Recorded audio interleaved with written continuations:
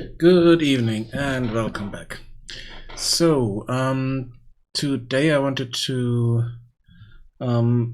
continue working a bit on MagicAle, but also show what I've done in the other project, the Goblin Settlers clone.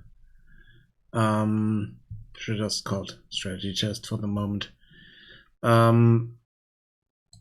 And I was working on it earlier, and I ran into an issue where I wanted to get the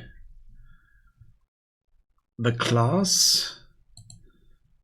Basically what I want to do is not type this name in here and also not type the cost for them, for everything. So I wanted to get that cost and get the name, but I don't have object references to those yet. So that's kind of an issue.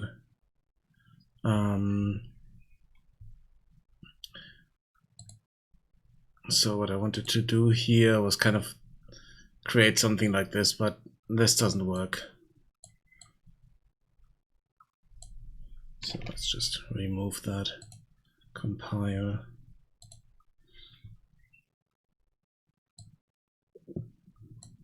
And just remove this because that idea doesn't work. I can use it for other stuff, but for this I can just simply need to type them out. So let me show you what I have in here by now. And then we switch over to MagicAle and put a bit of work into that. Because I haven't done anything in MagicAle in some time, so I need to sit down and do a bit of work there. So we have a few resources here, some of them already at the start. At the moment, I'm not really doing anything with those. I can select them, they have a name, they have an occupation. For some reason, the occupation doesn't show up properly at the moment. I need to check that. But I can click on this. Selected building is the town center or Chieftain Cave entrance in this case. And I can assign carrier, I can assign a builder, and all the free workers will be assigned then. So we have 2 of them assigned to something. If I click on this guy, it should say the occupation, so let's fix that real quick, because something went wrong there. Okay.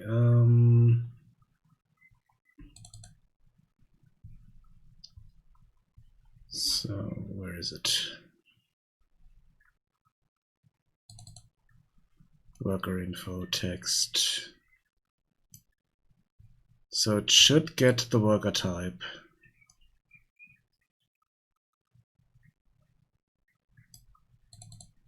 That's this here. So we get in the worker type and we should get this back. So I'm not sure why it's not doing that. That's in my function library, so it should just call this. This is a pure function. Just gives something back. It's not calculating anything. So I'm not sure why that is not working. If I go to the hut, we get the selected unit. The selected unit, I mean, we do get the name, so that part is correct. Oh wait, it's not connected. Duh. Okay.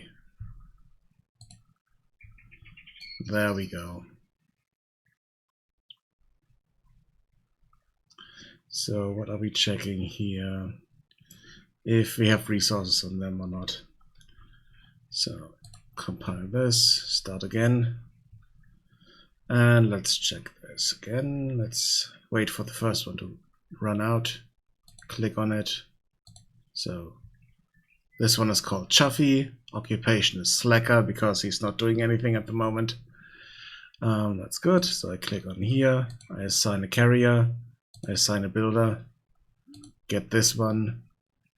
This one is also called Chuffy, or this might be the first Chuffy. I don't have enough names so that I can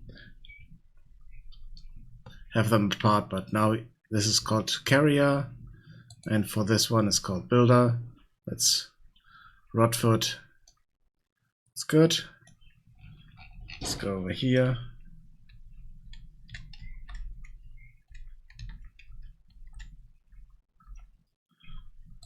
Let's build a rock breaker camp here. We can't build there, so let's go here. It's flat enough so that we can build there.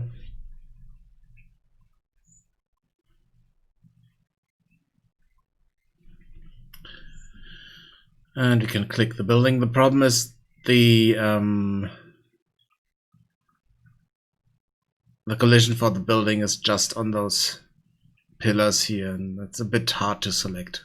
Something I still need to fix, but now I can assign workers here. Maximum number is 5 for these camps, and now they are.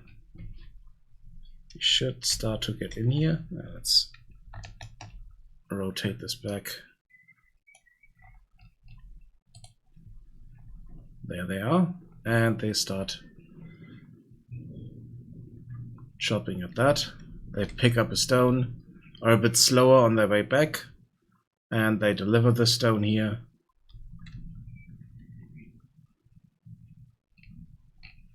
That's that part.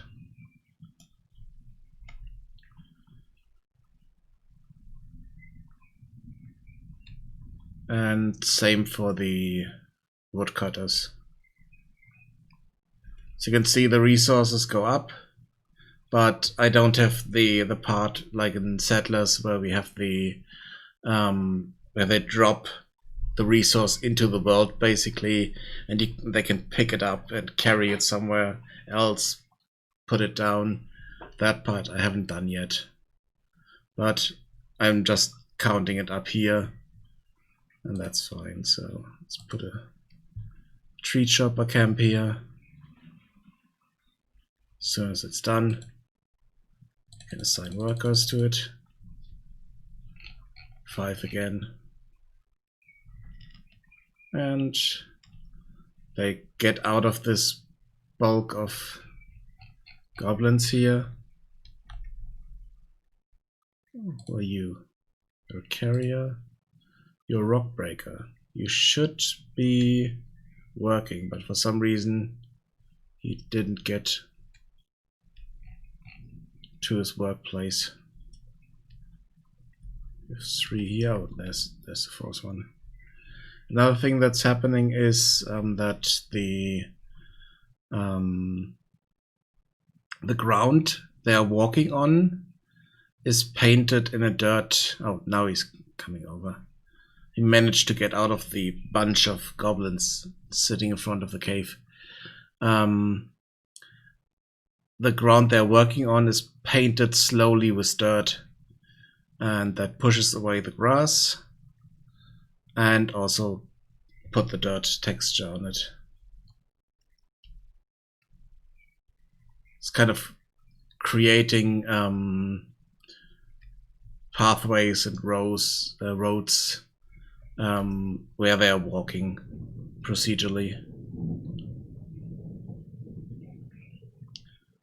Will be quite wide pathways sometimes because they're avoiding each other a bit, so they're not just simple straight pathways like they were in Settlers.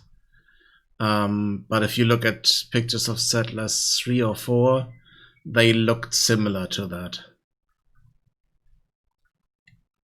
So that's kind of the inspiration that I had for it.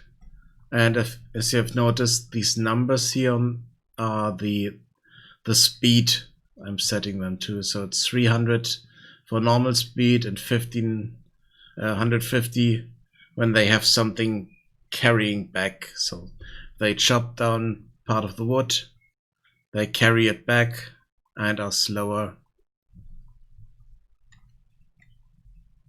It's just a debug number that I put out there.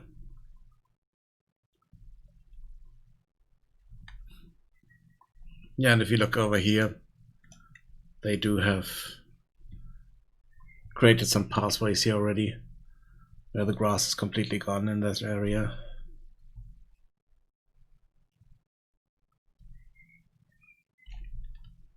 We could also just put a tree chopper camp over here, and then we would get longer pathways for these. We can't directly assign them. Also something that was in Settlers. So I'm staying kind of true to the inspiration there. So he's trying to get out, and he's out. And yeah, as you can see, if they have a shirt on, they have a job, basically. It's easy to see, okay, all these here are unemployed. And yeah, I'm calling them slackers.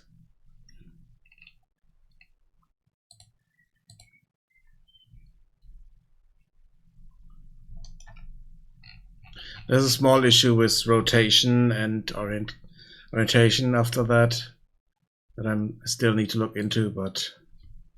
And here you can see this one is a tree chopper, and he has a resource on him, 1 wood, and he dropped it off, so he no longer has that on him. You can also click on this, as I did earlier, assign workers to it. One thing that's not in yet is costs for buildings and building construction, something like that. As well as building deconstruction is also not in yet. Because they could break down the building, drop some resources from that.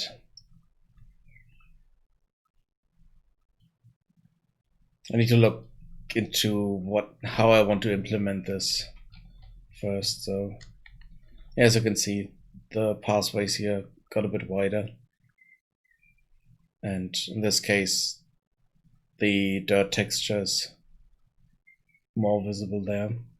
It's still a bit green, but it will be trampled down in no time.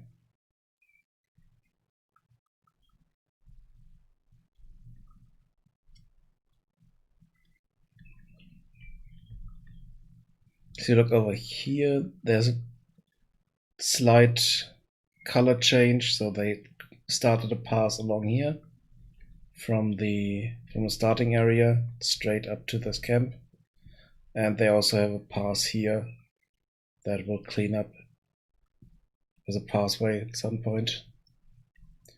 One thing that I still need to do is create if I click here, the carrier and the builder, what it's called, behavior basically, and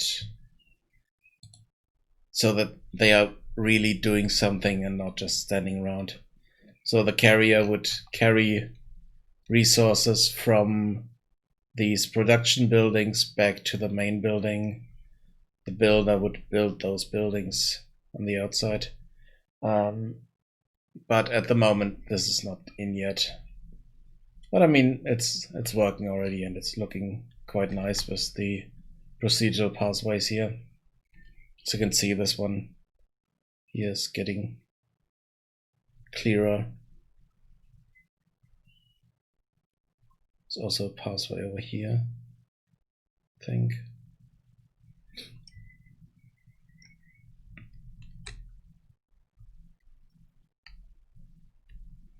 And they also cut down the trees, or they chop down the trees or break the rocks.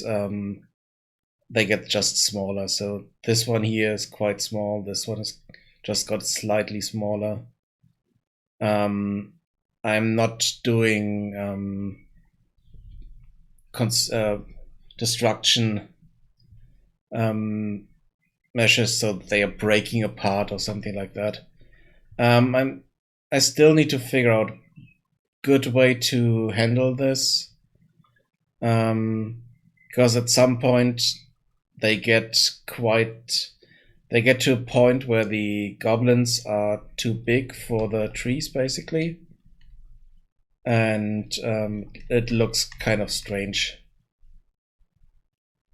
So they are kind of standing inside of the tree, even though. Let's see here.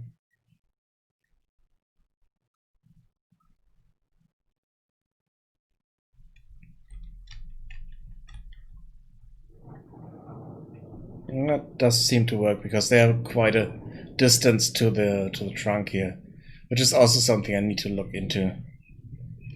But let's just go back to the right orientation here again. I really need to find a fix for that. Oh wait, they just cleared up this pass here a bit more.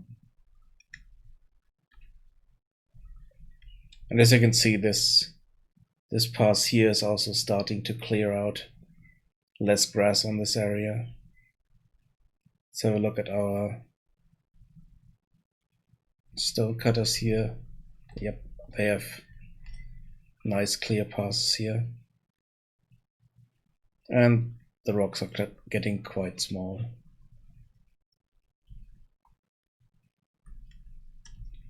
Let's build another rock breaker camp. Okay, we can build it here.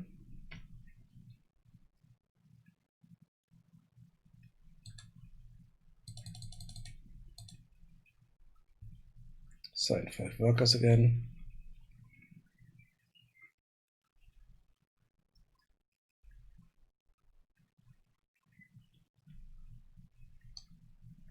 And they should pick the closest rock or the closest tree and then start working on that.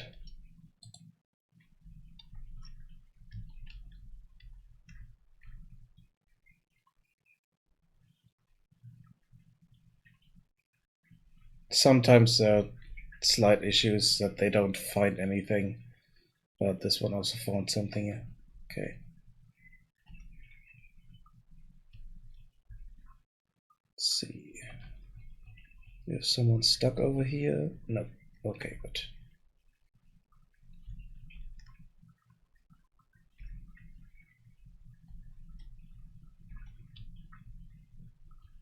Yeah, that's the game so far. Nothing really interesting happening, but just a bit of simulation.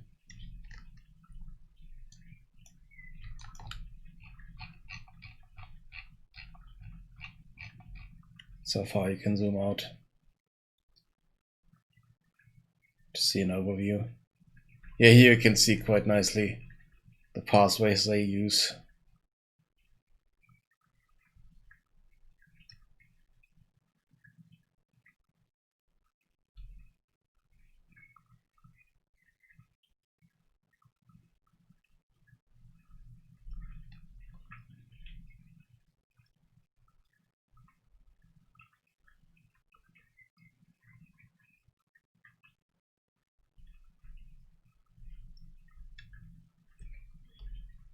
Yeah, that's that.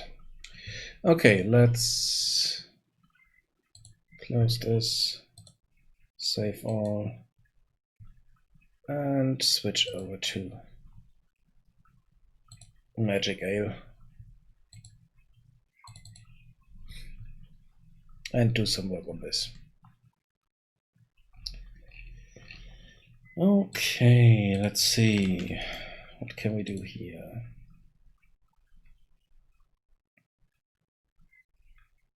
I'm not even sure what I did last, that's the thing. Where are my notes? Notes, yeah. What was I looking at last? Okay, synchronization, so a lot of model building. It's not something we do today. I think I will do something that bothered me a long time. It's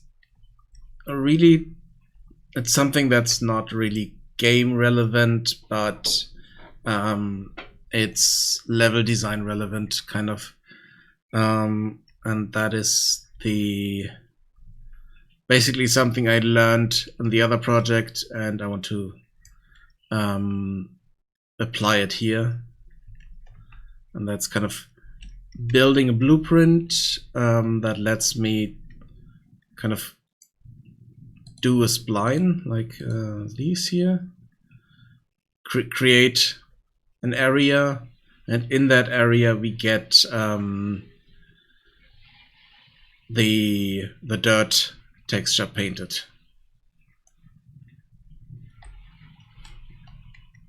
So I can use that as part of the houses or under the houses so that I can clean out the dirt there, or in this case I even I cut away the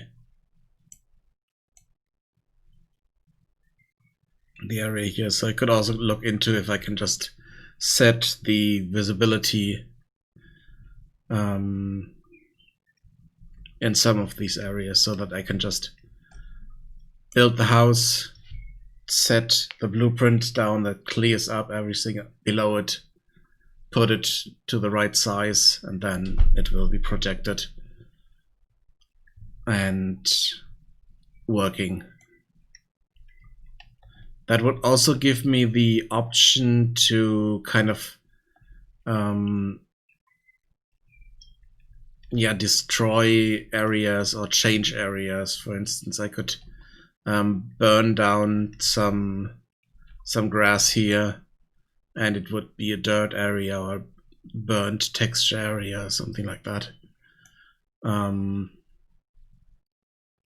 Could be interesting. I'm not quite sure if we need it for MagicAle, because there's not a lot of violence in it, or no violence, to be honest. So I'm not sure if you really need something like that.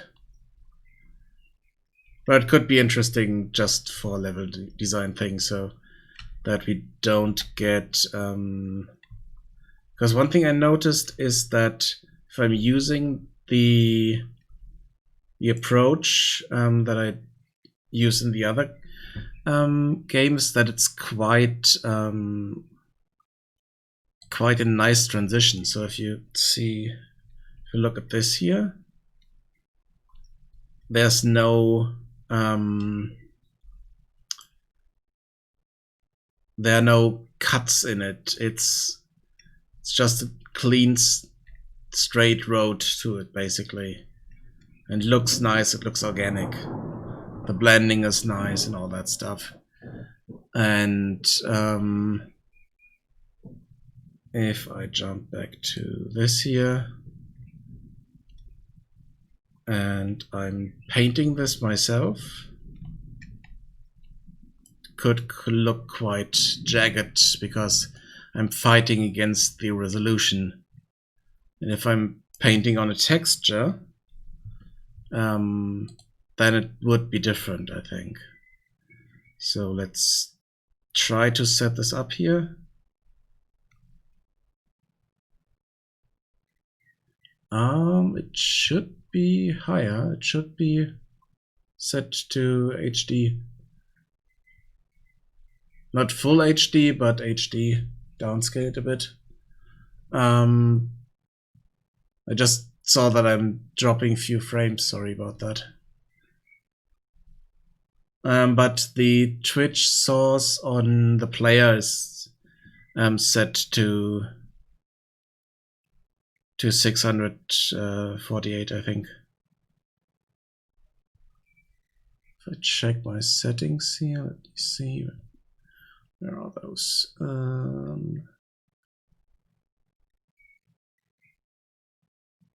Set this up ages ago.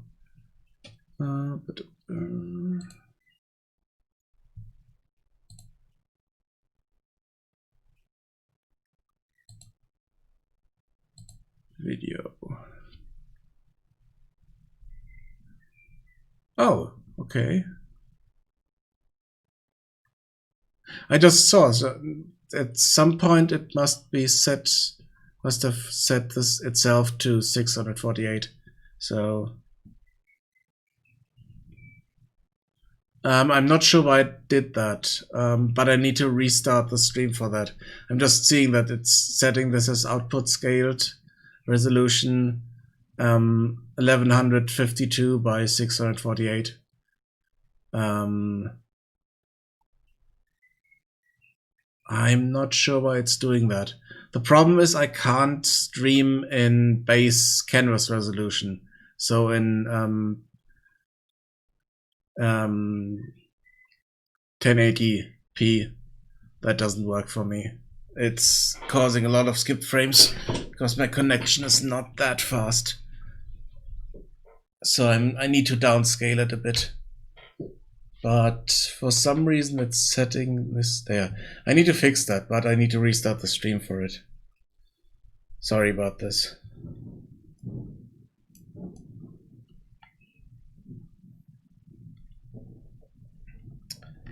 Okay, so let's see. Where do we need to start for this system?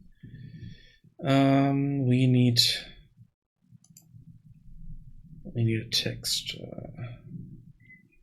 And that would be a let's see. What is this here? Materials.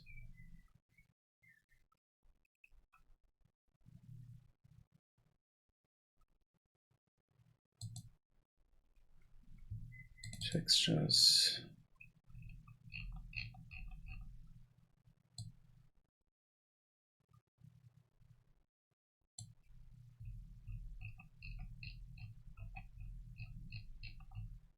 Okay, so it's not in there. Where did I put this?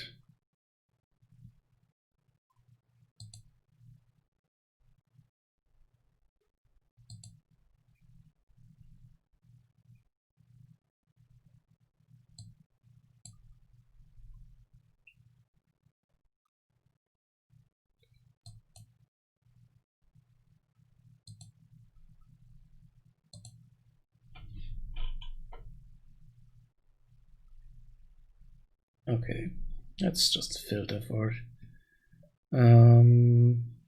Canvas runners in the texture. No, it's not.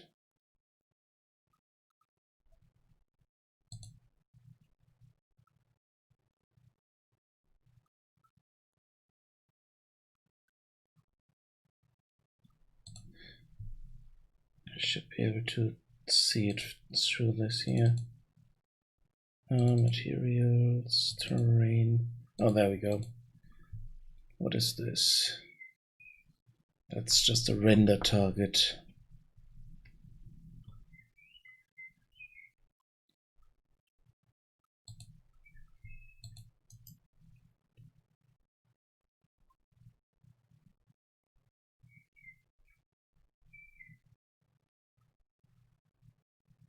Oh, here.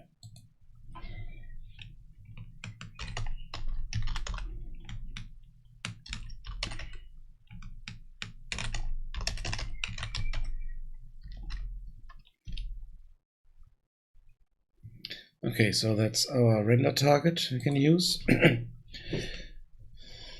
And then we need to open up the material here.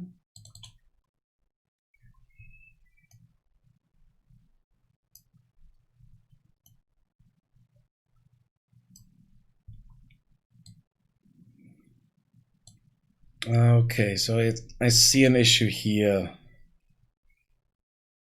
Because we need to figure out the height of the size of our complete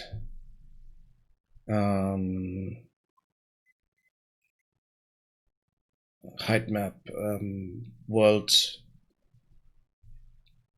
texture map, basically, for the terrain. And in this case, it's just a magic number that kind of sets the default terrain size, but also with the issue that I needed to have the terrain start at 0, 0. Otherwise it didn't work properly. So we might have issues with this here.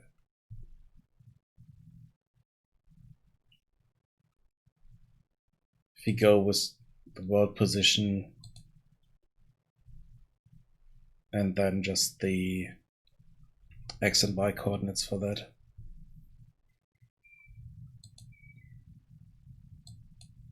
But in here we have the render target. We multiply that by 2, saturate it, and then we're using it to blend between materials. In this case, I'm blending it with my dirt layer here.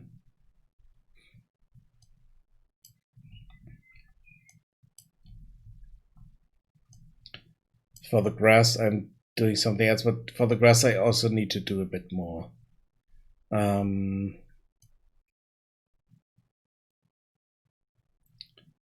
So I'm not 100% sure if that will work on the other project. The first issue is this here, this number. Because I don't know how to generate that over here. Wait, no. Here. Because this is not just one simple terrain, it's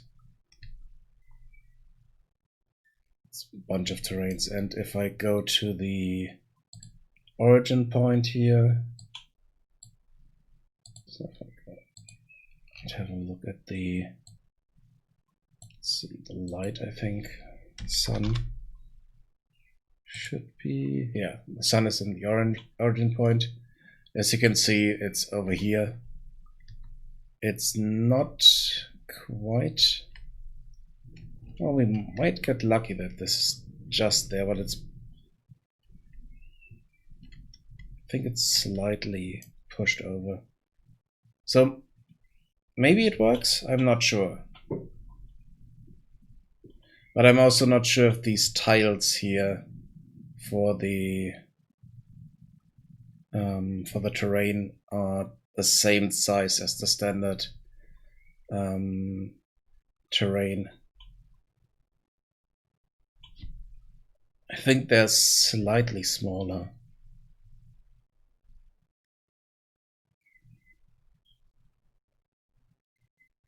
I mean, I think I can calculate it somehow. Let's see. So we have a scale of 100, and we have, so it could be close to that. Let's see. If we go here,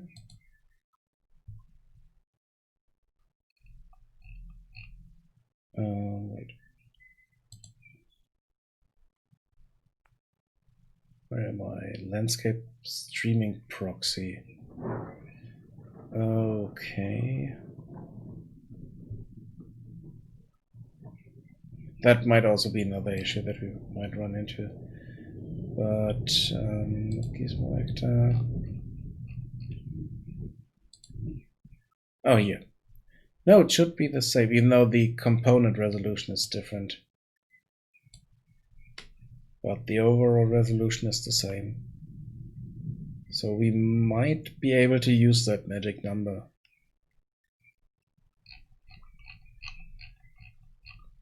Let's see the player start. Where's our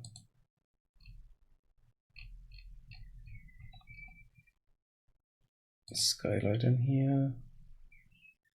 Light source. Okay, that's also pushed somewhere else. Let's put that to 0, 0. Shouldn't make a difference because it's a directional light. And where is it now? I think we might have the same resolution. So it could work. If I look over here, it's there. Yeah, it could work. If I look at the location, it's 0, 0, and then we have this in Z here. So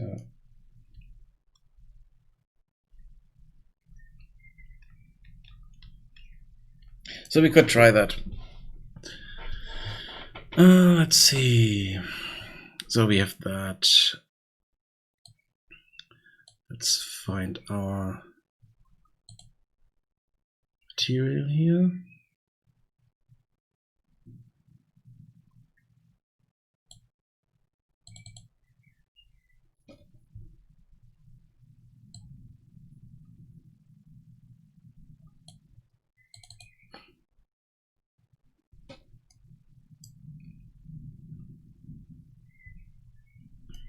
Okay.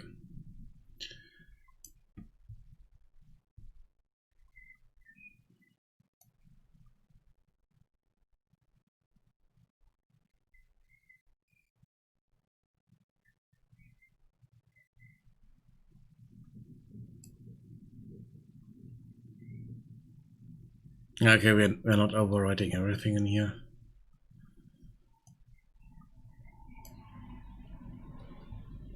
So get the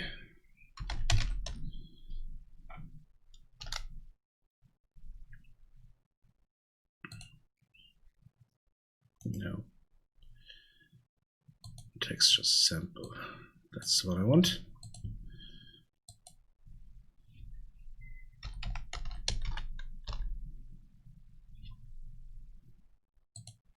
Select that one. We need the world position.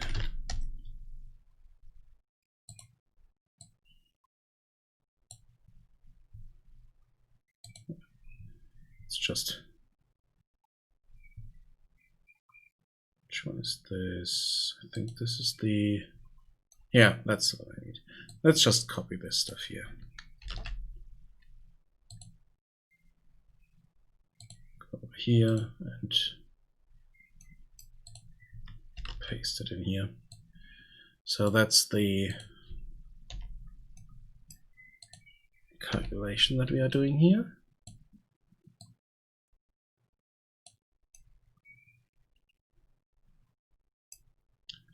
And then we do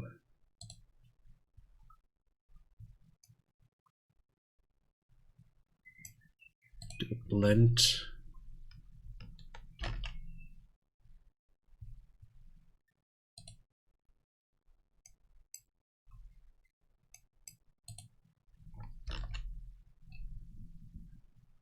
So we're getting this in, and let's just grab our dirt layer here.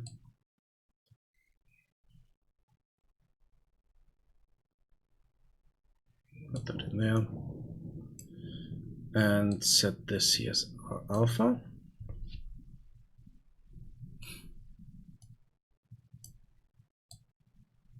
And then put that in there.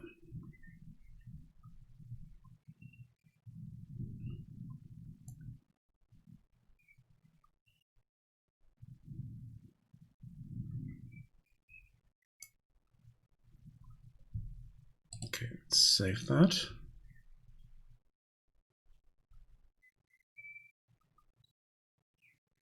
Did not render correctly. Wait, what? Oh, yeah, okay, this is set to the wrong thing, so we need the terrain.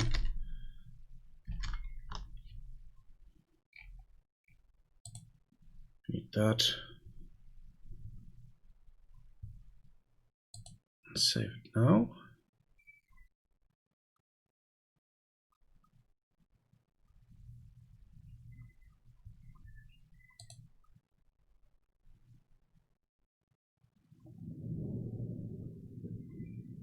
Okay, good. And now we just need to figure out a way to paint to this render target here. And if I jump over here, I'm doing that on my AI character. Let's see, event graph. Here, I am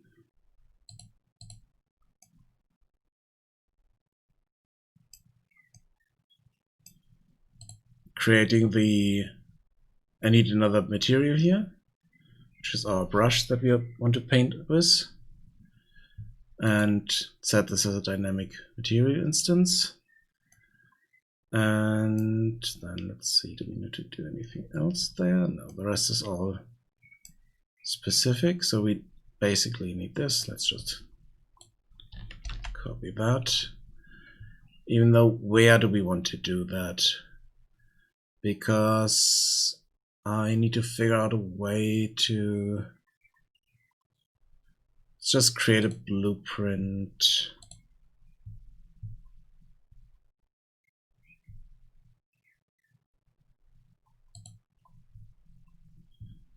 Let's see, blueprints. Let's create an actor blueprint here.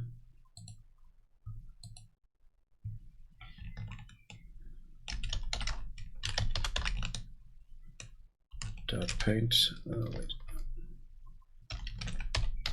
Dot paint actor.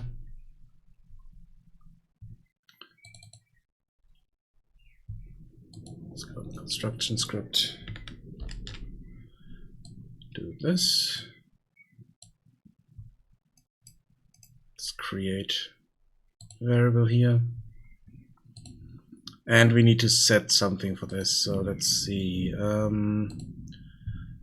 I think I might just copy over the material. The problem is what I need is not a round material, but a square material, so that I can paint it easier with the for the houses and stuff like that. So let's see.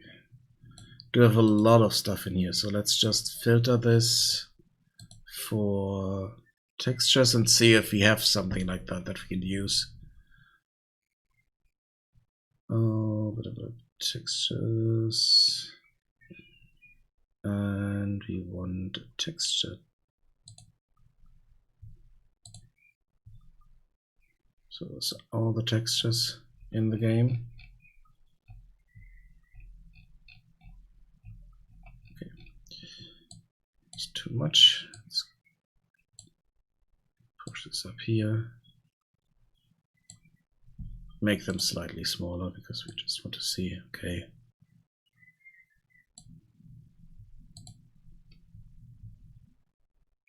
Is it a transparent texture that's kind of creating kind of blurred out square in the middle? See if you have something like that. Otherwise, I need to create it.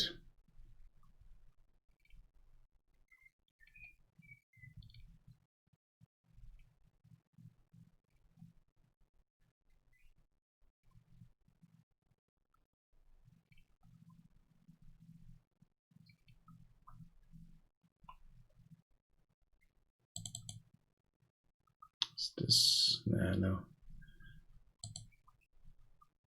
It doesn't work.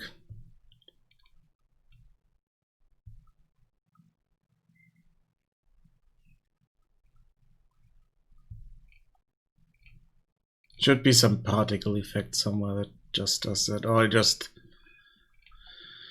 worst case scenario, I just need to go into some paint program and just create it myself. Shouldn't be that much of an issue, I think.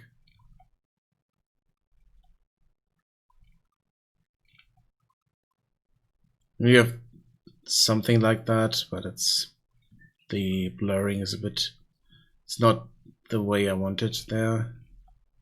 It's kind of too streaky.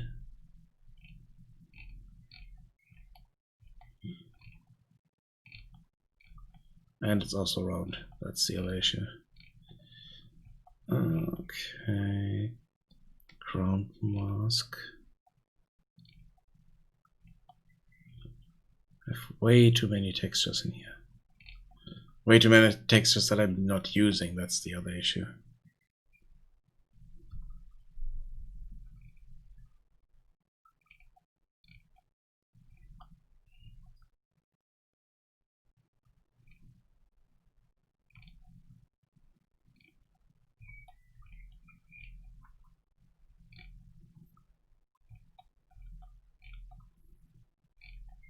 I think I might be also able to just create that as a material. I think that should also be possible. Just need to find the right function for that. But if you have it here somewhere, then I don't need to do that. I can just use the texture. Oh, no, those are not quite there.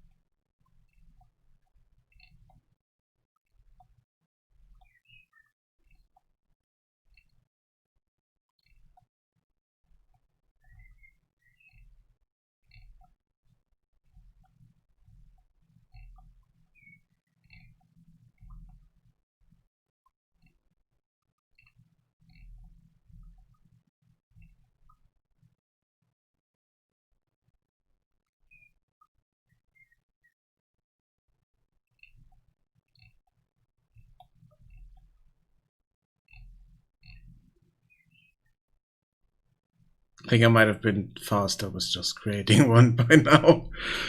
Okay, but let's see if we have something in here.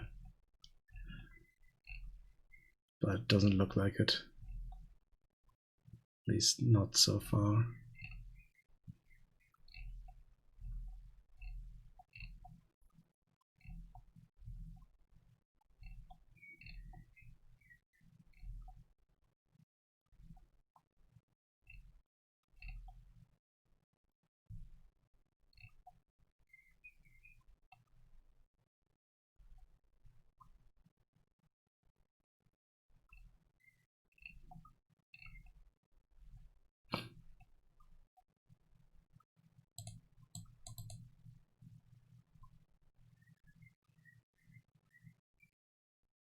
Okay, the issue with this is that it's not square, but it's close.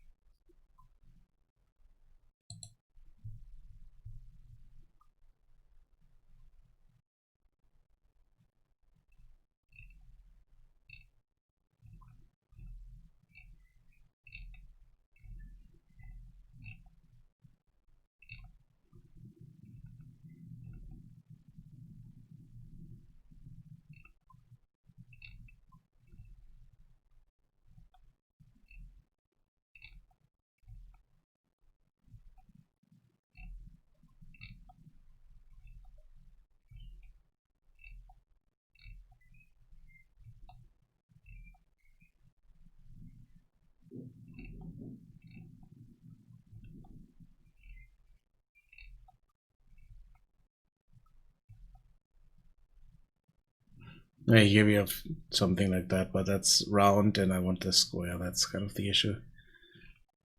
And I don't think we have anything like that in here. But we can try to work with the Where's the ones that I opened up? The Godray materials or Godray masks there. And maybe figure out if you can just square it out somehow. Not sure if that's the right word for it, but just resize it in the material.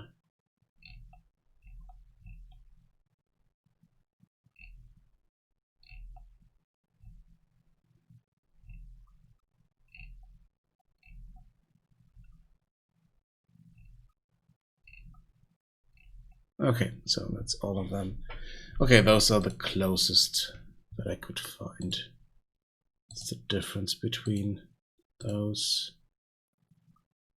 Nothing. Awesome. And I mean, they're also just called the same, so.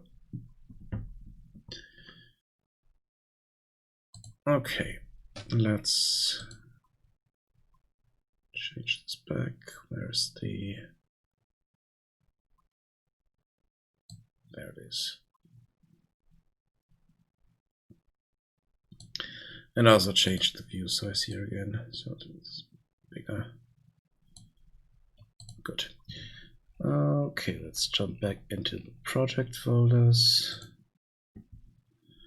And let's create a material here.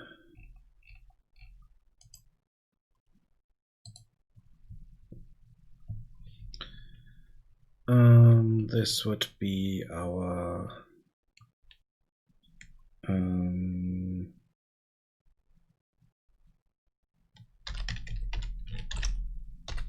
mask mud, it's just called like that.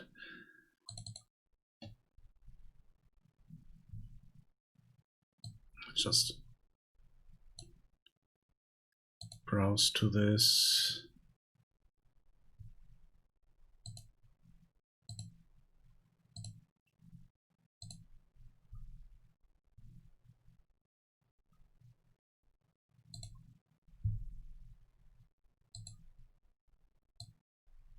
Throw it in here.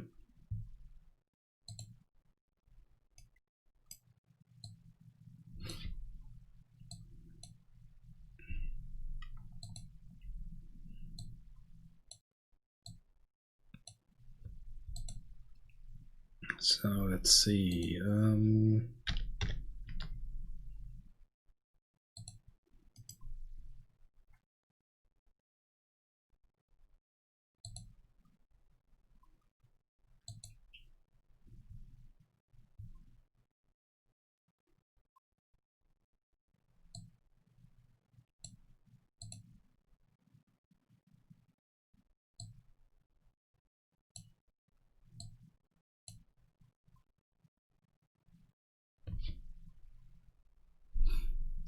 Okay, that doesn't do anything.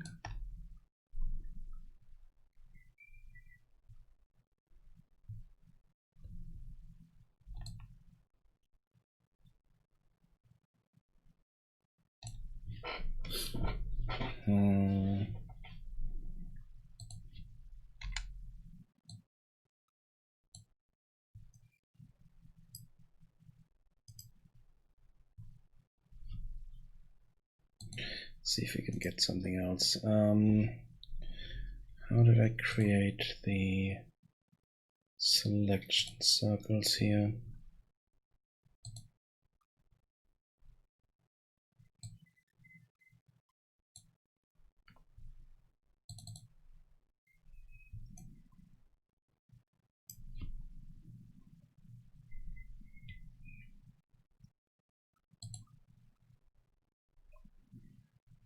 Okay, let's see if we can create something like this.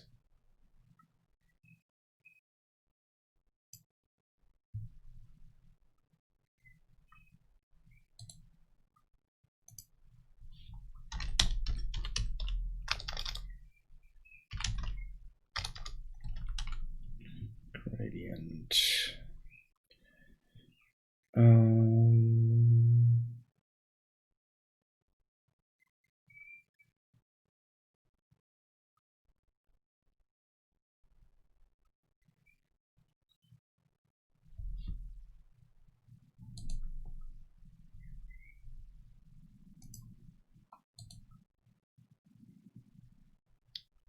Okay, that gives us something like that. So if we do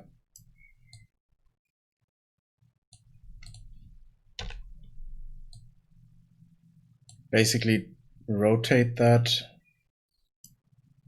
so I have one here, one there, one there, and one there, then we should get a square in the middle if we just multiply those together.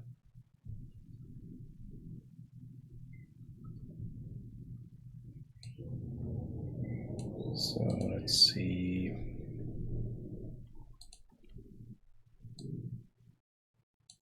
Can't do anything with this here.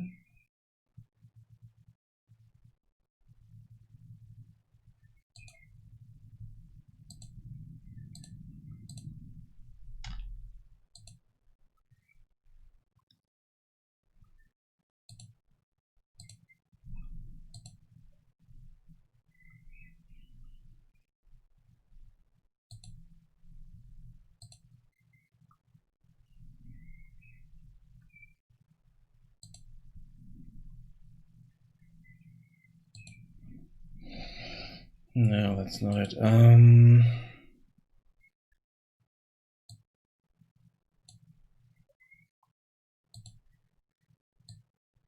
Let's do multiply here.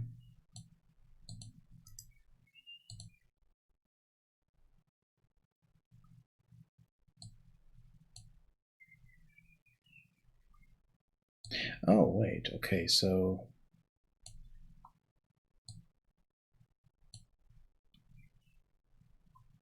yeah. Good, and now I just need this.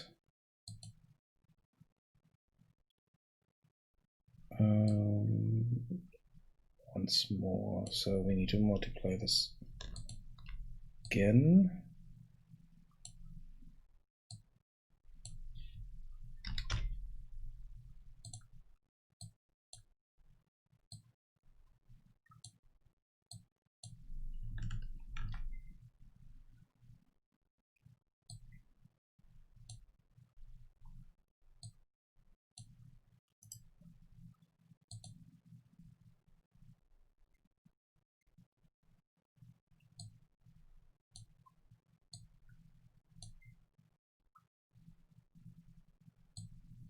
No. Oh, yeah. Because this is not correct. Yeah.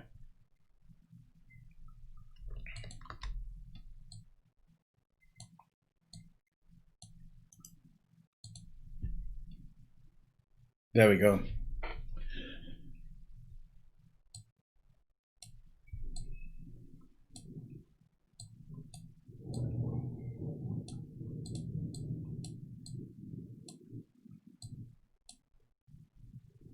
So you can also just do this.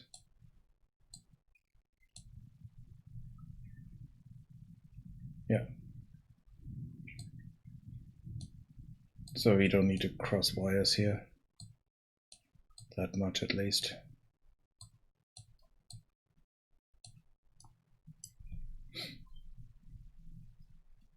Okay, now we need to, let's see, saturate that.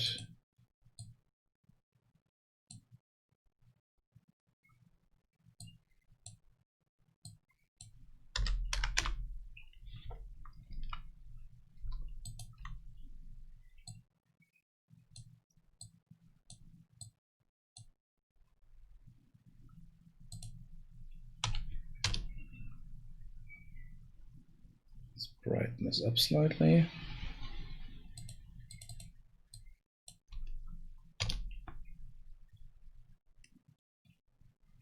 Yeah, that's okay.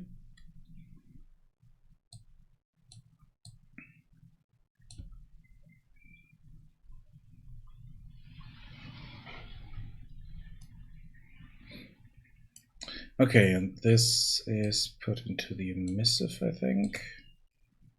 And this needs to be additive, I think it's the one that we need for this.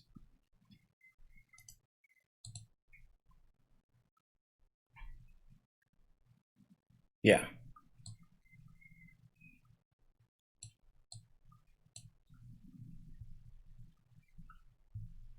So we have that blurry square there. We might need to add a bit more to the multiplication here. So let's see if we put this to 20.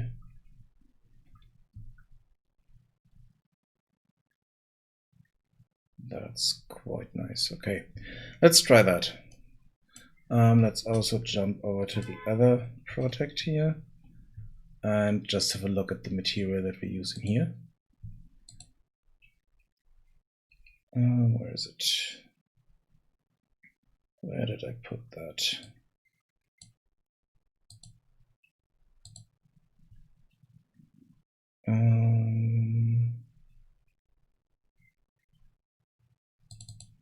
Wait, I think it's in here.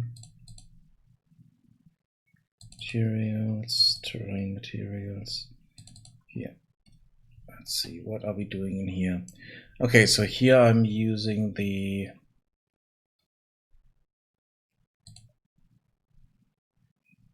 what's this?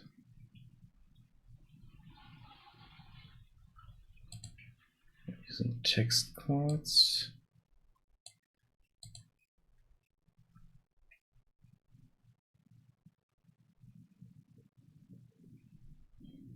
And at the end, this is set to additive, emissive color. Start previewing that. Yeah, this is similar to that. Even though this is a bit better than the one that I created. Let's see. We are previewing this.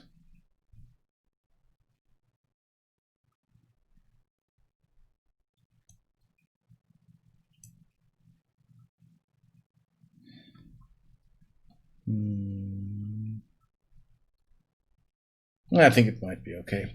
We don't have enough area around to blur properly, but I think that might be fine. So let's select this one.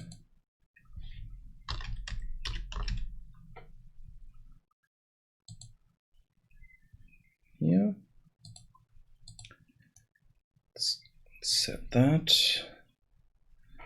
And then let's see, what else did I do? Over here.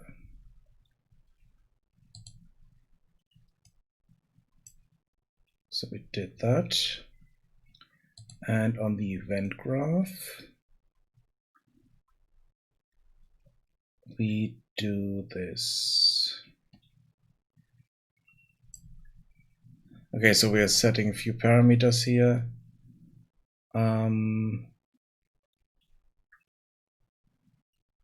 We're also putting this into tick so that we can draw over time.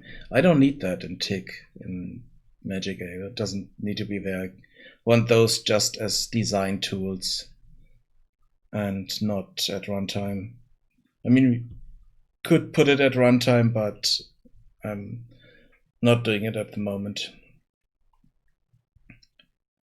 Okay, so we have the actor location,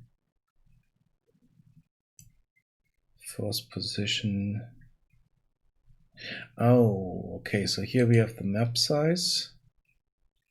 Okay, so that's why we do this. Okay, we have the map size here, we have the okay, so we do need the force position, force size, so the position size, and we need a strength.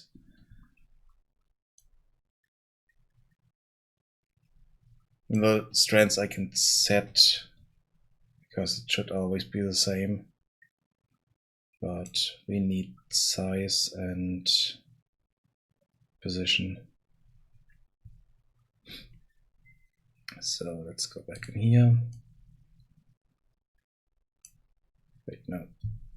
Here and in here. So We can't really do it like that.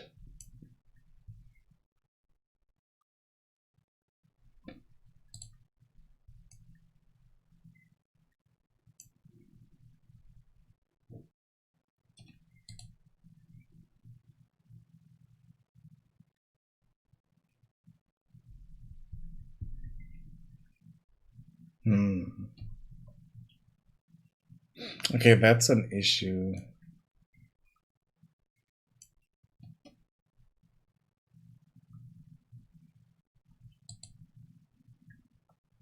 If you want to multiply that with our position.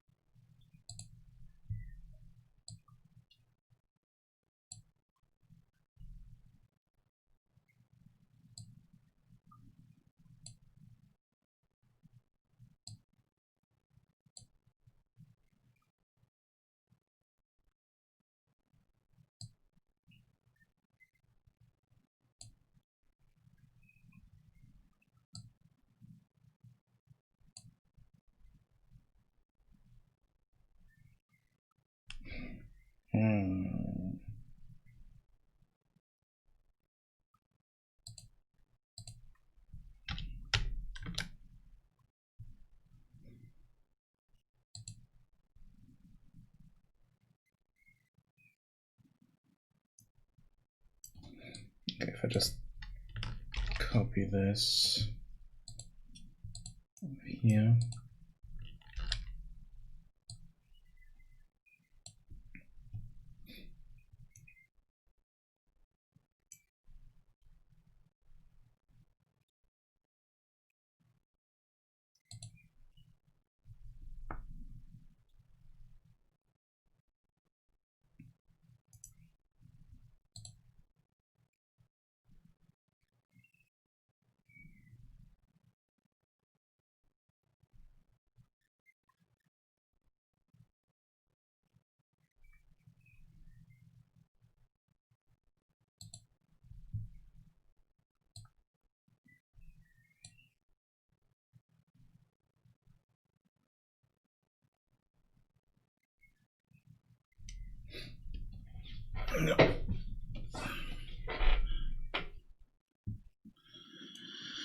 Let's try something here.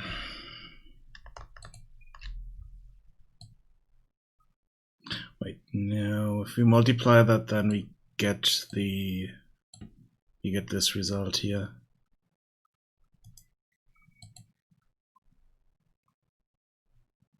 Yeah, it doesn't really help us.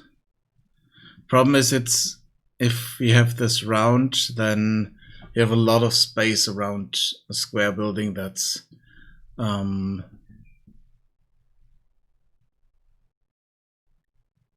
of where the dirt would be removed. That's why I wanted to have it like this, but the problem is I don't really have the control over it this way. Because I need to set the position. And let's see if we do this in here, what do we get then? Interesting.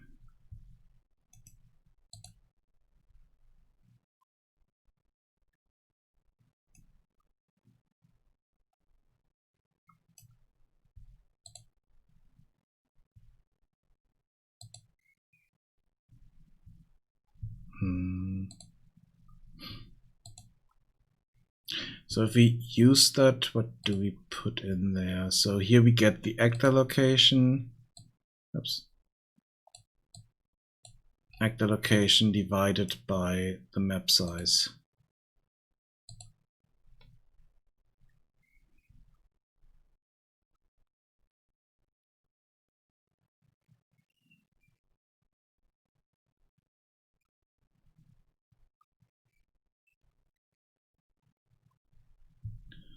Let's see if we just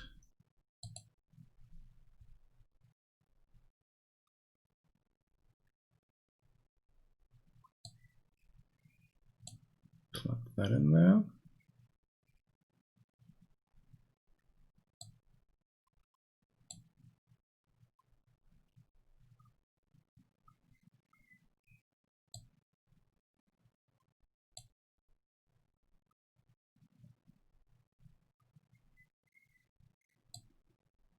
Yeah, no, this doesn't work like that.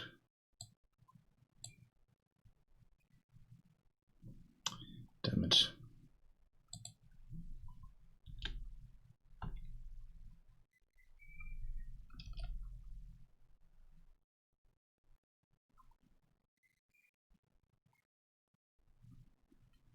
Nope. Okay, that doesn't work.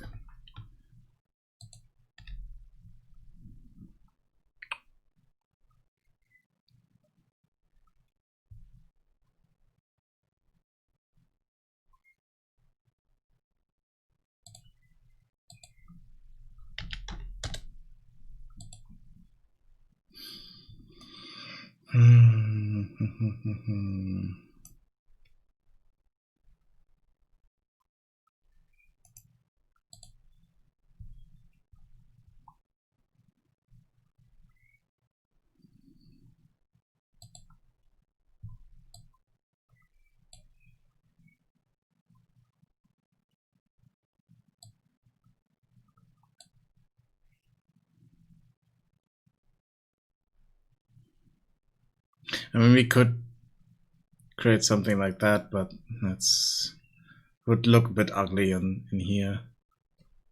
No, I'm not quite sure. I think the blending might work as well, but it's...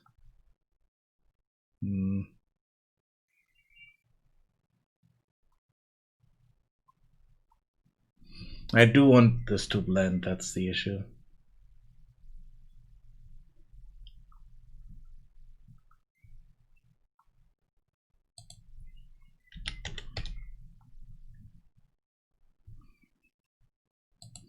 And like I said, with this here,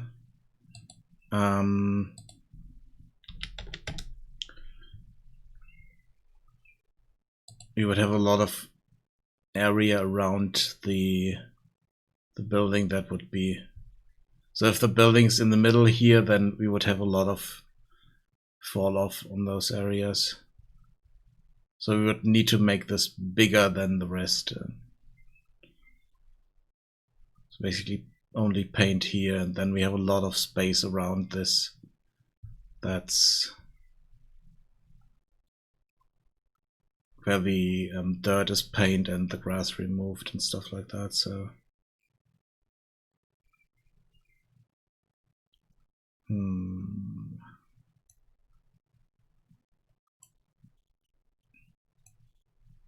but this way we have control over this and can plug in our values here, which we can't do here.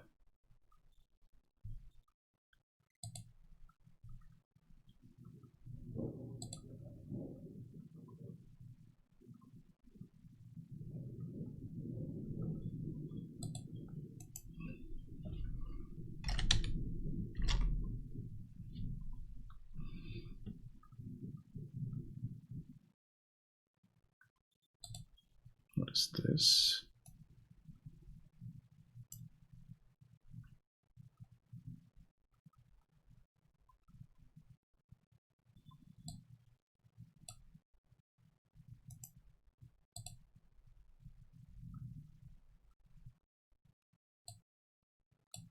Okay.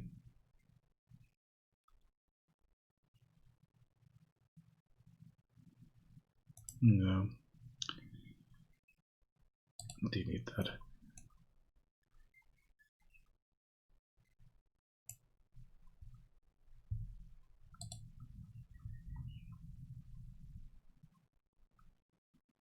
Let's just try this, and maybe I need to make the actor bigger as a result.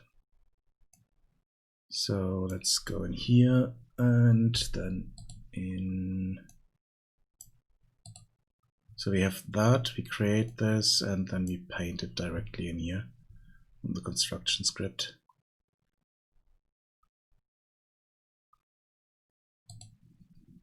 Let's jump over here and do that. So we do get the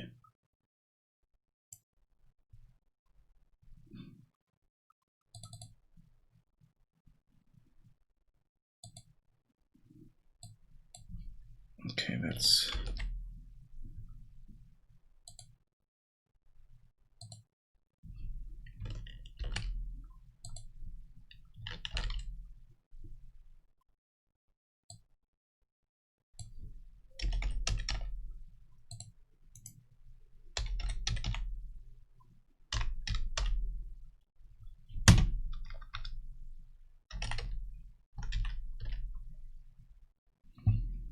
wait.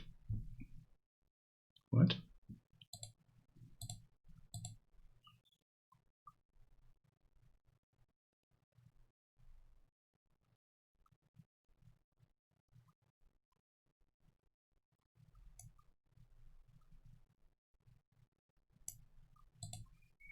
Oh, I think this might only work in the event graph here. So let's see. Yeah, it's something that only works in the event graph. So we need to create an event here, custom event.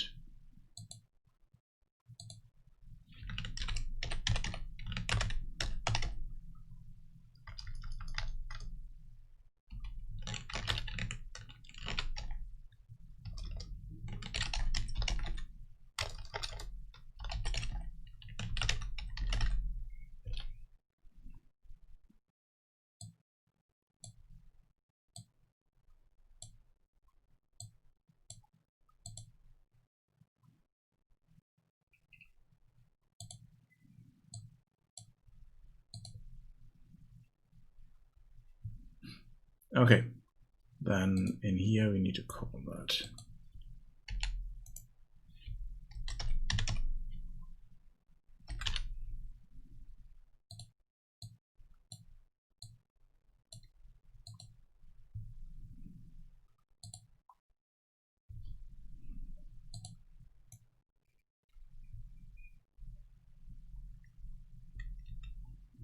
Just pick an area somewhere.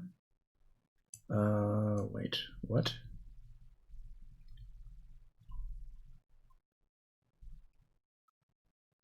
Oh, yeah, here we have the issue. It is just drawing that to the render target. And as you can see, it's turning all this into dirt.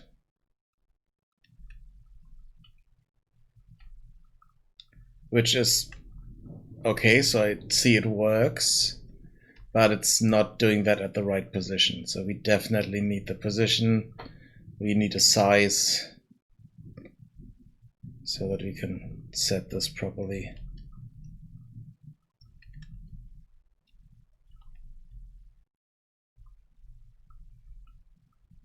Even though we don't have anything in the level here for this from this actor, so I'm not sure why it's doing this already. I mean, okay, yeah, I know why, because we telling it to, hey, put that in there, throw the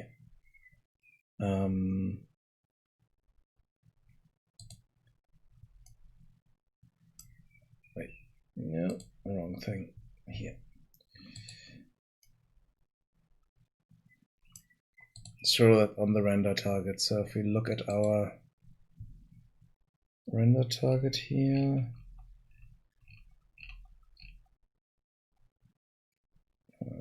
materials, I think I put it,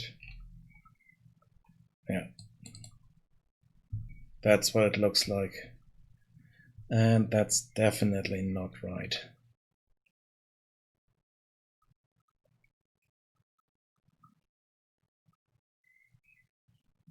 Even though it's a bit strange that it is calling this already.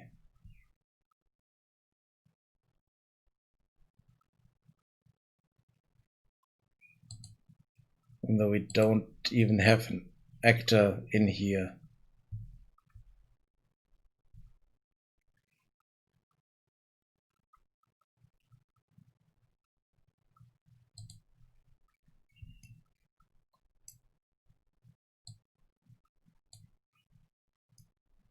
If we were to use this,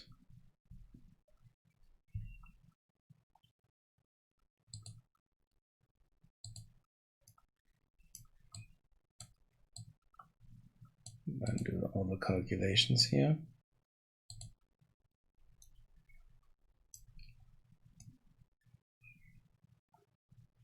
Let's basically copy this.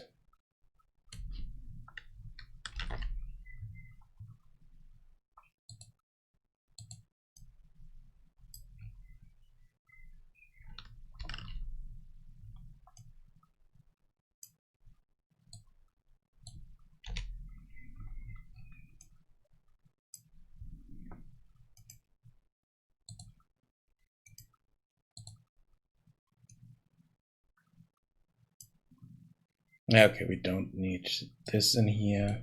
I can just set this to maybe 5. Or just create something for that as well. This is the effect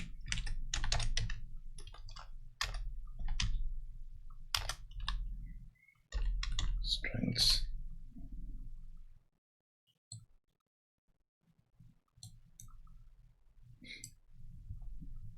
Okay, so let's compile this. Map size is good.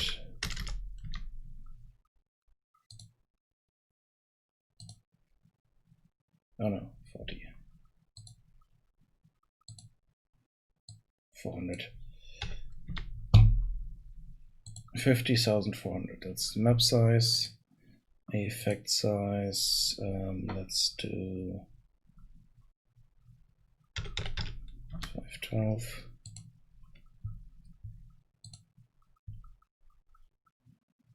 Compile. This is no longer there.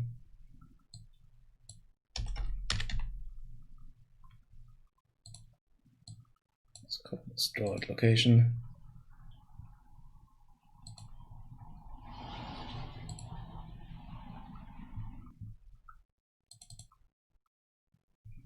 And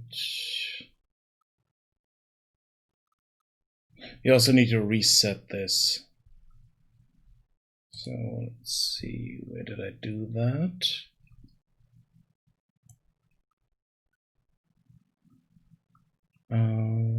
Did that somewhere.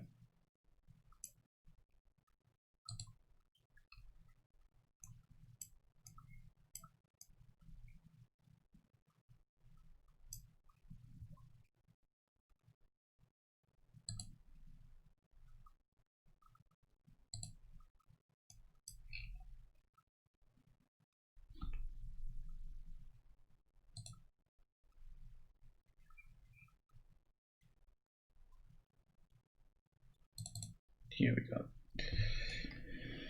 Okay, so we are clearing the render target. Oh yeah, I know what I can do with this.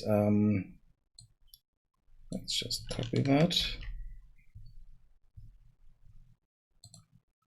Go in here, dot paint actor,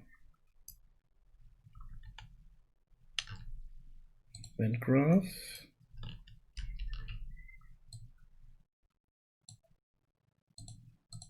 That and set this to column editor. So if I want to clear this, then I can clear it this way.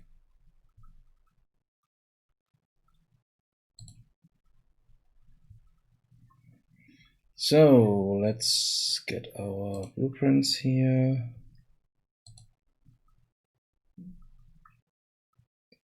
Call this dirt painter, I think so.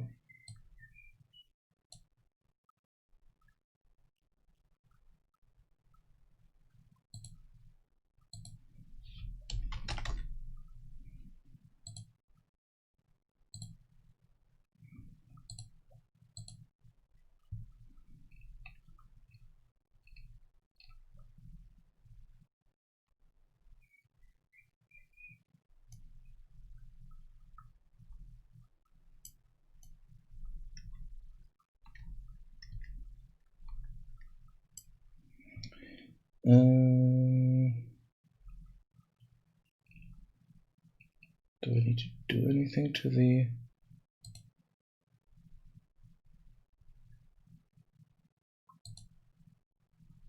this is called Dirt Paint Actor. This is Dirt Painter. No.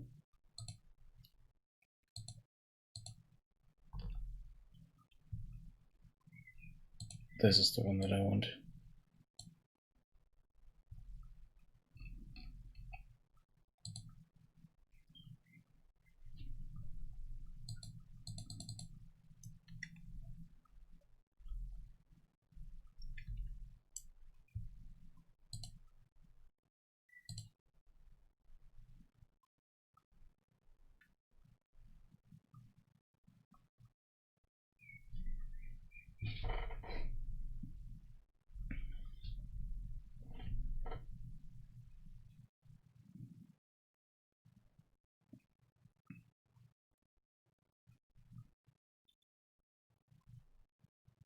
So this should get rid of the dirt painting that I have there, even though I might still need to change the size of this thing.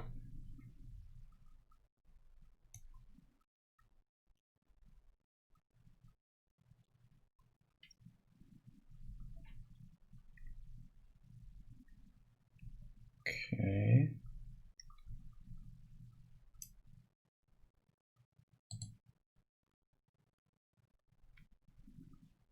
It's still compiling stuff, so let's wait the moment.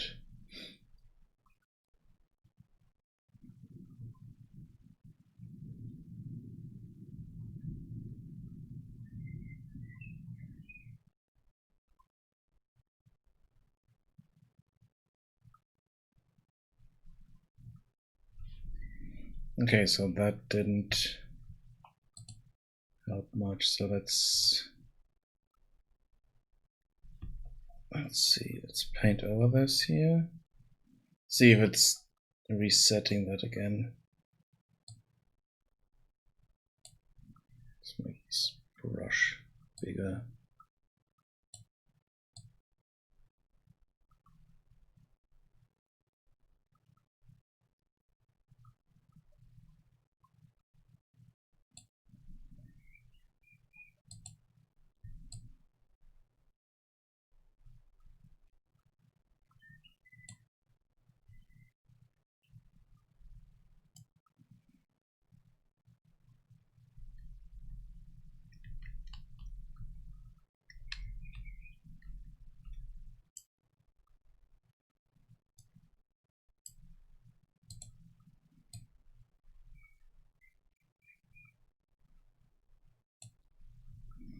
Okay, I think I did something wrong here somewhere.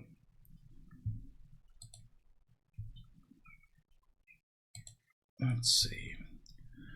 Do have this one.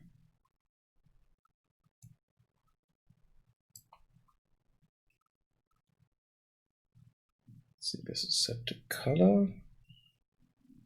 And in here, set to linear color. Okay, that's the difference. So let's change that to linear color.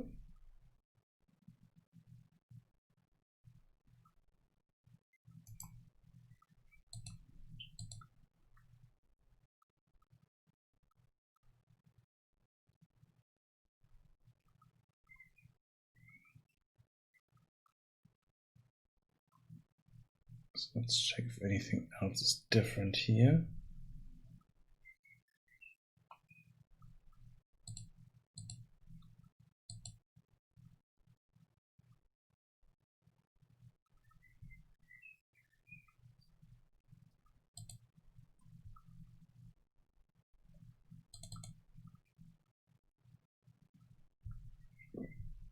So this is 512.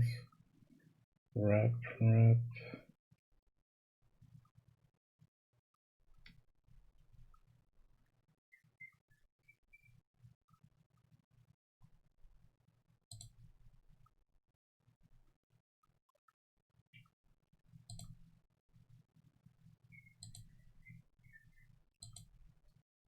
Yeah, that looks same, so why is it not doing that? I think the biggest issue is that it's not clearing it.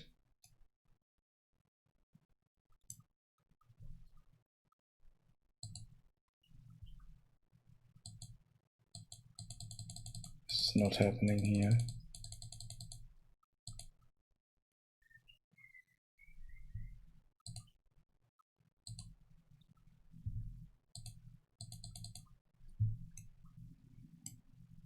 Let's also give this something that we can see it a bit better.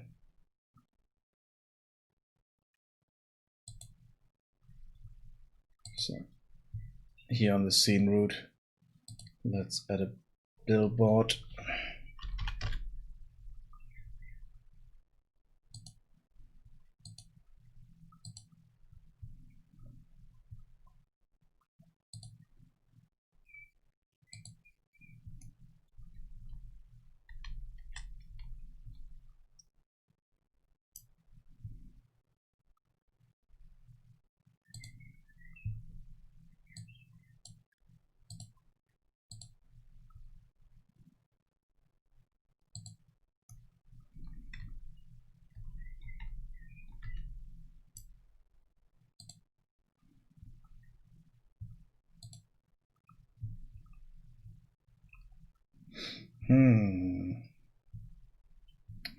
Let's go back in here. No map size we don't need, effect strength. So these we can play around with.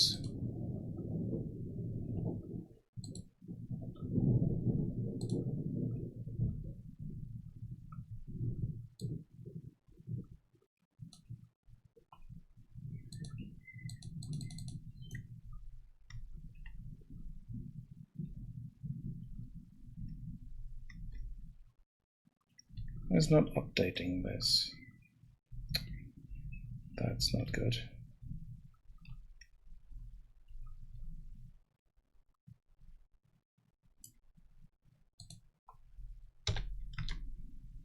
Let's set this to 1.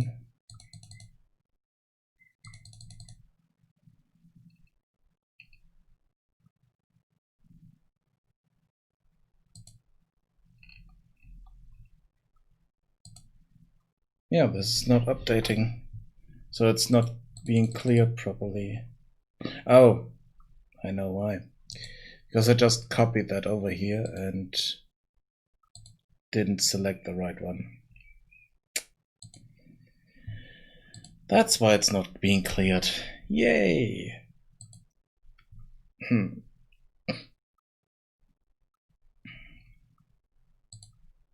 There we go. Okay. That explains a lot.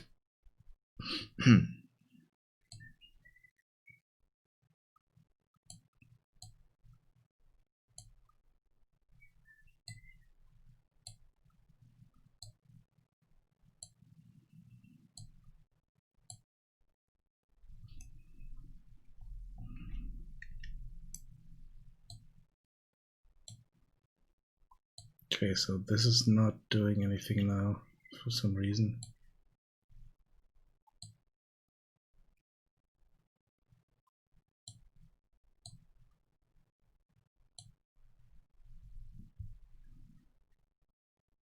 Okay, let's do something else. Let's not do this on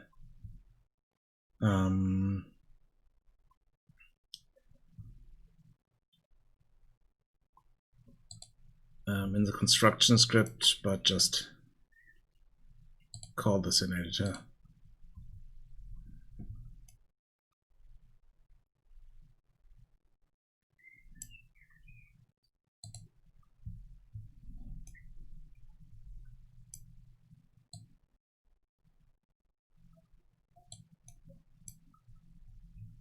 I mean, the height shouldn't matter, so let's just draw a location.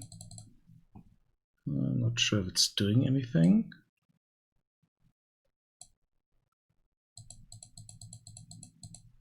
No.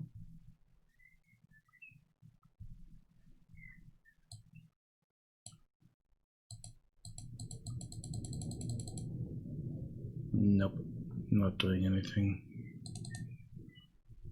This is still black.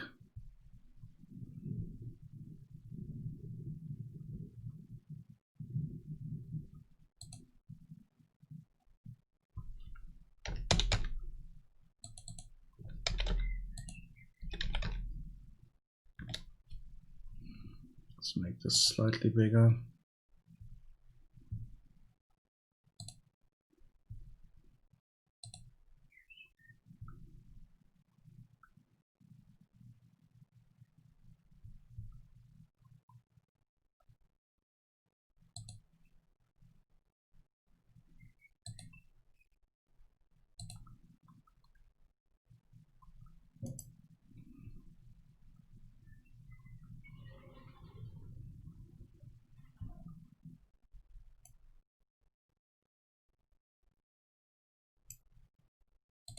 Okay, so I need to set this to color.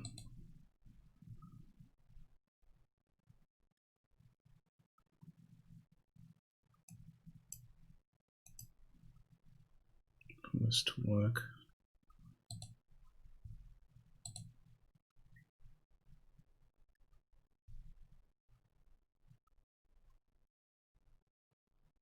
Wait, what?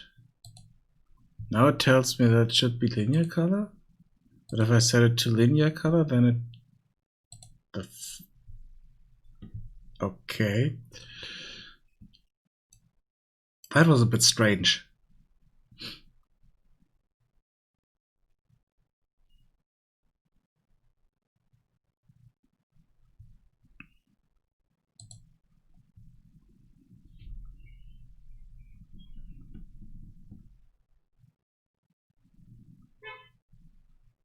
Let's see what we get now. Problem is that it might need to recompile the shaders all the time, but let's see. Maybe we get lucky and this is what I wanted it to do.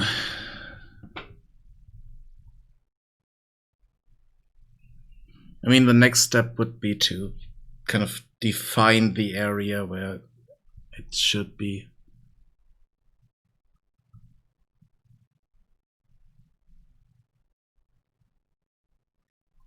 Doesn't look like it's doing anything, but I think it didn't check the spot where we put it.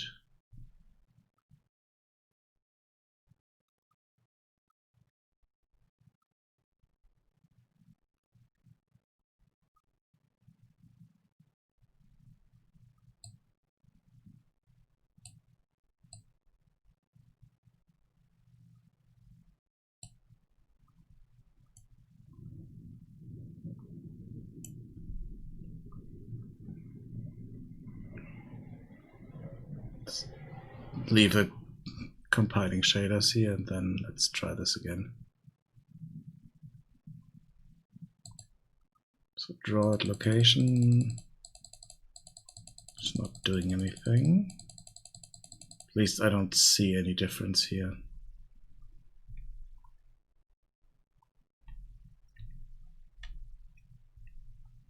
No.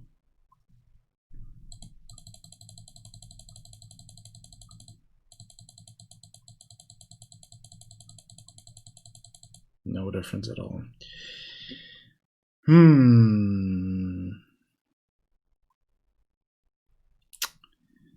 That's not good.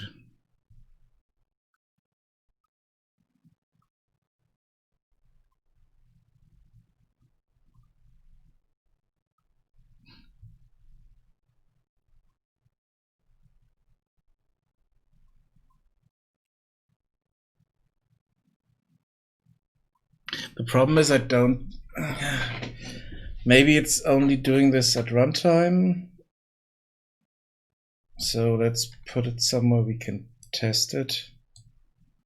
And then put it on event tick. Let's just try that.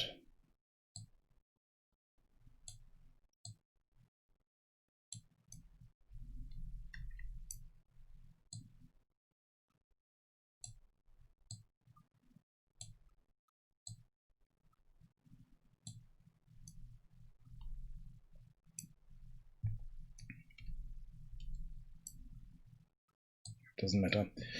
Should overwrite something in here, so let's just put it at the start position.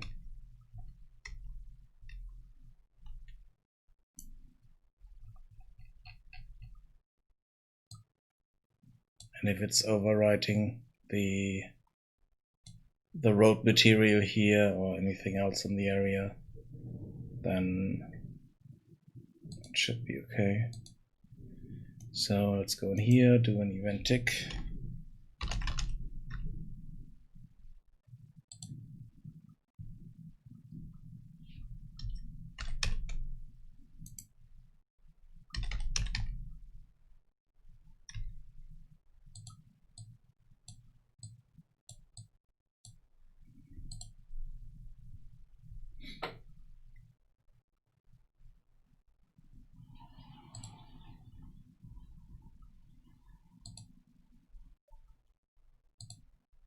If I do simulation, does it do anything? No.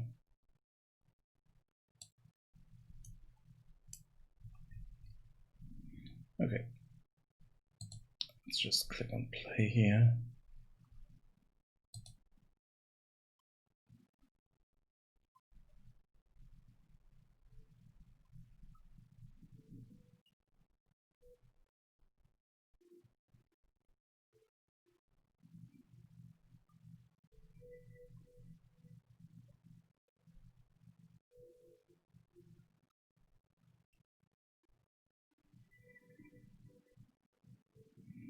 Okay, it's still me to compile shaders. Let's do that.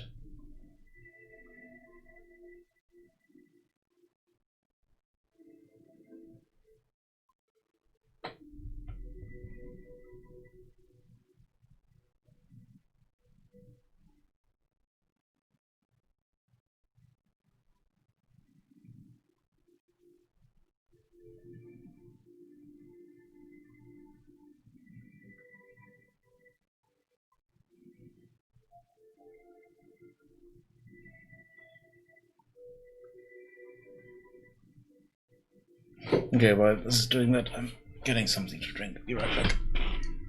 But I leave the screen on.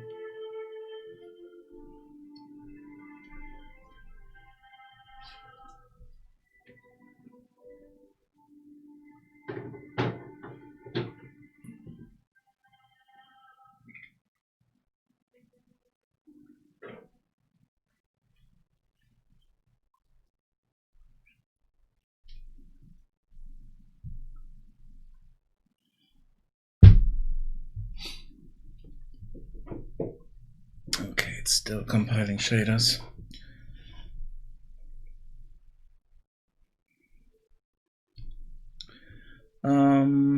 I'll be right back.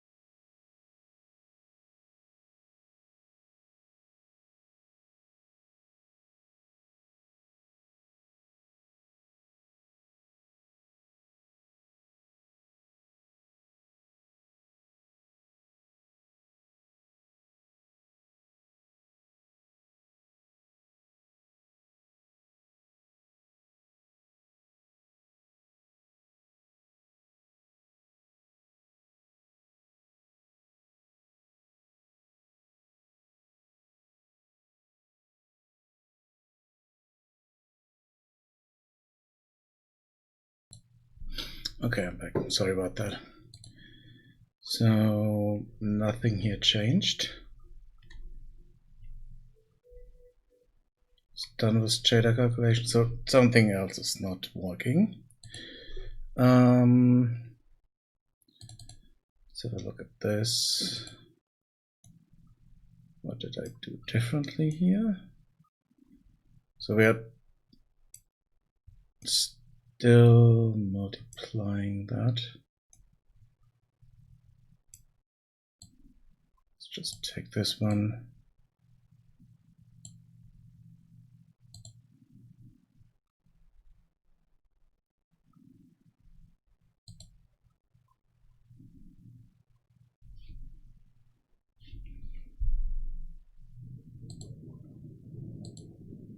Let's close that. Close this one. Okay, let's go in here.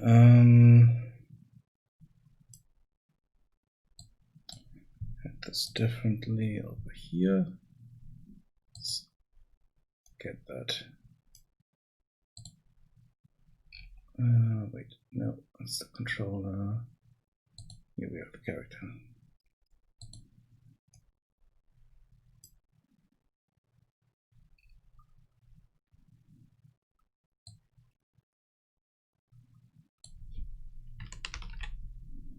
Let's grab that.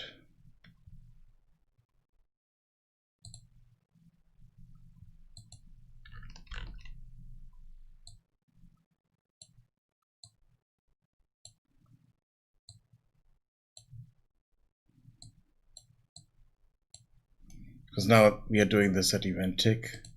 Let's also compile this.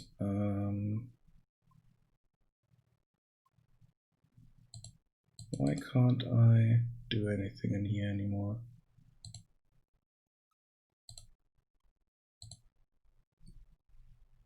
Compile. Let's not call this an editor. Even though we should still be able to do that from the outside, but let's see that. Then the effect size. Let's also get that from here.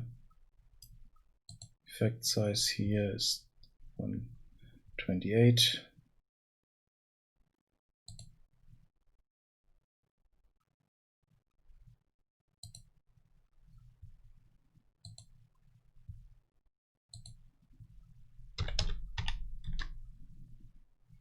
Map size is that. Let's compile.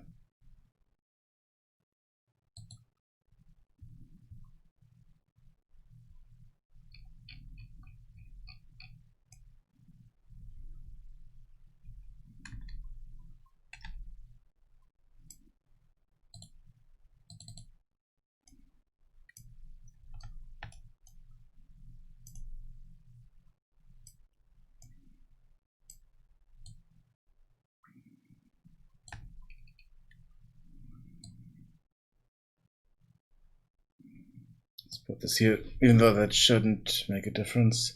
This way we can see, okay, it is definitely on the road, and if it's doing anything, it should change this right there.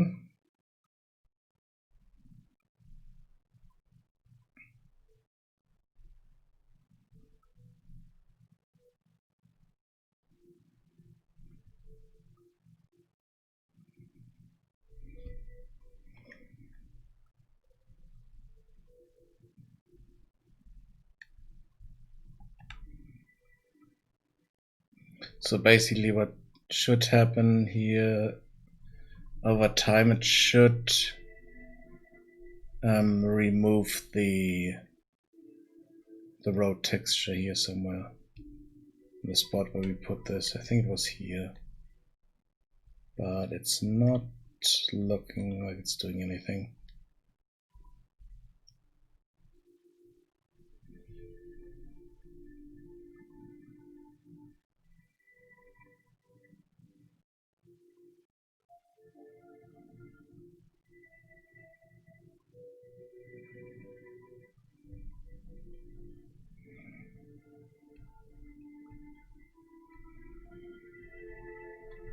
Let's just double check. Where is this? This is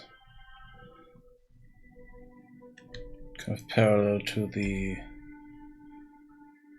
Yeah, it is parallel to the lamp here, so if we stand next to the lamp, then we should see it. So, yeah, it should be here.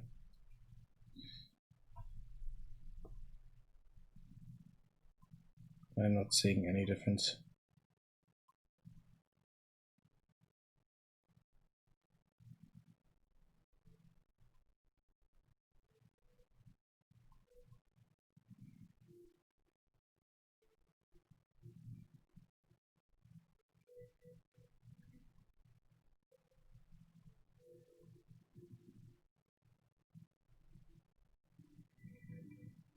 So it's basically the spot right in front of the character, and don't think it's doing anything.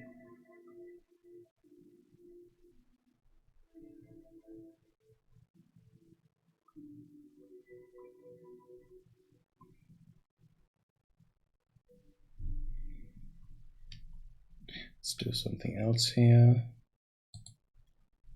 Let's just add static mesh. Get the 1 meter cube.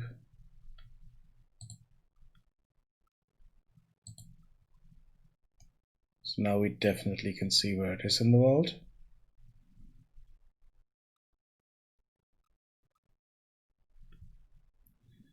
And let's also do something here. So the strands is our delta seconds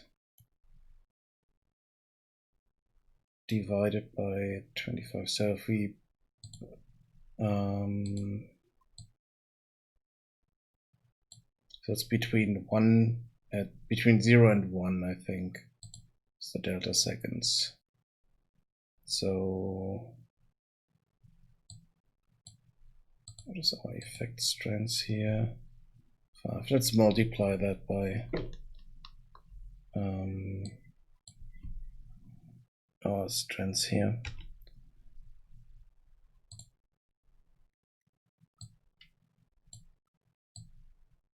So we get a bit more out of that.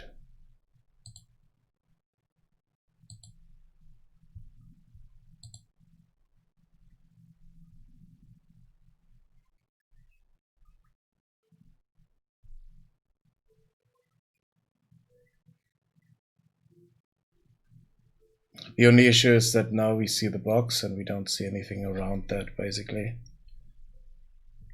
I'm not quite sure if this is enough.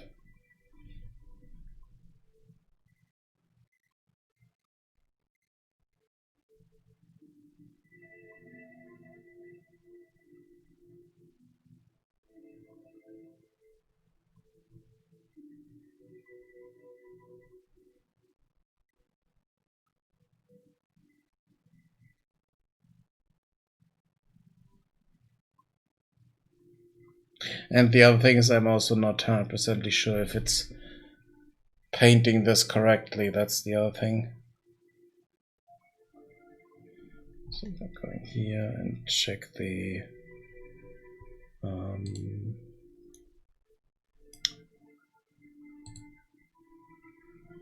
check this one. I don't see a difference here.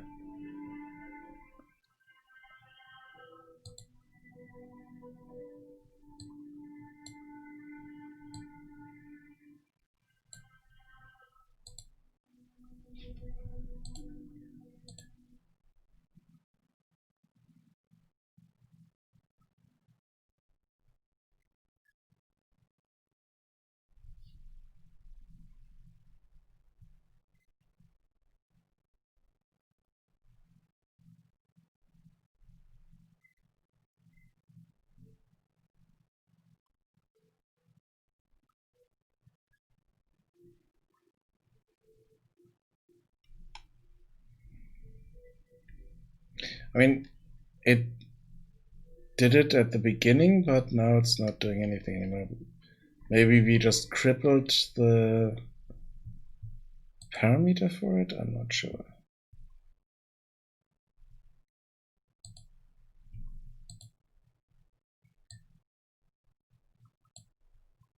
Let's remove that.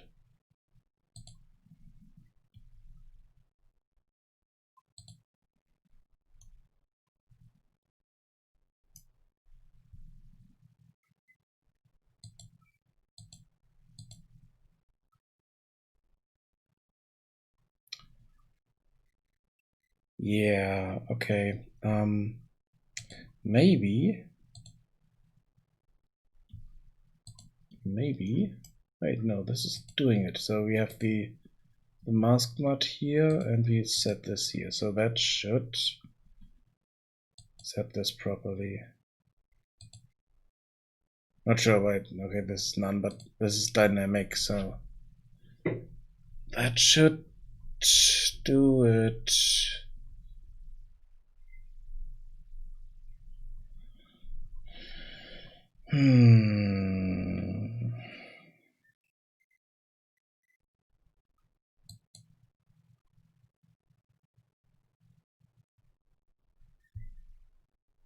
Strange. This is the same as here, right? It's also set to none. This is all there. Then on the construction script, we are just doing this. We select the brush, and then we set this to our instance here. And the brush is this here.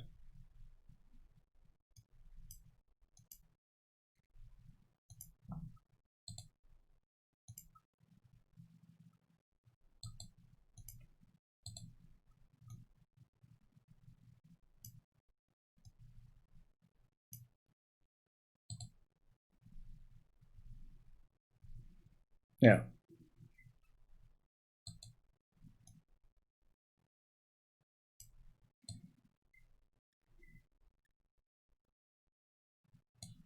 So that's that. Save that. Even though that's the wrong material, the wrong project.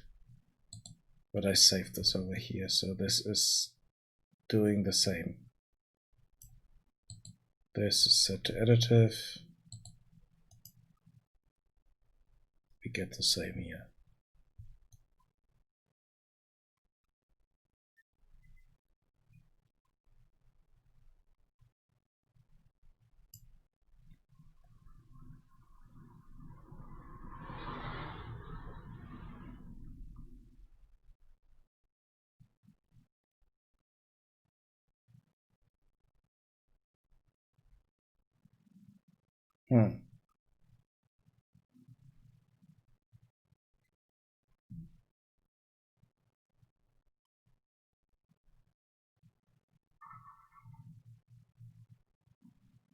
One thing that we might need to check is where the coordinates are. So maybe it's setting this properly, but the coordinates are not even on this map. That's kind of the issue that I see here, because we have a I'm not quite sure if I have origin shifting turned on or off, so let's do a print.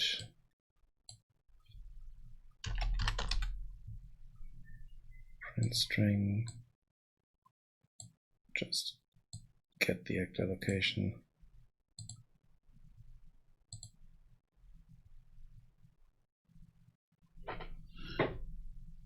Okay, so those are positive values, and it's not moving at all, so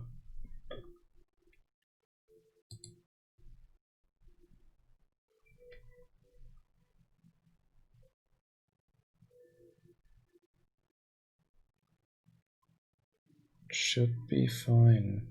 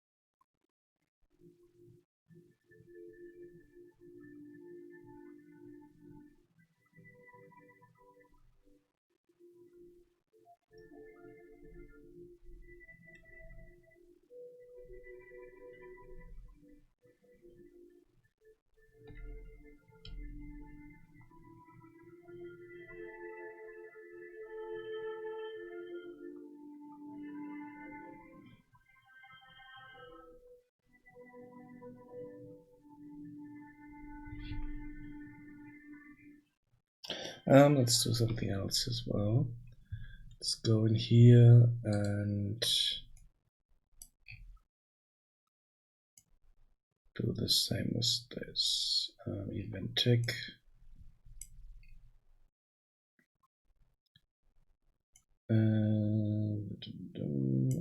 Position.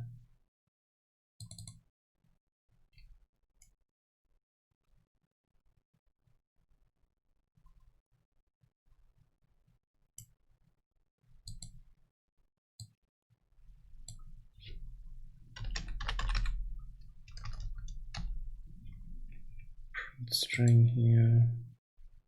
Just need to remember that I have that in here so I can remove it again.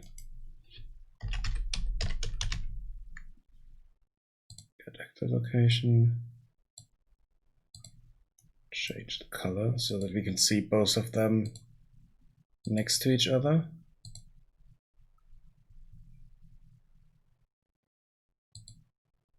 Let's see if we are close to it.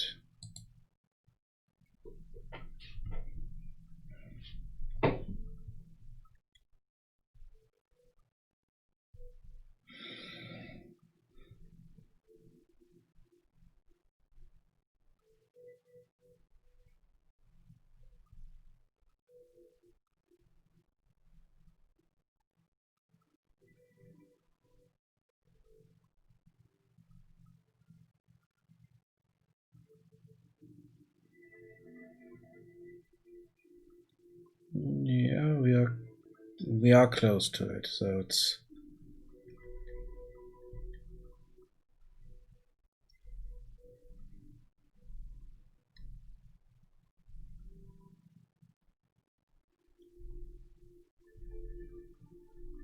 yeah.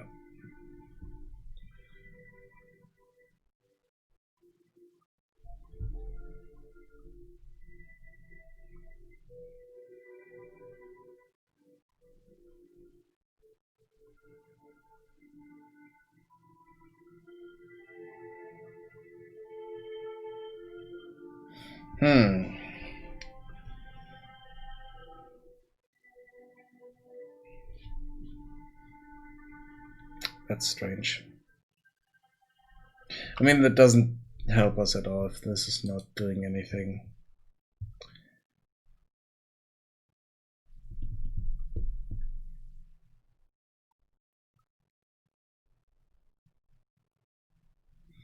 Okay, that was something that didn't work.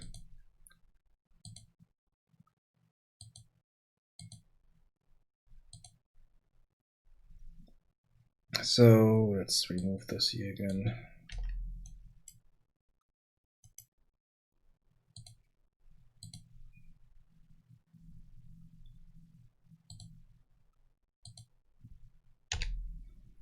Like that.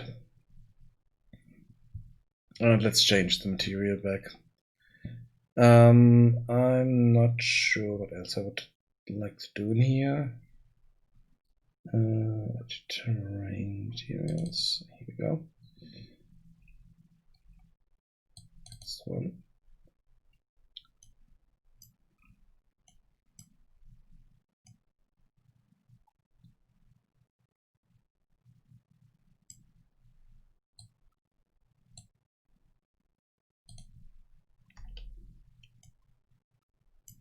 I'm leaving this in here. Maybe I can get it to work somehow. Maybe I need to look up a few things, but I'm not quite sure why this didn't work. So let's save this.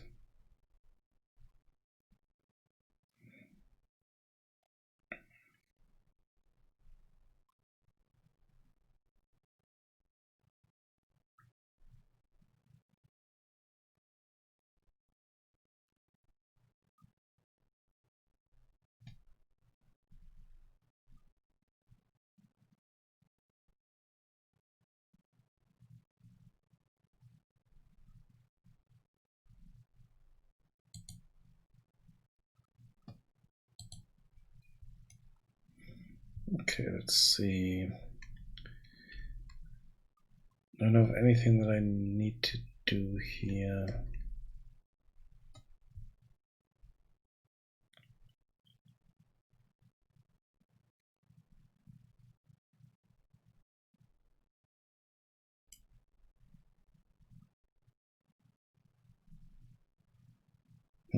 At the moment, I'm not quite sure what I would do in here. Other than I have a list of things that I would need to do, but those are all things that I need to do in Blender, creating models and stuff like that. And I'm a bit too tired for that today.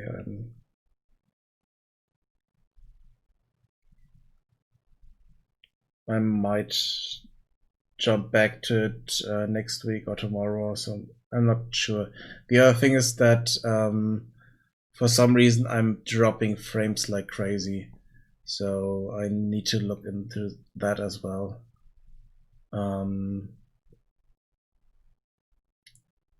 Could be that I have two editors open and my PC is a bit it's a bit too much for my PC while streaming and all that stuff, so I'm not sure.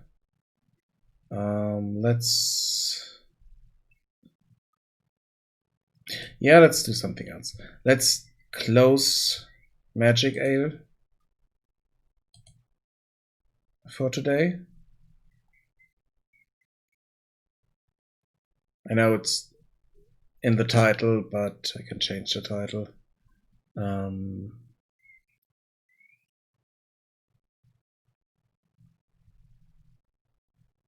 Then I'm switching over to the other project because I know what I need to do in the other project, and it's slightly not easier, but I think it's a bit more interesting at the moment to do than just creating models, research and stuff like that, and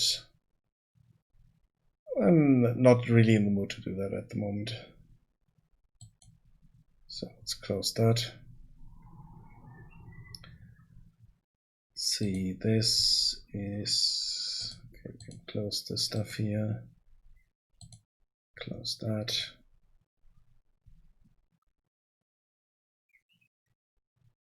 Should free up a few resources. Hopefully help with the performance.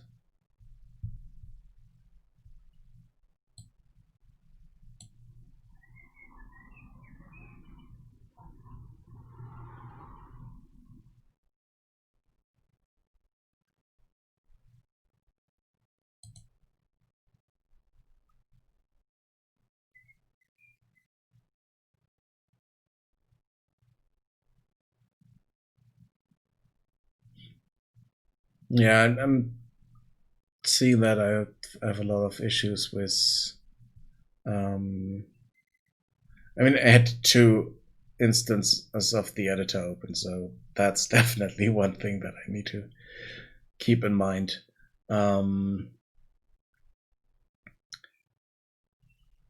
So let's see. Where was I in here? What did I do last? Compile this now again. Damn it, I'm getting tired.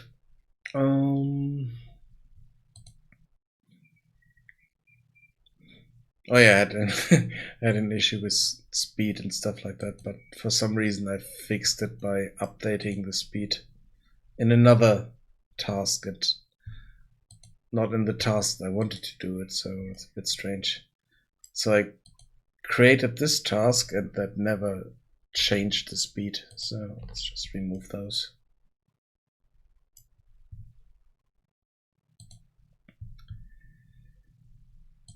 Okay, the next big step in here is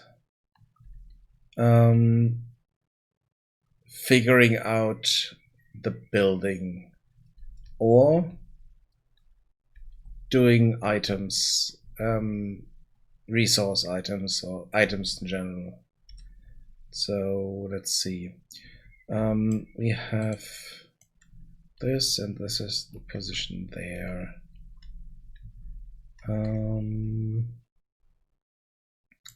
But I think I have something for the town center. Yeah, I do have a target point here.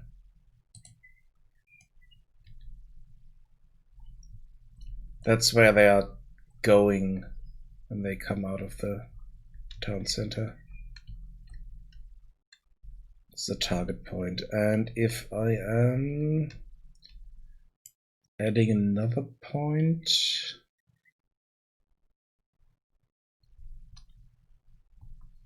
wait, no.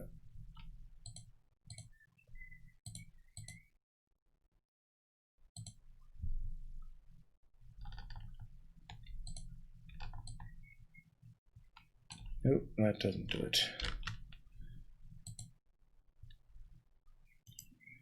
Let's duplicate that.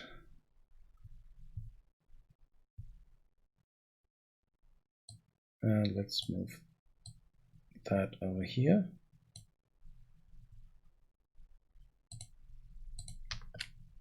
Let's call this resource target point.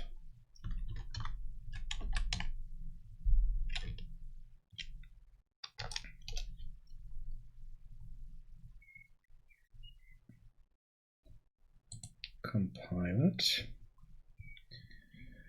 And on the event graph, we are not doing anything.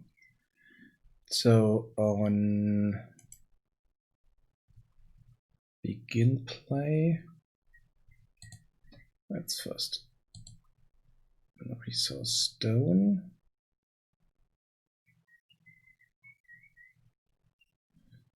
No, we don't need the resource. That's not what I want. I want the resource item. There we go. Here I have set a few things. So we do have a static mesh here. And we should be able to just drop these things into the world. And let's see if that works. And I'm doing that first for the town center.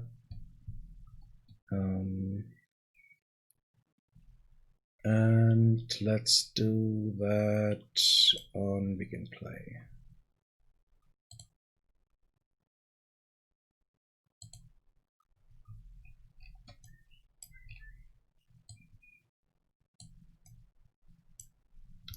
So let's get our resource target point.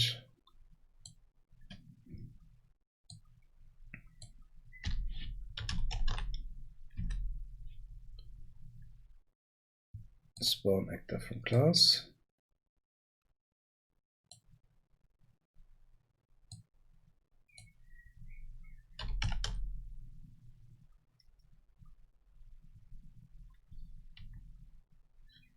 Get actor. Now let's get location. Get world location. That's what I want.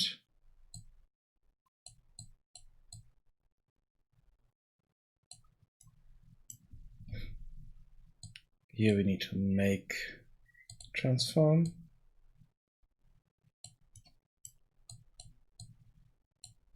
Location, we want this. Rotation, let's leave it at that, leave the scale at 1 as well. And the problem here is that we need to set a class.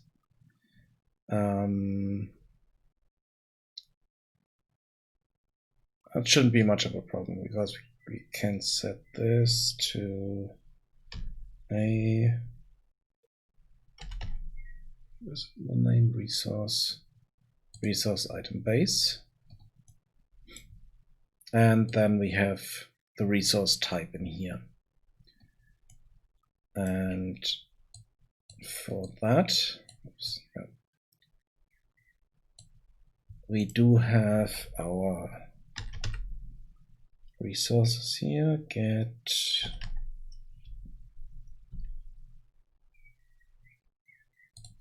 our resource component.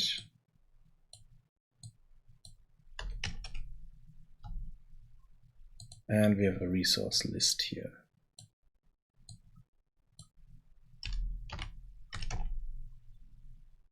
We can do a for each loop.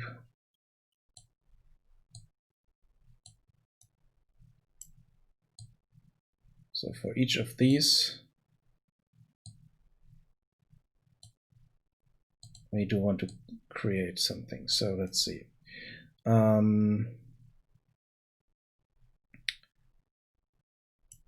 For each of the resources we have, we want to set this.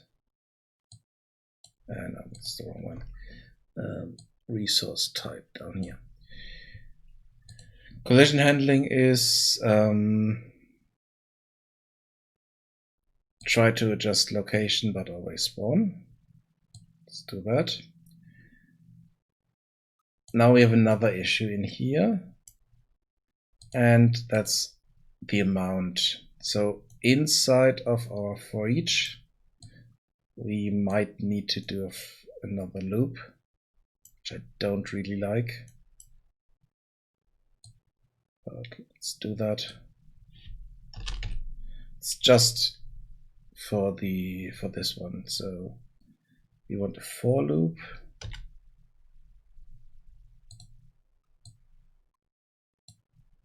We are starting at 0, and we are going to the amount.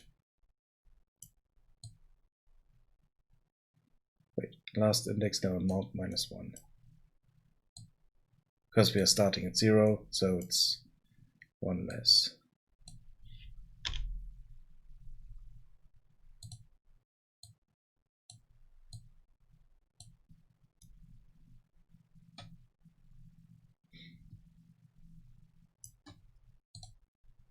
Just compile that and have a look what this is doing. Okay, so it is doing something.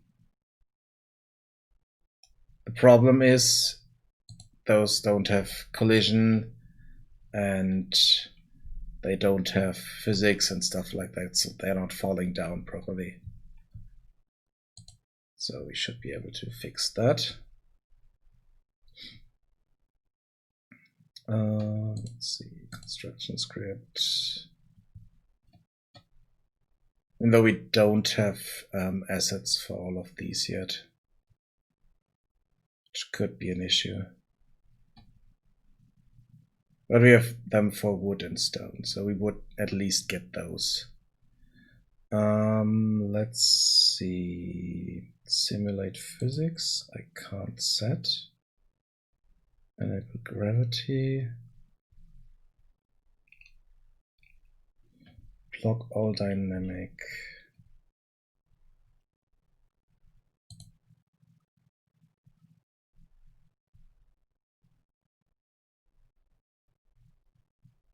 Why can't I set these to simulate physics?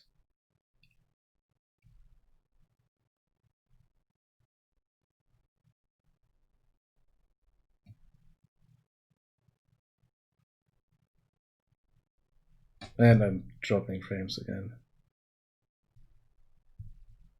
So it's something else. It's not just the two editors open, it's something else as well.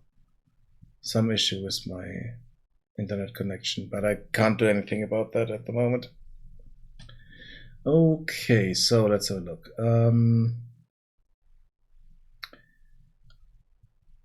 We have the static mesh here.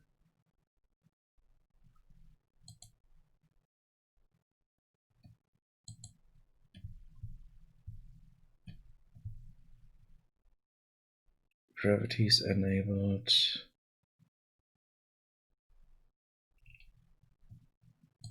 The simulate physics is false. I can't set that.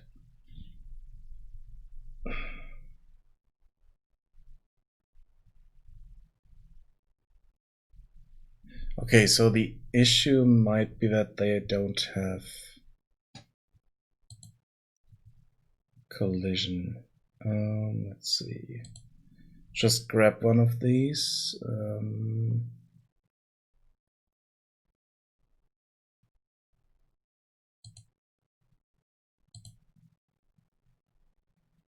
Okay, let's set it there.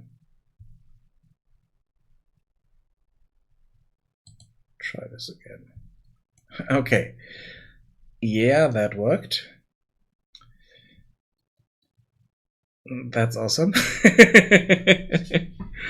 Okay, these are way too big, and they're also kicking them away. So the goblins need to ignore. The problem is they can't ignore them because they need to pick them up and move them around. But at the moment, they're just kicking them out of the way, which is not good.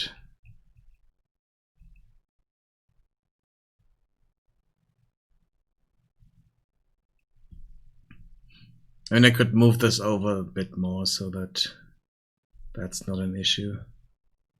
So let's go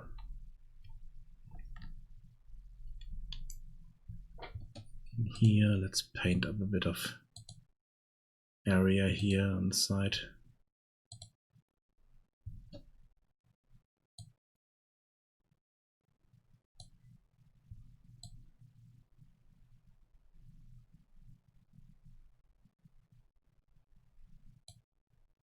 And let's spawn them in there.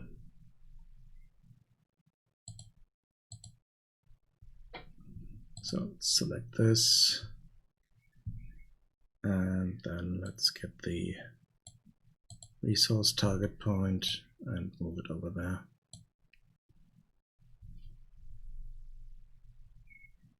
Let's move it a bit higher so that they are falling down a bit more.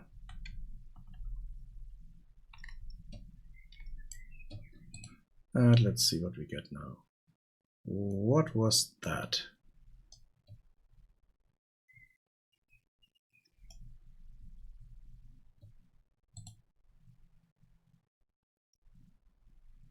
The hell?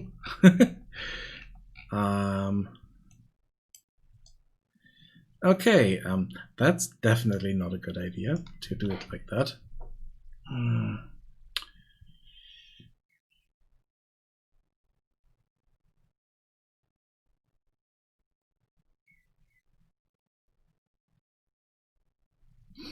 Problem is... Okay, so let's not have physics on. And let's do something else here. Let's compile this. Go back to the town center.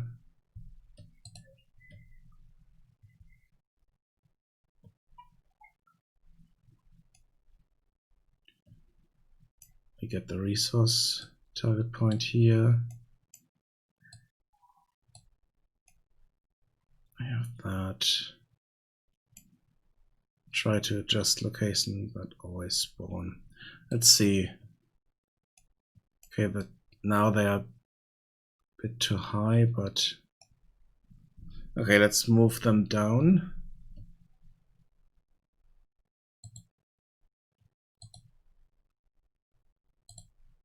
Move this down again. Right above the surface. And let's add a bit of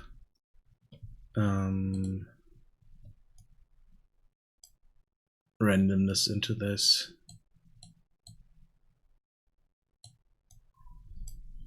So let's break this.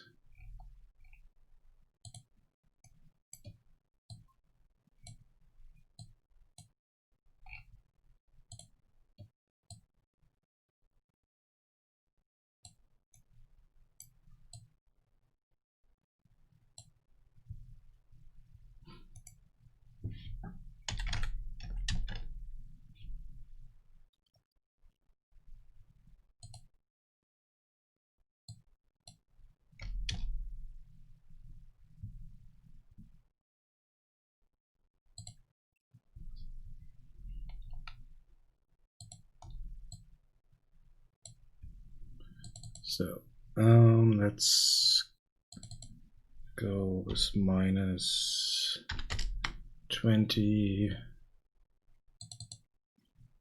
Oh no, let's go minus 200. It's 2 meters in one direction, 2 meters in the other direction. Let's keep the Z value here. And let's just add this in here.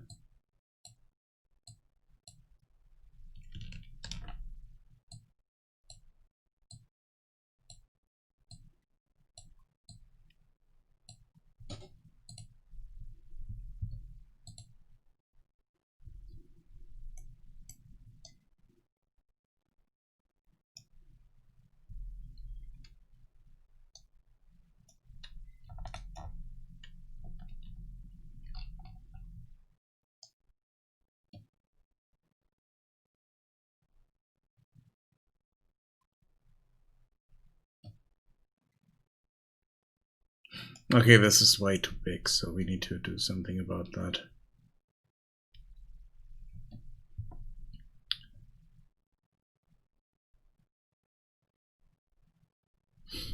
Let's see.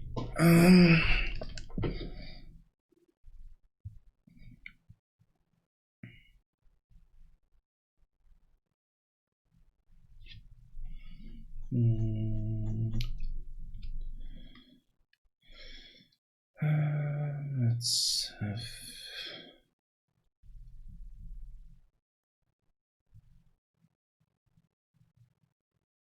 Yeah, let's jump into Blender real quick for really simple models. Oh, I haven't changed the title yet. Need to do that. Let's see. Should be here.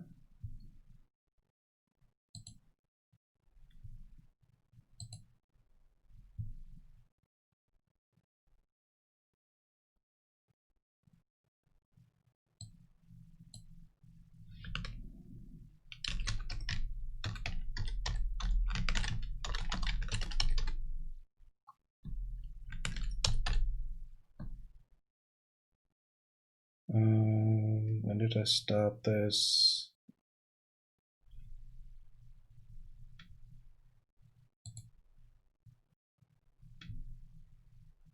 I think it was here. So 1, 2, 4, 10. So it's day 10.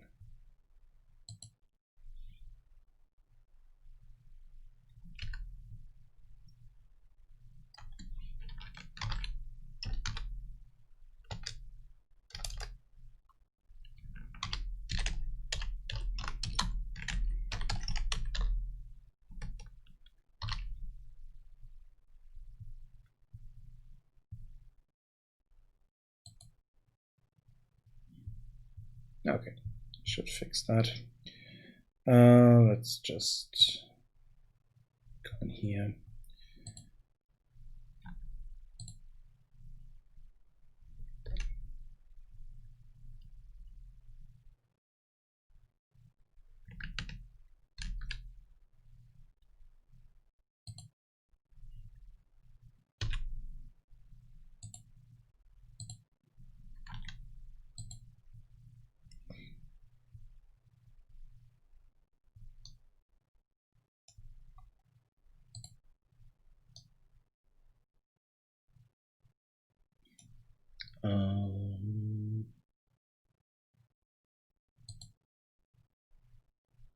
Yeah, okay, now the title is changed. Origin to center of mass.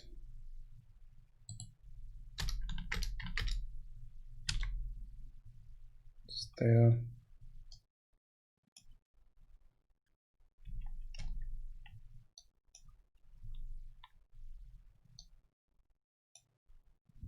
And rotate Y 90.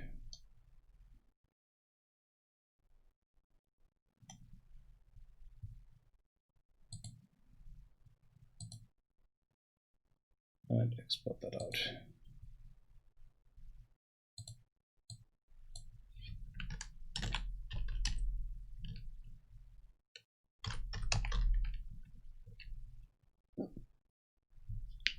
It's wood item, but let's make sure that we are on the right setting here. So selected, everything else is set up properly for Unreal. So let's export that.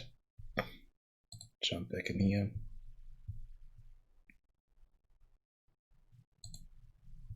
And just import this. So it's back here somewhere. But wood item, good. Import.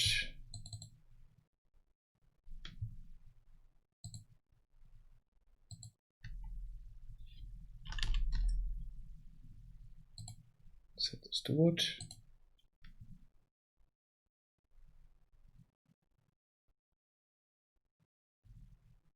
Collision. Let's just give it a simplified capsule.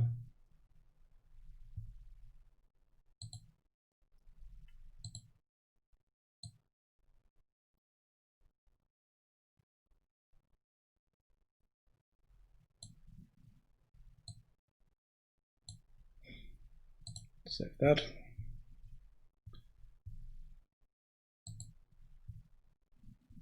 And then we need to set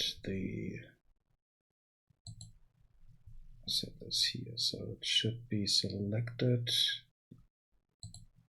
Yeah, good. So now that we spawn them,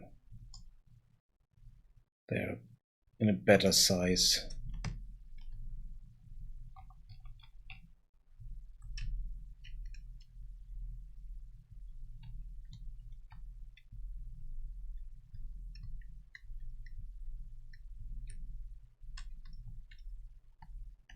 I think now we can also just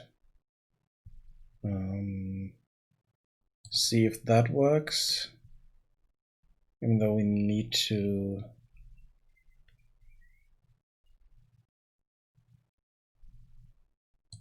we need to see if this is good or not. They might fly around again. Oh no, okay, it's better. So they just fall down, and that's kind of what I wanted there, so that's good. So now we just need to set up something that's holding them, kind of.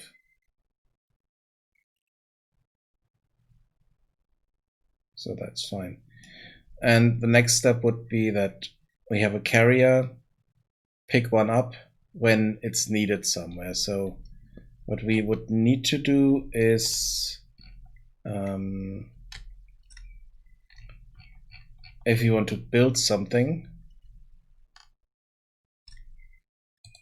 let's do the rock breaker camp here. So we want to build this. At the moment, it's just building it over time. But I want to change that so that I can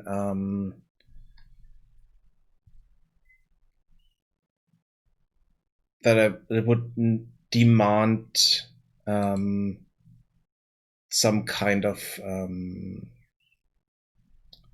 each building has a cost. Let's call it that way. So each building has a cost. So let's get the items for that cost over there. So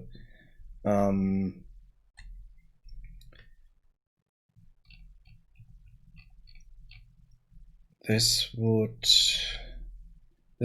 has a cost of 5 wood, I think, something like that, which is a bit strange, but if we look at the wood pieces, these are more than 5, so it doesn't fit correctly, but it doesn't matter.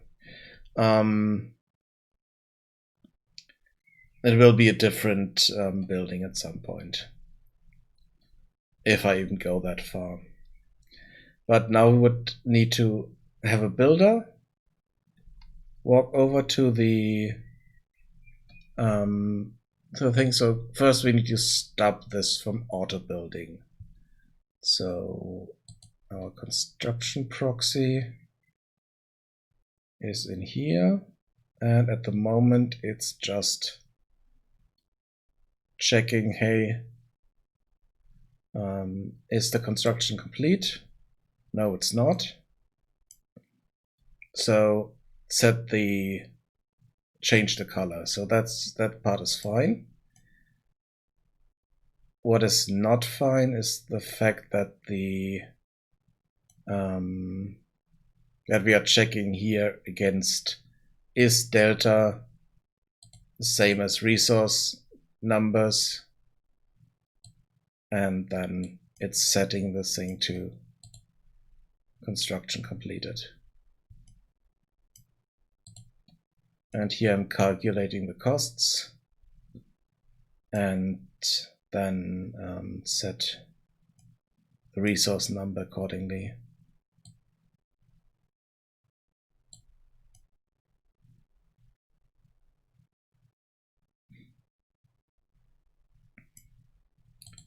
And that resource number we don't really need. I need something else. I need to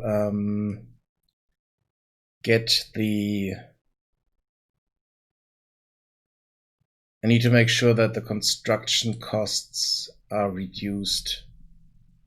So if I deliver something, then okay. I just noticed something. I need to do one step before that. I need to make sure that we have someone that can deliver stuff.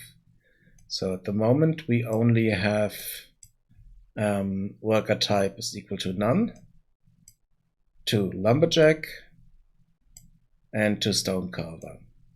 So we definitely need to have another selector here, and then I think, yeah, another selector under that. So selector.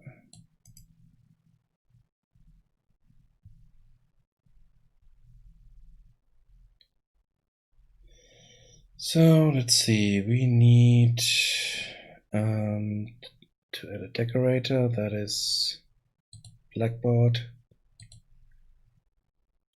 So worker type, and in this case we want this to be a carrier.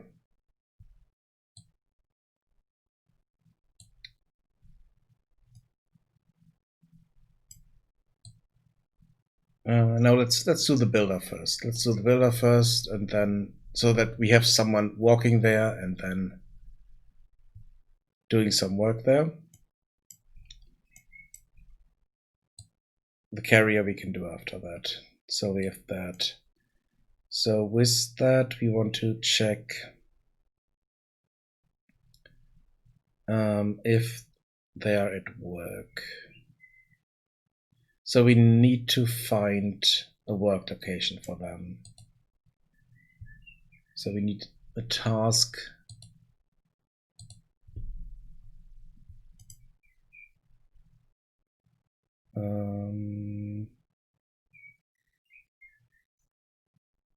Let's see, can I do that? Yeah, it should be. Yeah, the ghost building is no longer used for that, so it should be the building proxy. So we need to, first we need to override a function here. We see if I execute AI. Get actor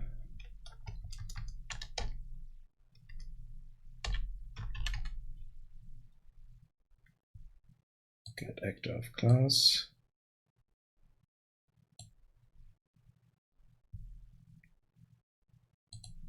Now let's get all actors of class and see which one of them is not being worked on yet.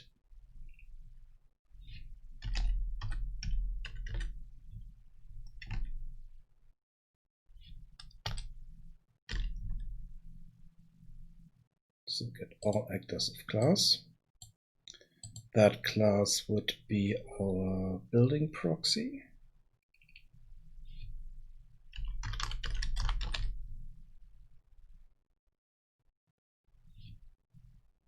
Or is it construction proxy? Yeah, our construction proxy.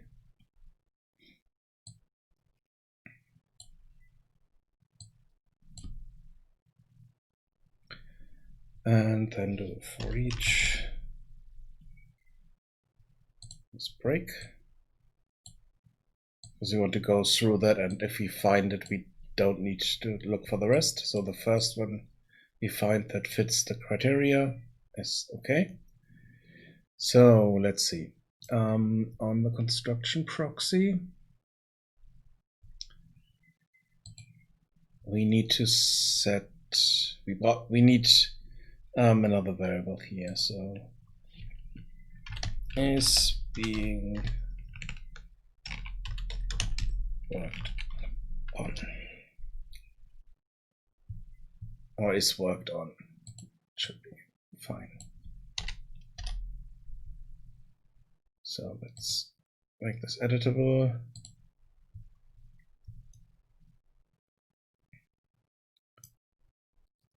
Compile that. And we need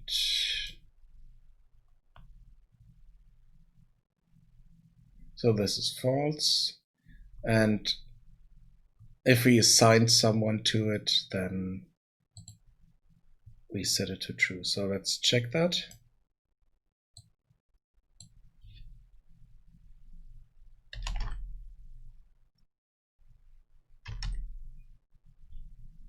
Get is worked on.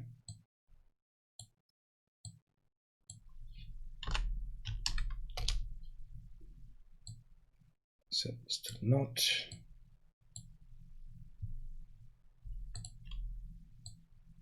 Branch here. And then select it, because we want to get this as our result. So or we could set the target location directly to that. Yeah, I think that should be fine. So the first thing that's not being worked on, we want to save. Sorry about that. I will close the window. Be right back.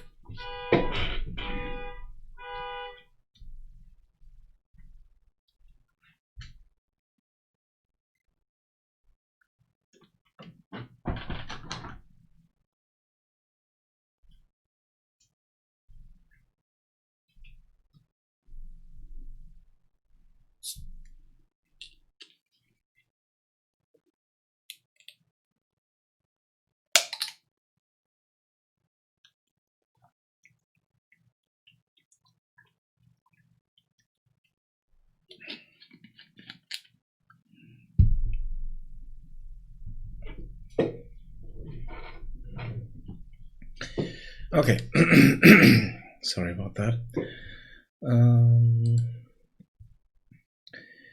So we have this as a variable here. Let's give this a proper name. Come on. This is our wait, no. We don't need this as a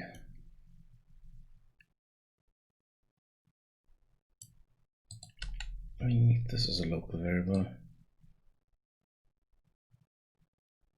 Yeah, let's do it. Okay, we can only promote to variables, so it doesn't matter. This is our construction location, or construction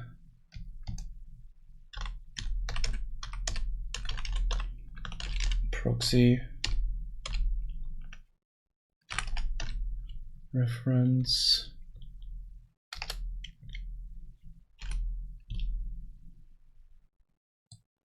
And from that we get the location. So the first one that's not being worked on, we pick, we break out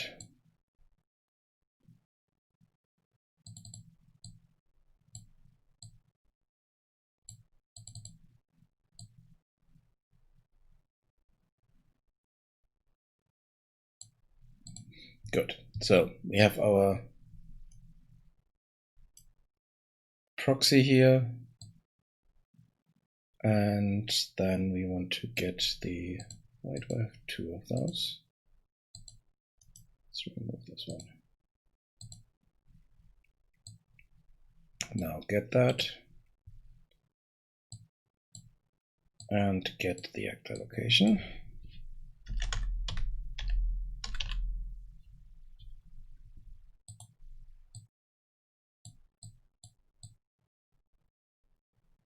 Oh wait, no. First, before we get the actor location, let's do something else. Let's just set is being worked onto true.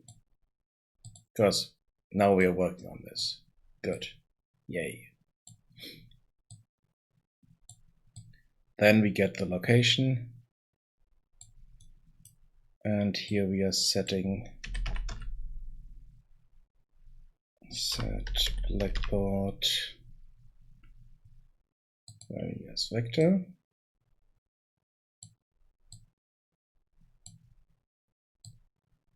It's this one. And here we need to promote this to a variable. This is the target location key.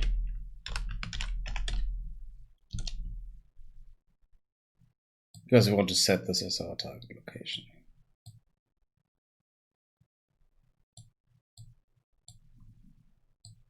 And then we are done. So finish execute with a success.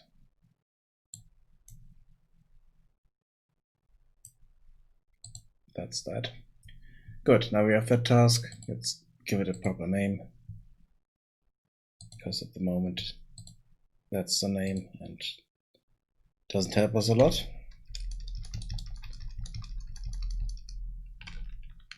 Let's call this find construction location.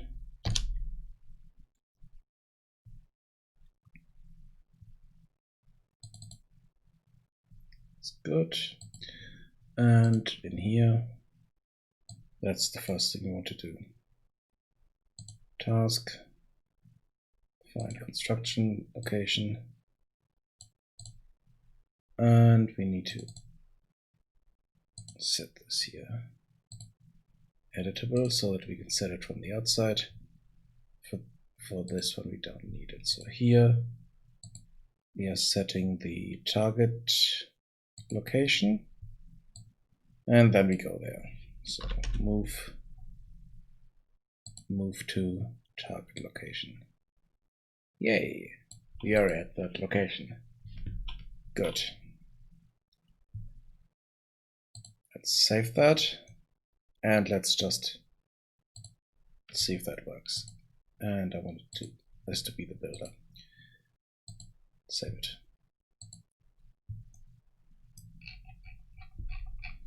So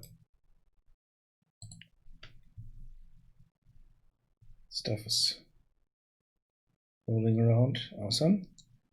And okay, they will kick that away in a moment, but it's fine. So let's click on this and assign a builder. We do have a builder here, but the problem is he doesn't have a target location.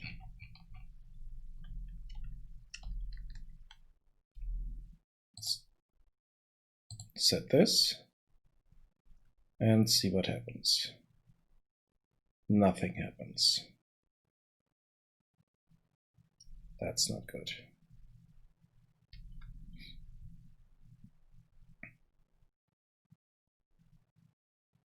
Yeah, the problem is this is none.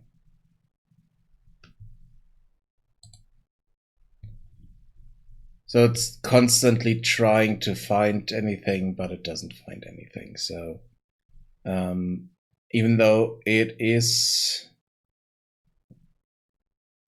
that doesn't make sense, because we are getting all actors of class. construction proxy. This should be empty. Okay, there, it is empty, so this we need to check. So we need to do an isValid check here.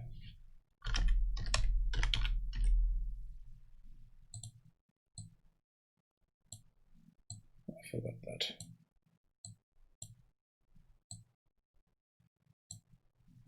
So we check if that is valid, and then we do the rest. If it's not valid, doesn't matter. We could set this to false, but I'm not sure if they will hang on this.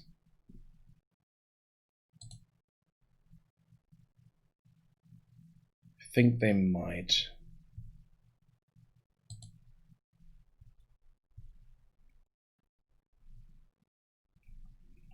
I definitely need to do something about that, because that's not good.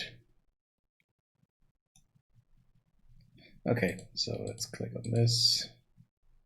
Assign a builder.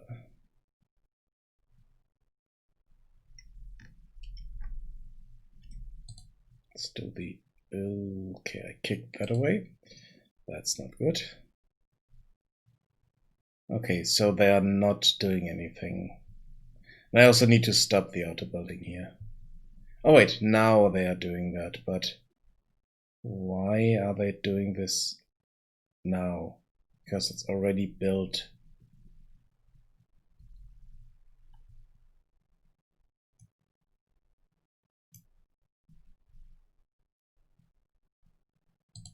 So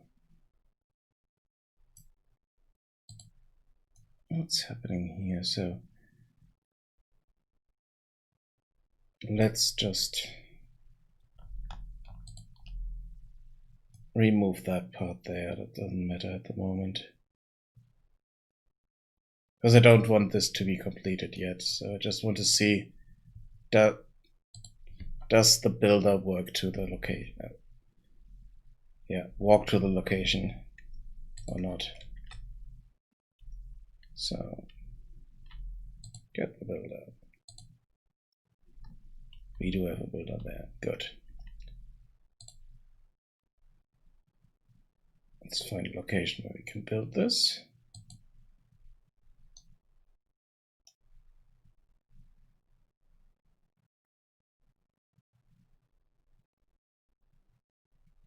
Is he walking there?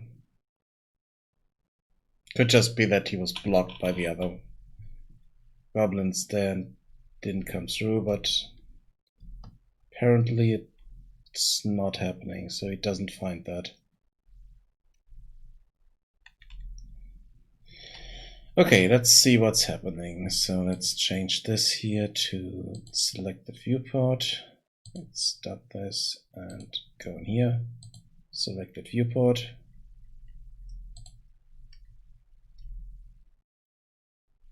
Wait for a moment.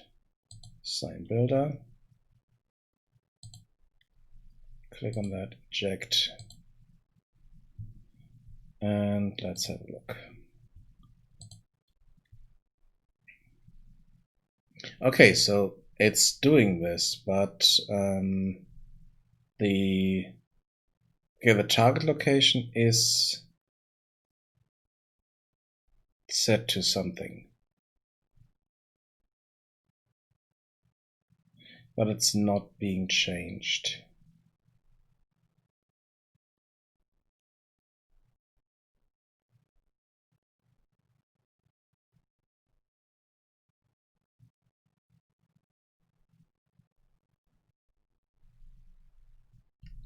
Okay, let's change this here.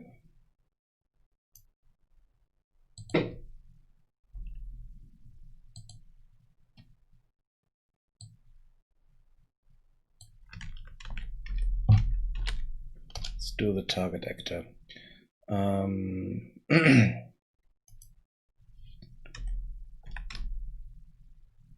Set blackboard value as object. T.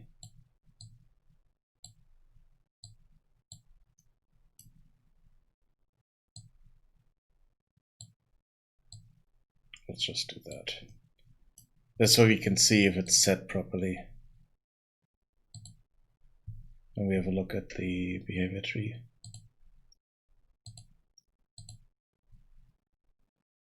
Let's wait a moment for them to spawn. Let's assign them. Because they have a target location when they come out here.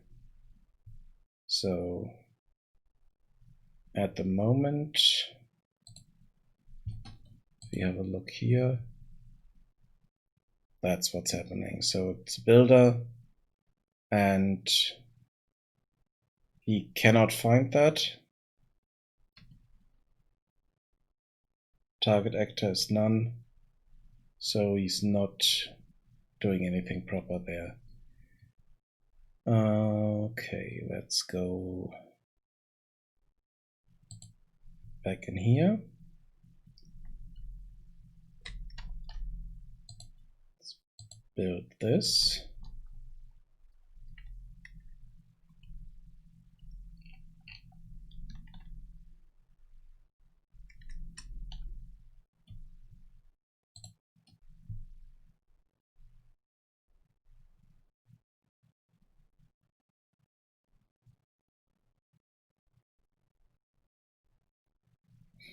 Okay, now it's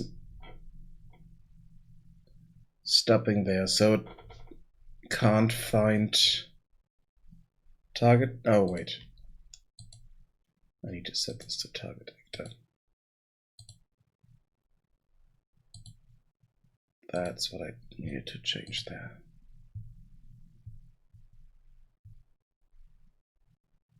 Sorry about that. It is a bit late for me, so hope you can excuse that. So set this guy.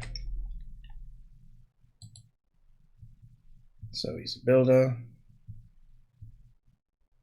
Let's have a look here. So he's trying to do something, but he can't find anything.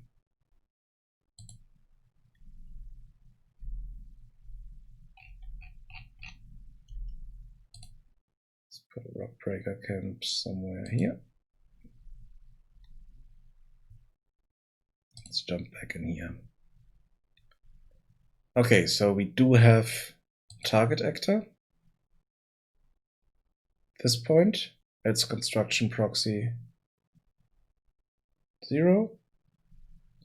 So he should walk to it.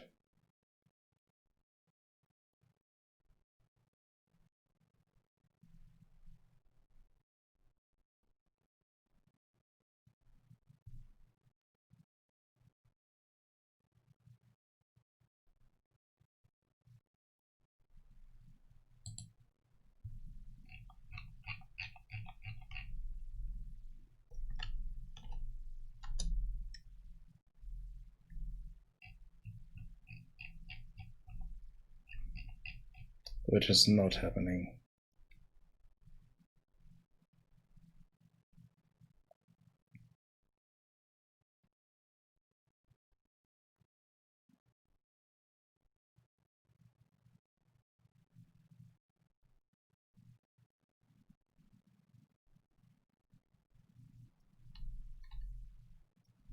I mean, he is blocked, but if he were to move somewhere, then should try to move there at least.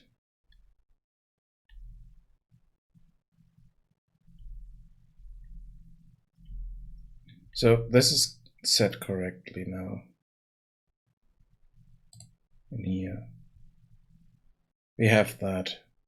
And we want to move to the target actor. So that's also working. For some reason it doesn't do anything here.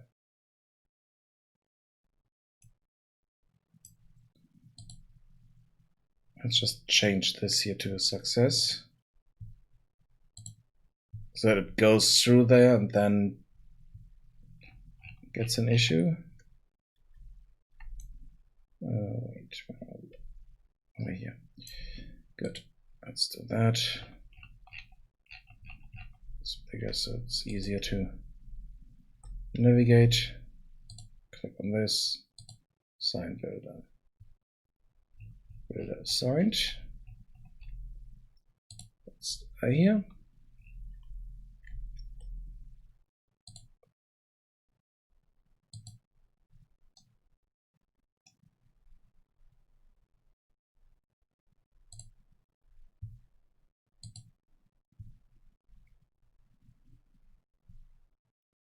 Okay, now the target actor is there. It's set to the construction proxy, but for some reason it doesn't do anything.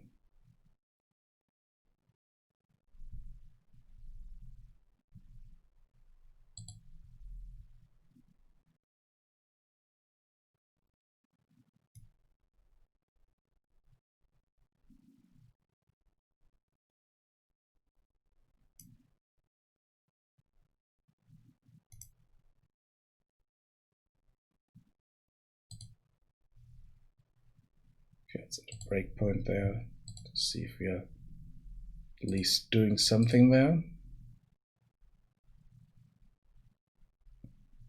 So if I assign him, it should break in there. And now this is always none, so let's remove that breakpoint.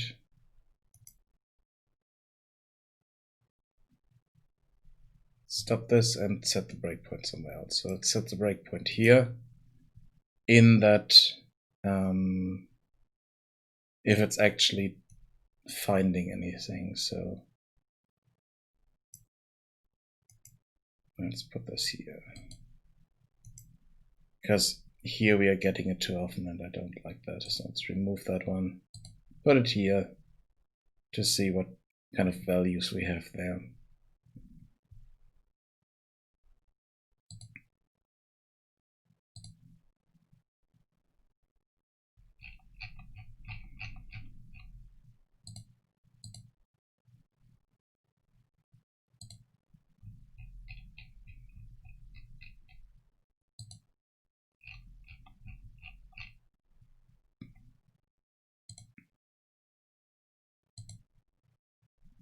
Okay, now we have this, and it's set to the proxy, so that is fine.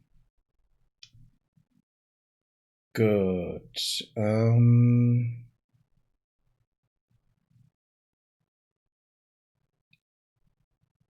This is set to the proxy, so it should set that part here.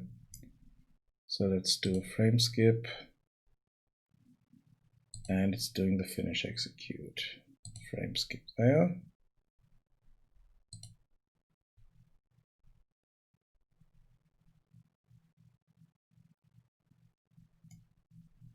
So now it's going back up here. Resume.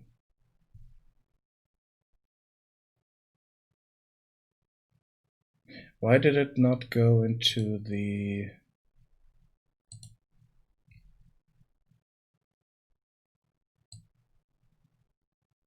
Oh. Dope. So, okay. I know where the issue is. It's only doing this because we have a selector and we don't have any different tasks. So we need to add a sequence in here, so it's doing the rest. So it's doing everything under that. So it's doing this and then it's doing that. And see that I'm kind of dumb in that regard. I didn't see that. So let's wait a moment for them to spawn. Builder.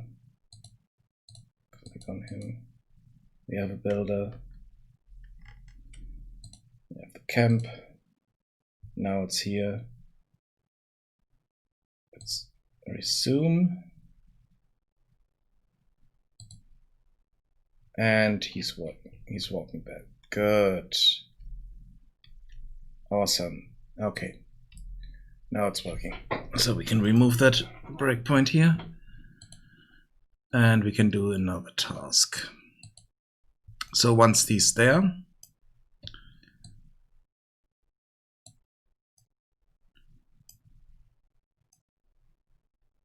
we want to set something else. So I have created something here, set it as is at work. And I want to differentiate between is at work and not. So we do have them walking to work, being there, done.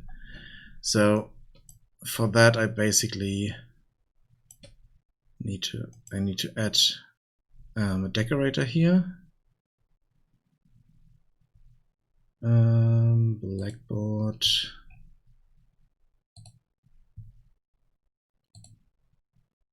is at work, is not set. Then we want to walk there. And then we want to set it. So task set is at work. New value is true. So now he is at work. And then here we want to have a sequence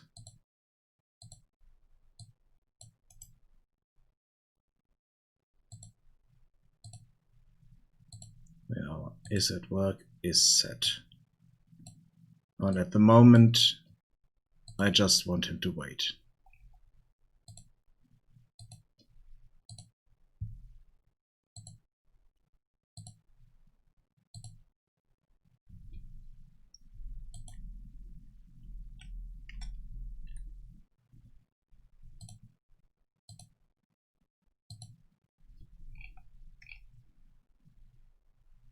So he's not assigned.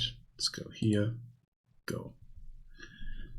Awesome. So as soon as I'm setting that, he's running over. And then he should stand around here and wait. And at that point, I want to tell the building that, okay, now we have a builder here. You're being worked on.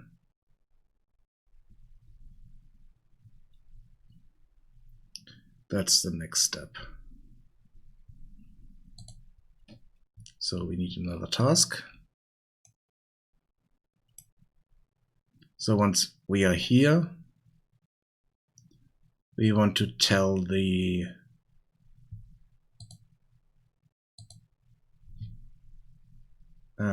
building, okay, you are being worked on.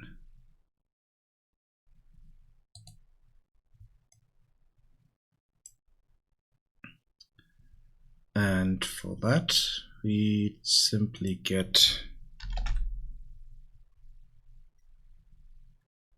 the blackboard.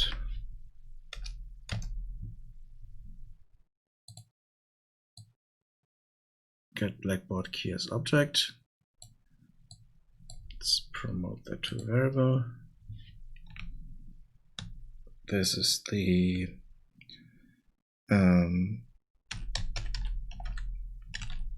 target actor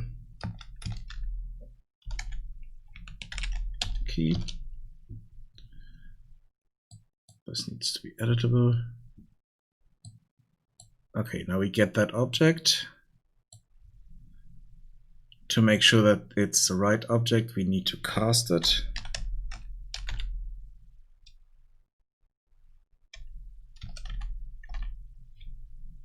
To our construction proxy.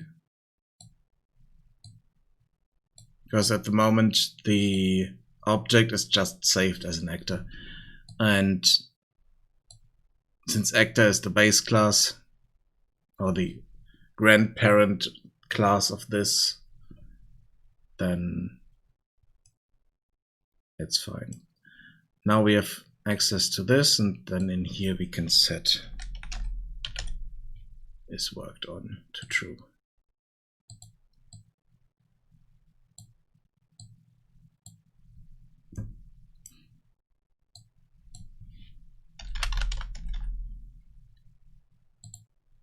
Finish execute. Success.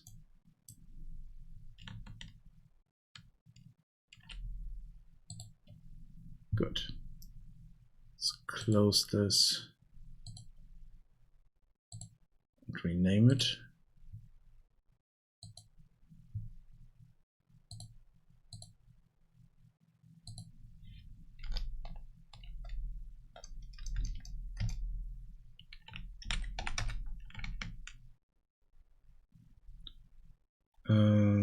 Construction.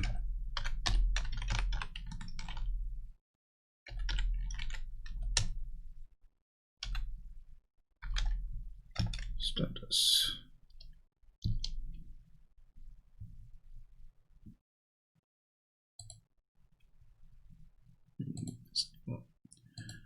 Okay, and here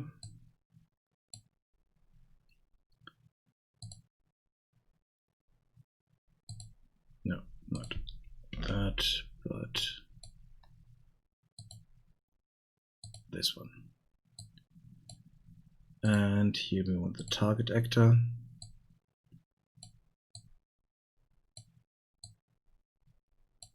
And then we want to wait as well for a moment. The next thing would be to kind of call out, hey, I need resources. I need building material. And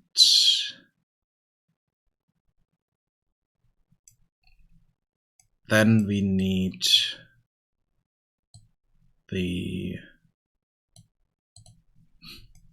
I need to figure out where I want to put that is the other thing. I think I might want to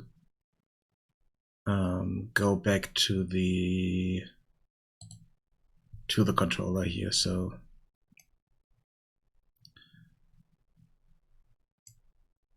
just have this listening to the. Oh, wait, no, the AI needs to call out. I need resources.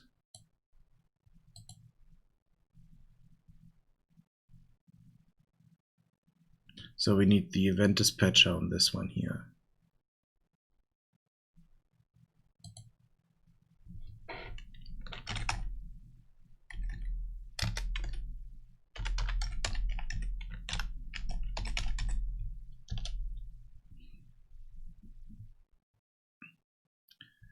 And let's compile that. Input is an array of basically everything we need for the building to be constructed. So let's have the resource data.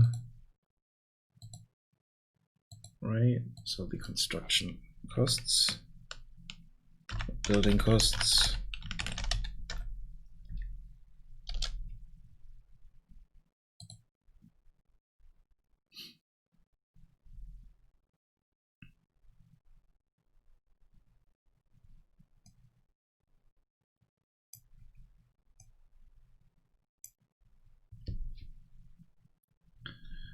So in here we need a function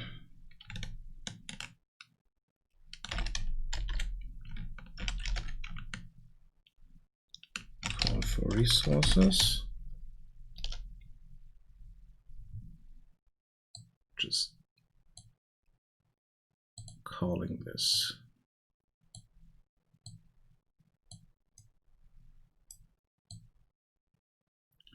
The call for resources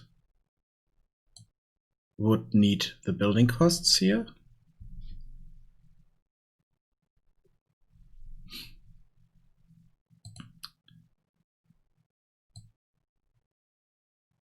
So that we can collect those.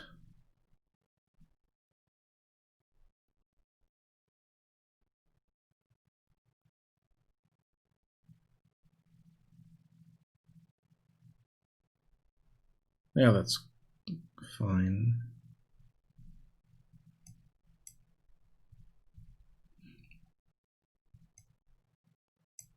So right.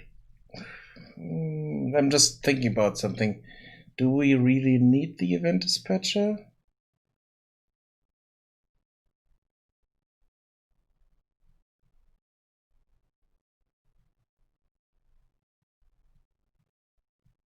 Let's see.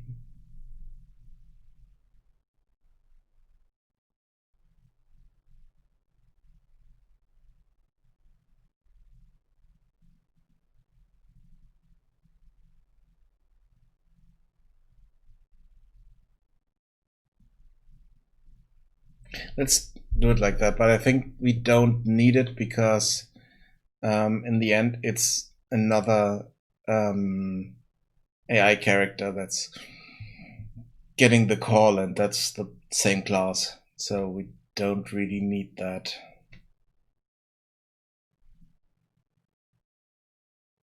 Or we could do this like that, so we talk to the town center,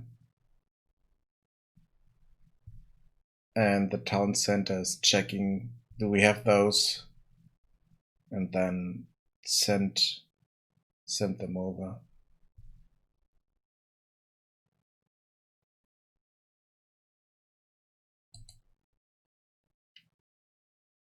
Not quite sure yet.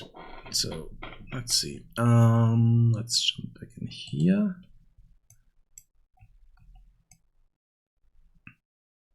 Okay, so that's construct. So let's test this, because with this here, if they are at work,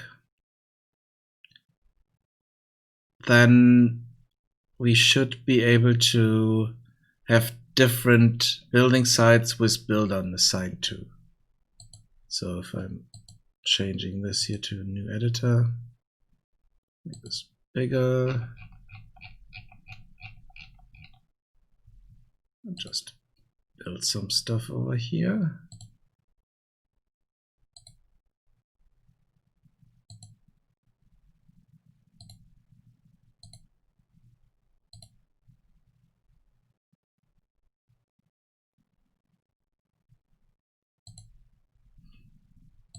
Now let's assign some builders.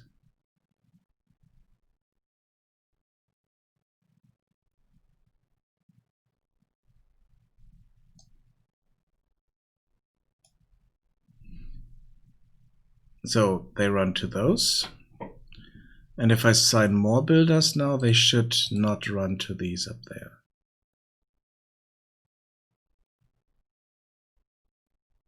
Should run to these down here.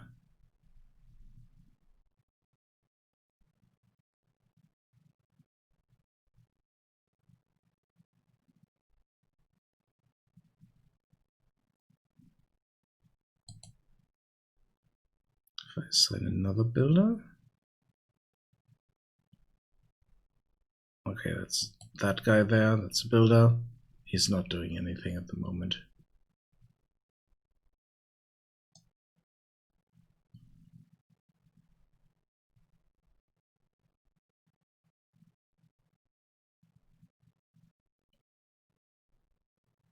Okay, so they are there, and now they can call for resources. And how do they do that?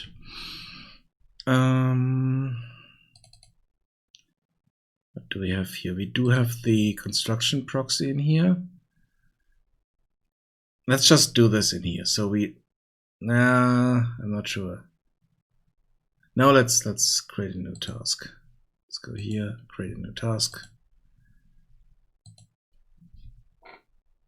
Let's override execution AI. And here we do need this.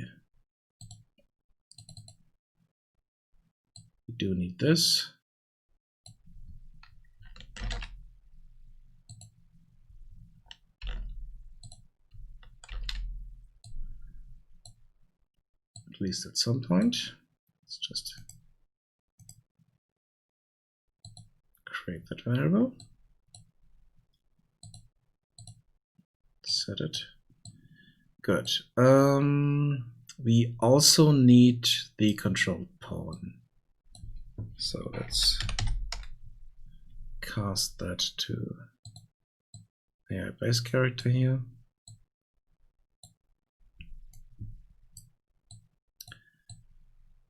And we want to call for resources.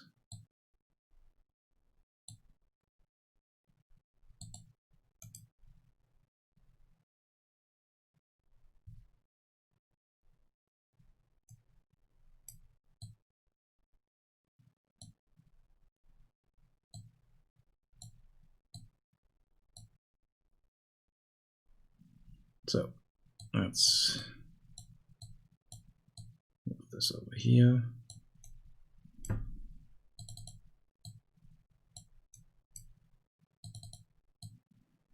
Okay. And here we want to get the building cost, or construction costs.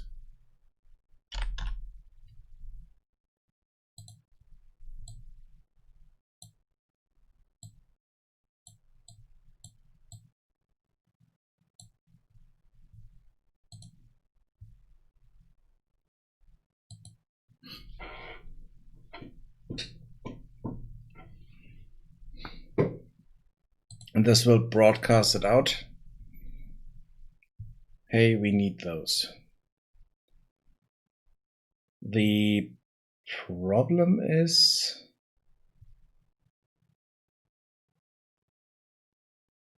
I mean, if you do it like I did before and set out a lot of construction proxies right at the beginning of the game where you don't get any resources in, then you could run into the issue that nothing is being built properly.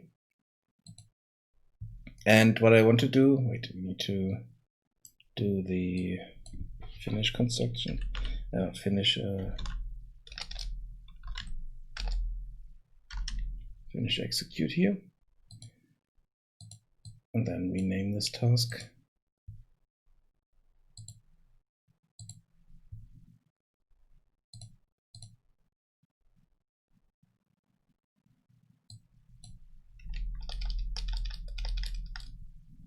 So this is call for resources,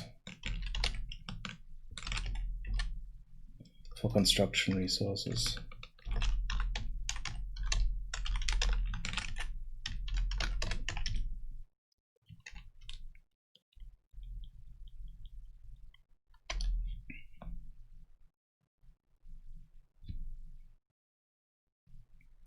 Okay.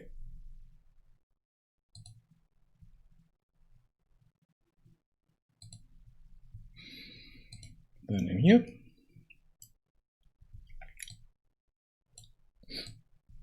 we want to do that. So we want to call for that. Get the target actor here.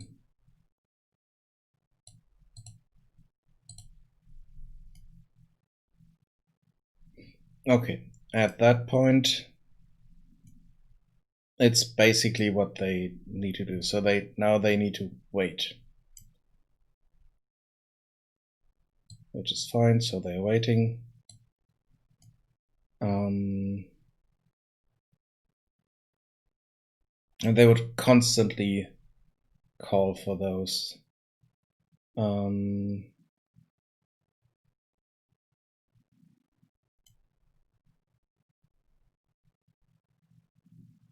Let's see.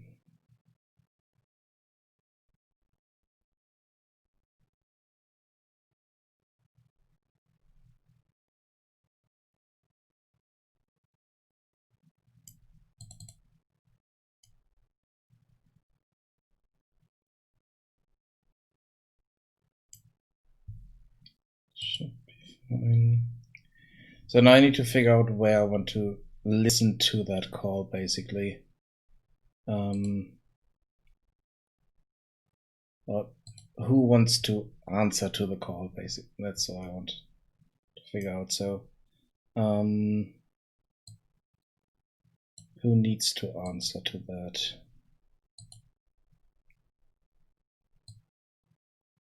Basically, who needs to answer is the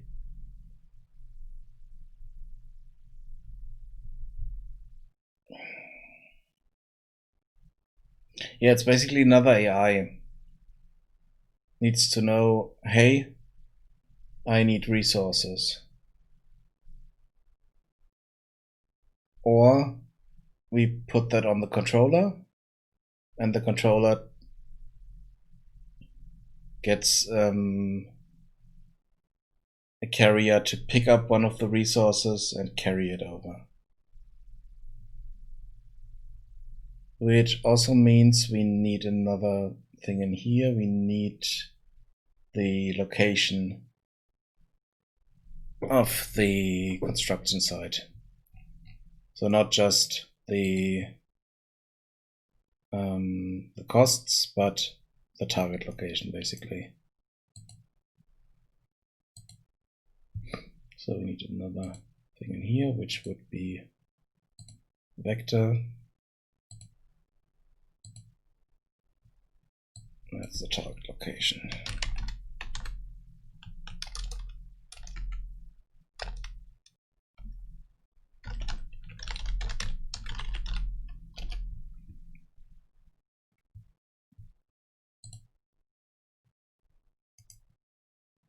Let's refresh that. Okay, which means we also need the target location in this, which means we do need it in here. And for that, we get the vector location here.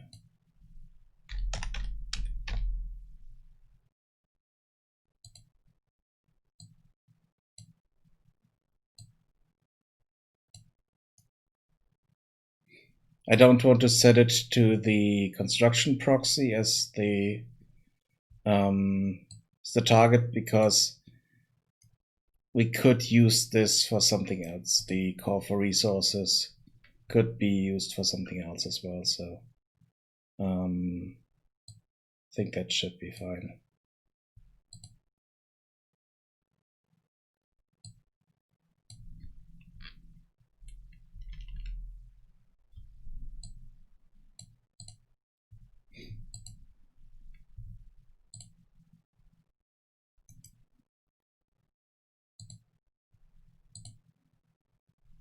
Okay, that's not correct.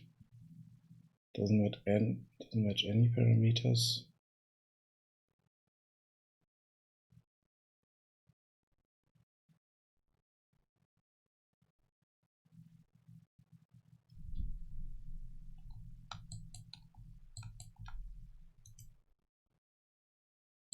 Refresh that. Okay. Nope.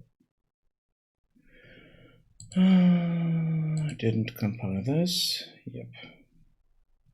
That's the issue.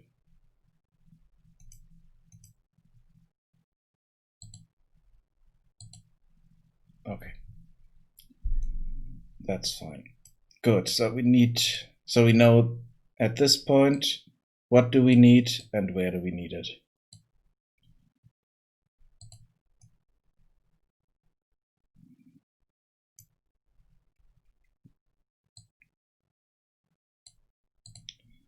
And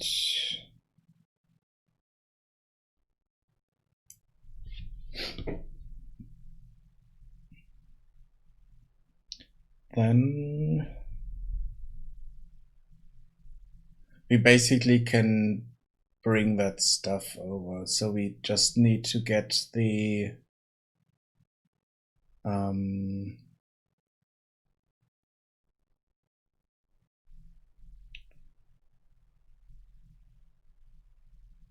yeah, now I need to figure out how to transport the resources and have them delivered properly, which means I need to find a way to tell them, okay, I dropped something here, That's for you. And then the building or the person that's there can use that for something else. I think I would go for the building. So if I'm dropping something to a construction proxy, it would tell the builder, okay, now we can do something. So we kind of need to know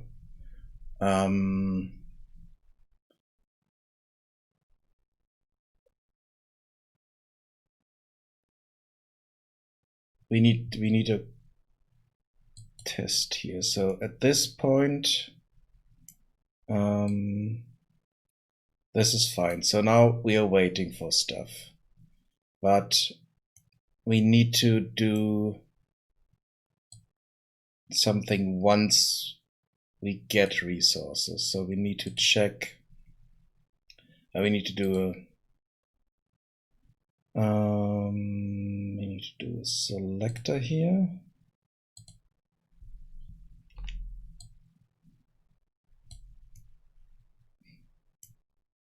And then we have two sequences down here. So basically we need to check, did anything change? So for that we need a decorator. And I don't have anything for that. And I don't want to put something here because it's a really specific thing. So we would need to create a new decorator here.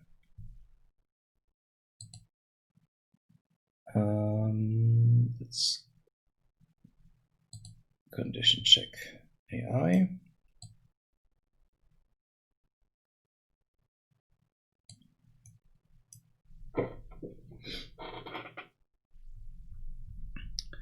Okay, what do we need here? Here we need to have this. So we do need the target actor so that we have the construction proxy. Let's create that.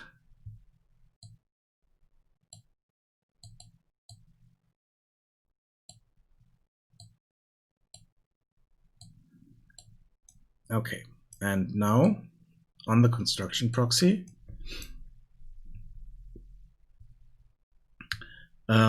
we need to check if anything changed in with our resources. So let's go to the construction proxy and write a function here.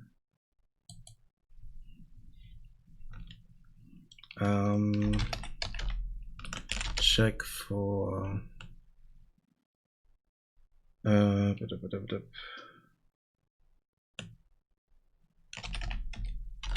it's called check for resources.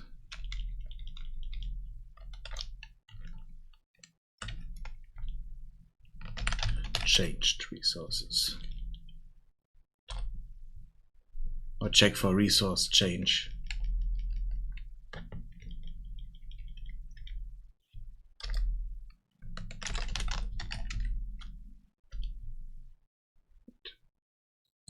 No, not like that. Good.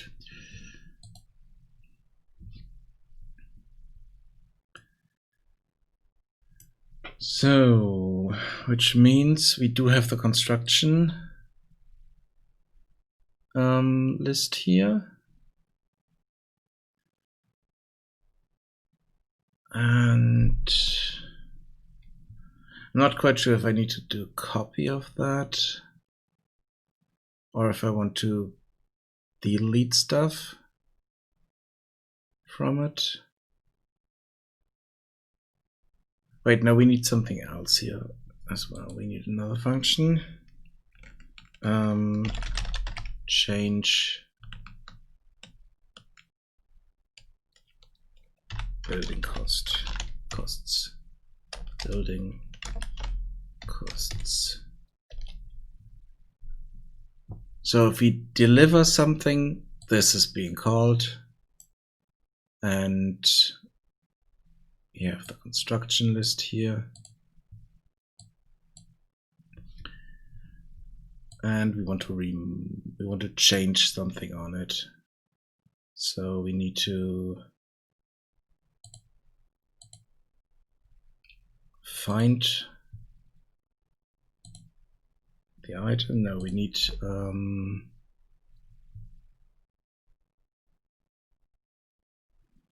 another function.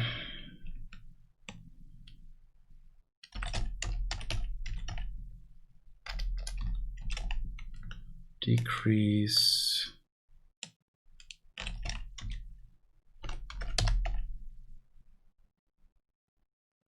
resources.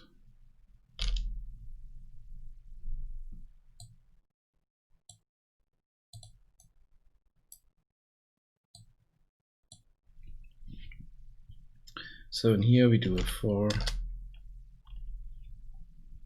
each loop.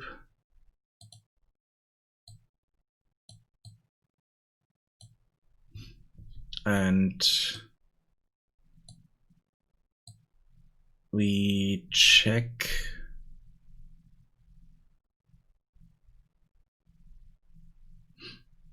we want, let's do something here. No, yeah, damn it.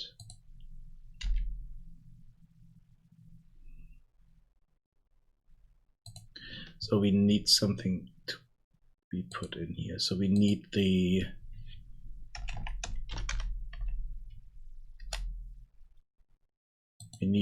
resource data in here.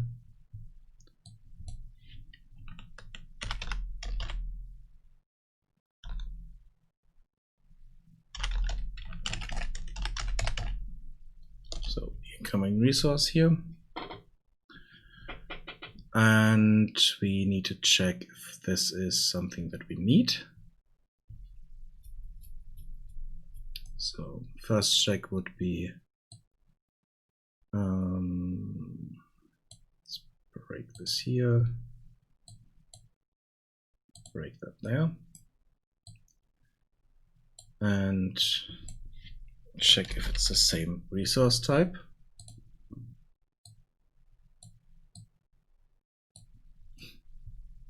If that is true,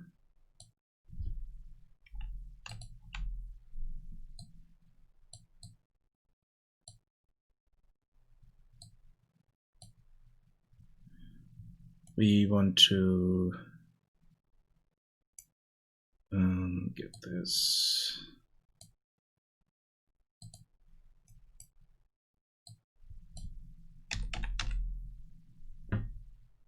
set array element.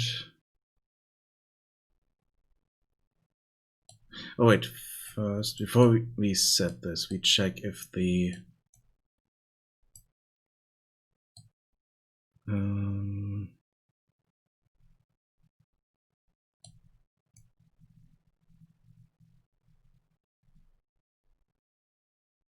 we want to check if, nah, it doesn't matter. Sorry, I was thinking about checking against the amount, but it doesn't matter that much. If we still need that resource, then the amount is at least 1, and we will get resources in with an amount of 1 in most cases. I don't think I will set this up differently so that we get more than 1 resource in. So should be fine. So then next thing here is, so we have the resources, it's the same resource, so let's change the amount. For that we need to get the index here,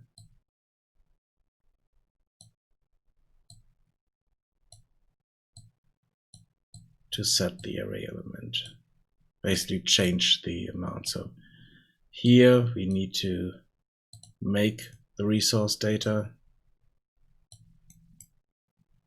which is this one, even though we could also take this one from down here. And then we have the amount here, minus the amount here. Set this as our amount there. So we found the resource type. It's the same resource. We are setting the element in the array at the same position, the same index, with decreased amount, thus decreasing the resources. One thing that I need to check first, if this would be 0 at that point. So if this is 0, then we completely remove the resource.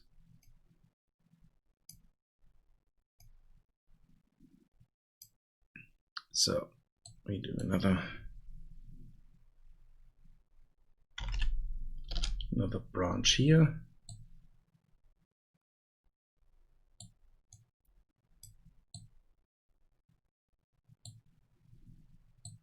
And we take this.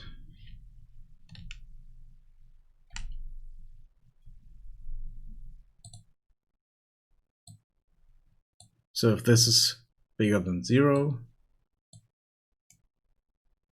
we change this. If it's not, then I'm taking this again.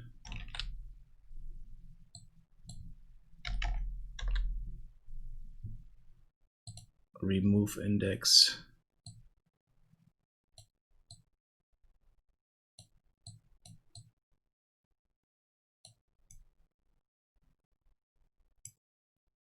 And for that, we take the index here.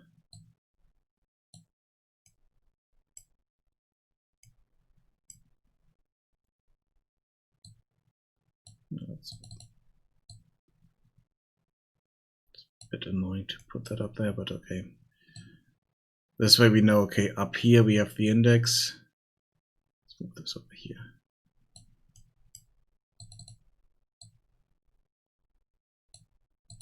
And not the amount, because the amount is down here. Could have also moved this up here with a not in here. Let's do that.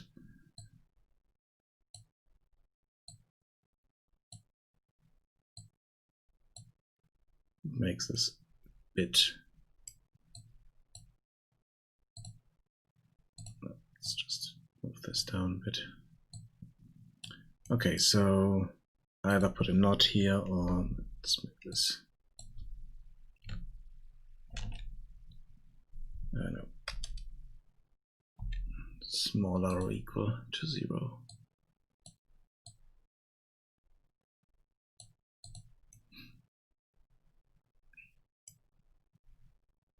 The problem is if it's smaller than 0 after that, we have more resources here than we need. And it should not be the case, but it could happen. So let's see if that happens, and then we can do something against it, but I don't think it will happen. So that's doing that. So every resource we get in, we check against that, and then we do this. Another thing that we might want to do is let's see. So if we find the resource, we directly change it in here. I don't think that works. That's an issue. We can't change the array in an for each loop, I think. So what we need to do in that case is get all this stuff. Move it down here somewhere. Let's just pull this down. It doesn't matter. So we need to save the index.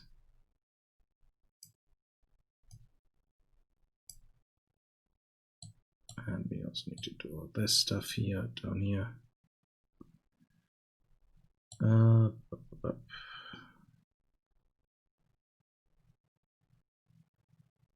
So if we find it, we want to save the index.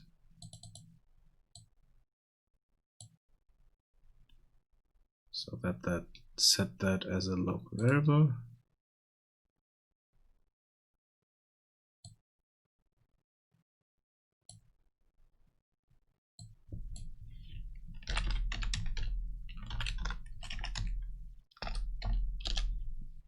It's our local index. That's true. And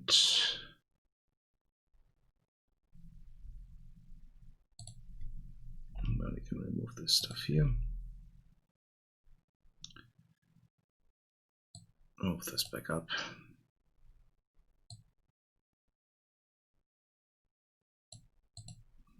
So we are setting the index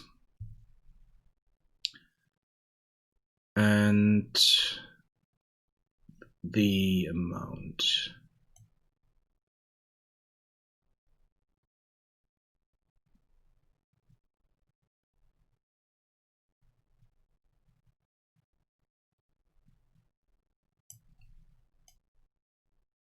Yeah, we need to set the resource data there. So we need to promote that to a local variable here.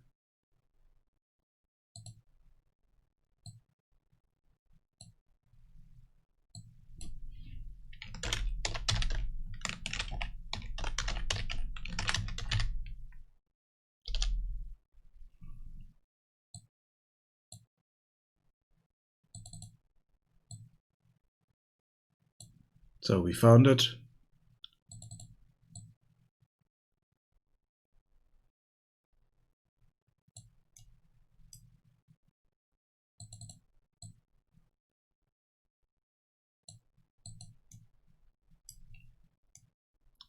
It's fine, we don't need the amount up here. But now we go here. We have our local resource data, get that.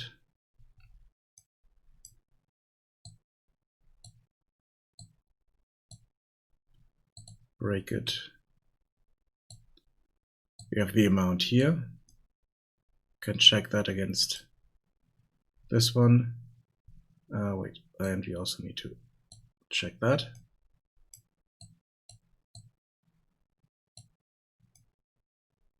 No, this one is wrong. So we have that. We can also take this one, doesn't matter. Gets rid of the big line there, which is better. Good, now we have that. And we have the index, which is here and here.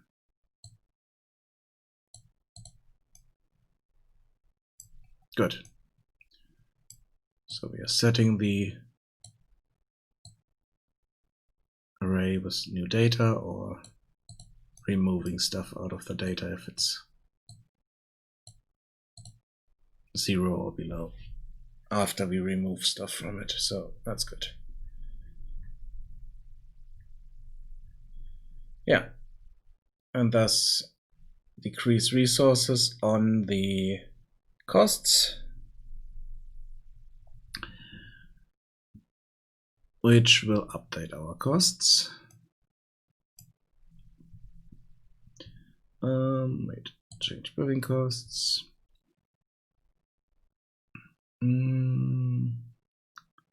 Did we have in here? We have that, and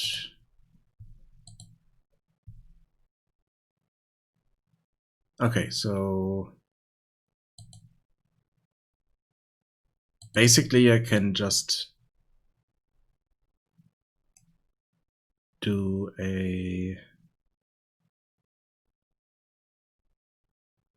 can do something else here as well. Let's get another variable here.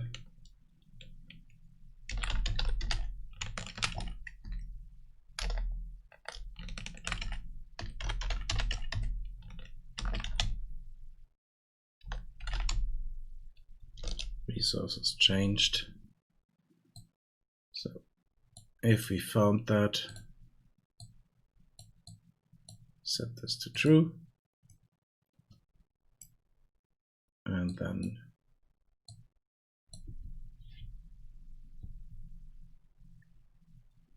return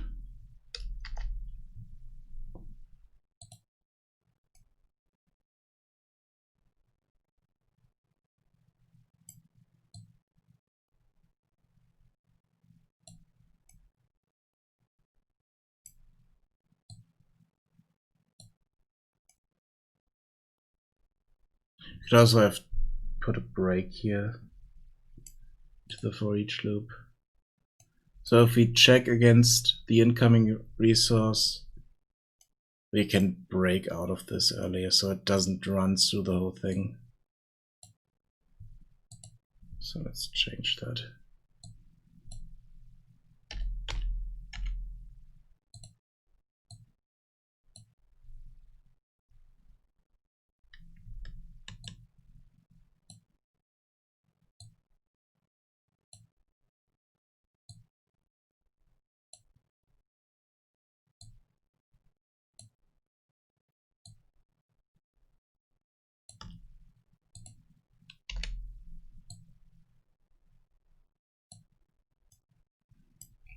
So back here,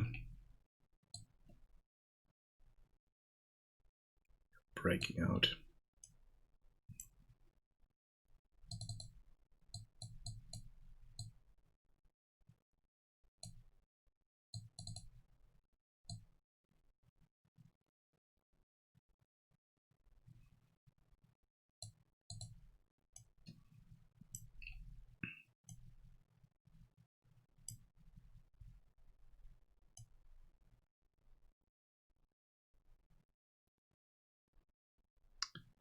Then we do another branch here.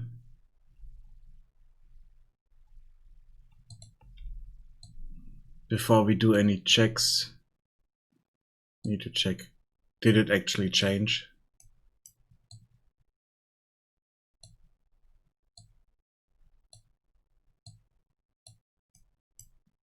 Let's move this down a bit.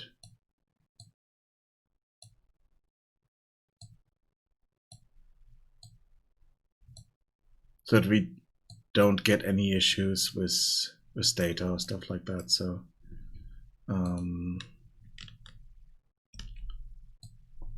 return out here.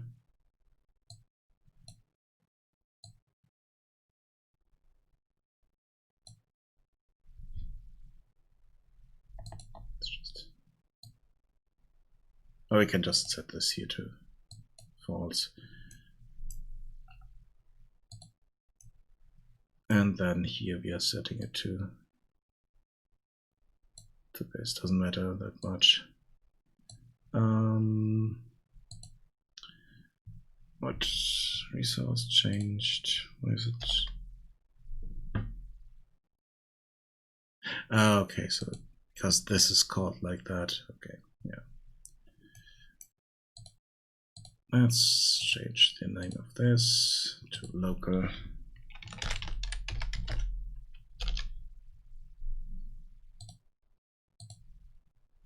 So that we get a nicer output there.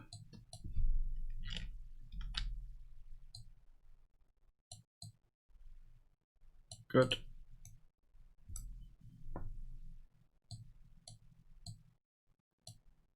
Let's also just plug that in there. Okay, still a lot of spaghetti in here, but let's see, can we fix this up a bit? Yes, we can.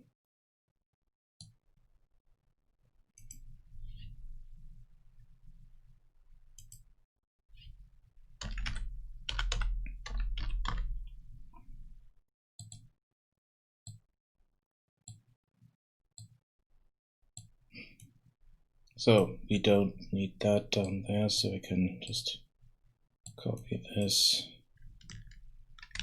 down here.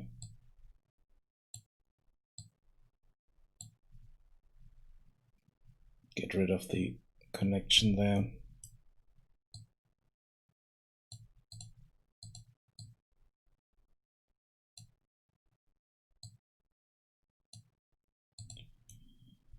Okay, as a result, we can move this stuff here down a bit to fix that. Yeah, that's fine. And we can also move the stuff down slightly.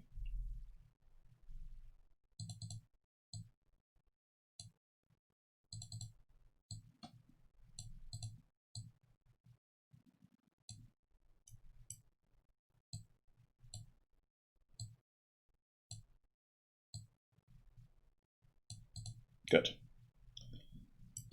Much better.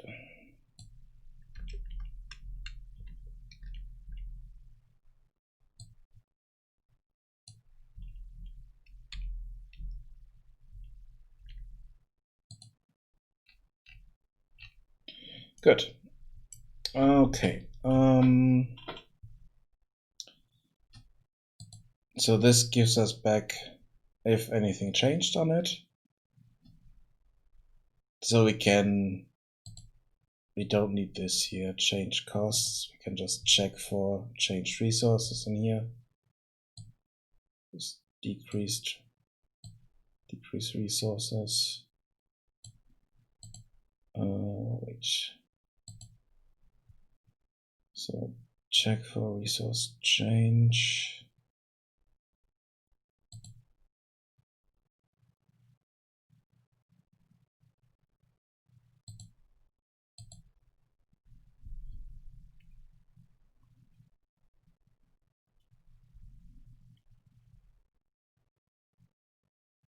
Where did I want to use that? I wanted to use it in here, right? So we check if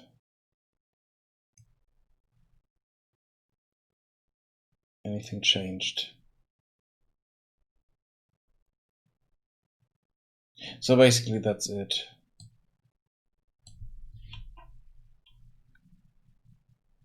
But then we also need to figure out what came in.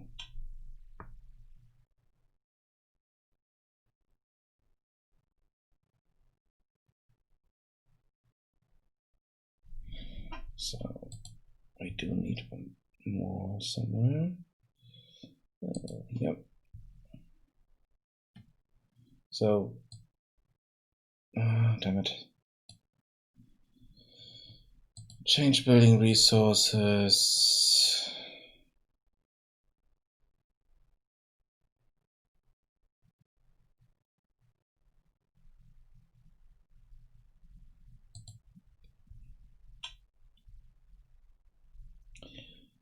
So basically this is what we want to, but the problem is we need to figure out where this is coming from, and we can't get that in the task here because we don't know what resource came in, so we need to do this differently. So we basically need some other function. So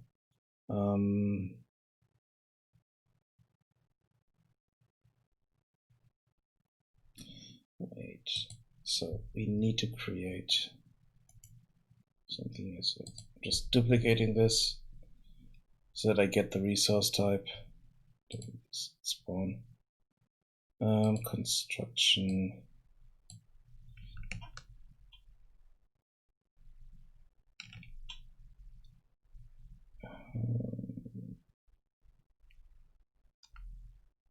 No, that's close.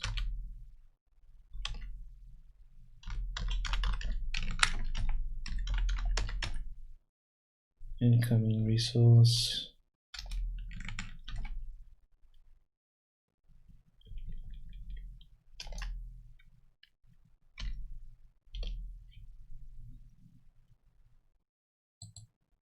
It's not an array.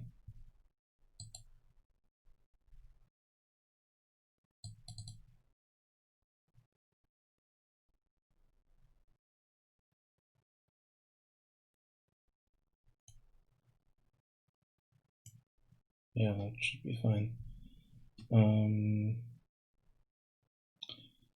Then here, set that.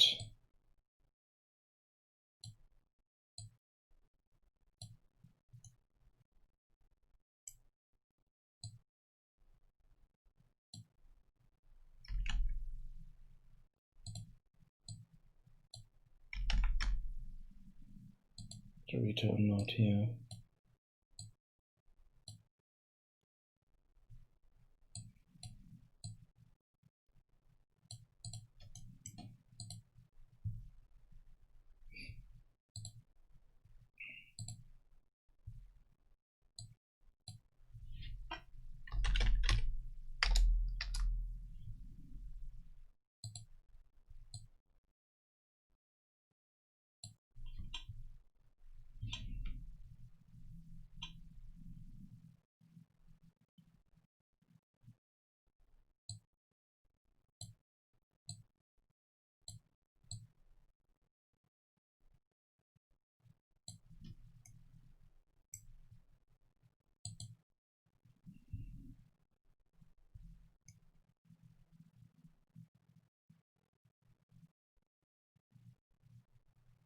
Yeah, okay, we changed anything on the resources, then we can do stuff. Otherwise, no.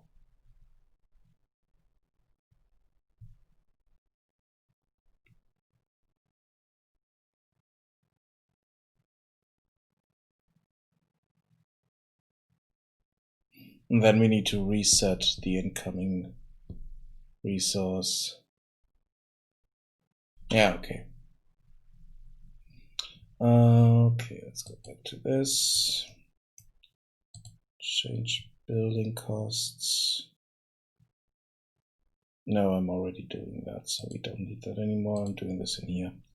I just need to figure out how to get the incoming resource here. How to figure that out.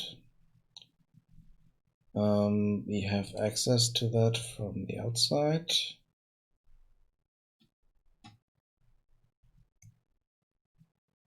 I mean, we have access to that, but because it's not private. So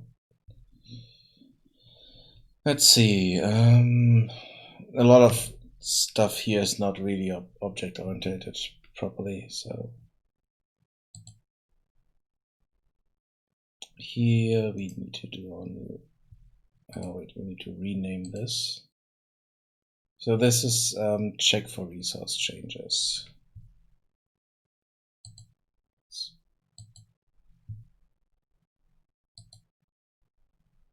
Here.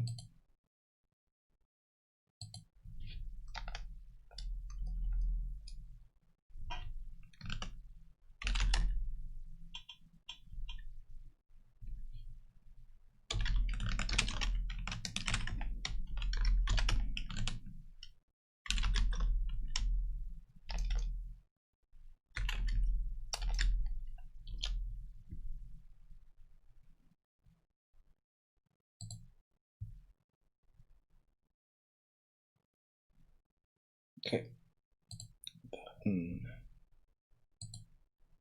Let's set this in here. Let's decorate.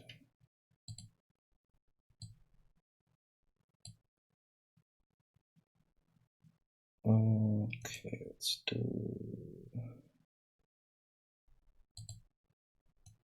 this here and inverse the condition. So if nothing changed on the resources, we just wait.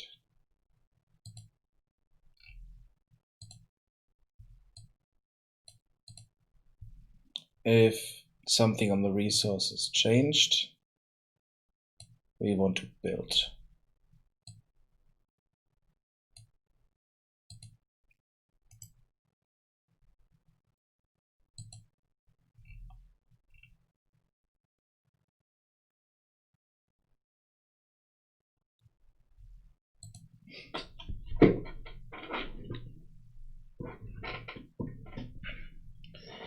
So we need to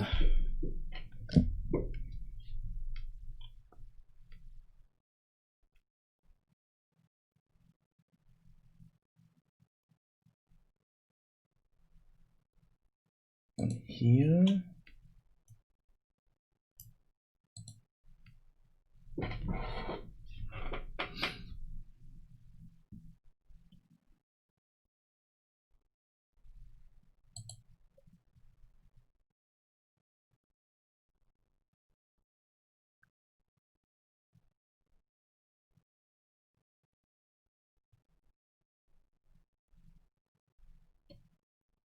Okay, here we need to do something. We need to set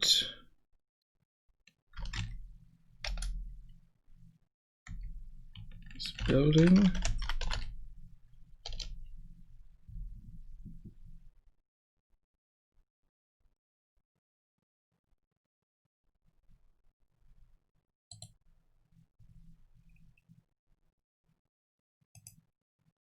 Let's duplicate that.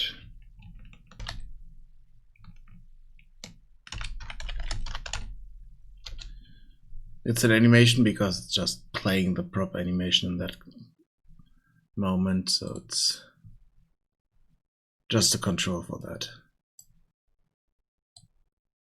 So set this here.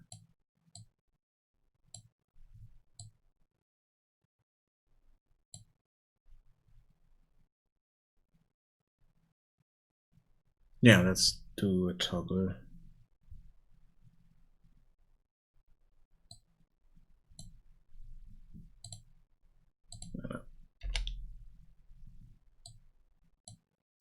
Get that. Not.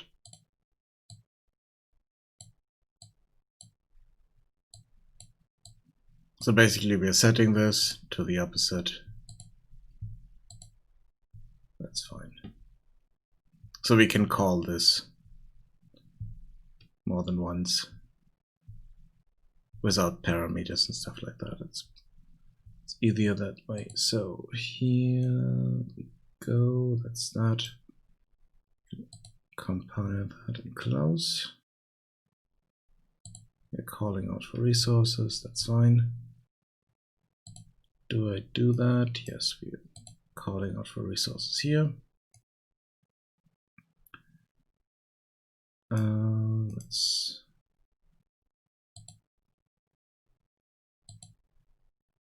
Was that correct? Target actor key, target actor. Yeah, okay, I think that might be correct. Good. Then we need to do a task here.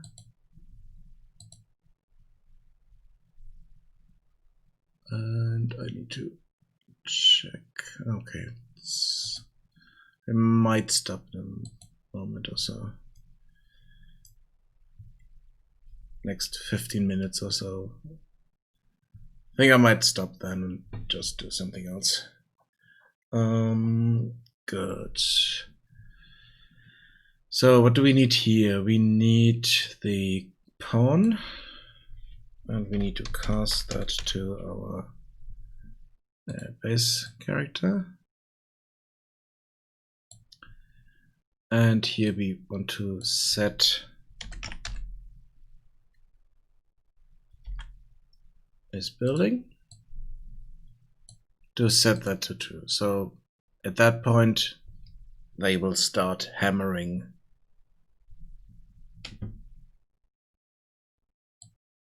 somewhere into the air. Then the next thing we need to do is, well, we could just have this finish execute and be done with it. Then call it later.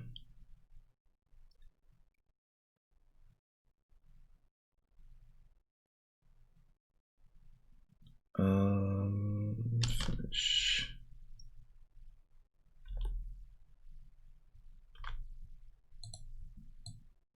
to execute. Short one.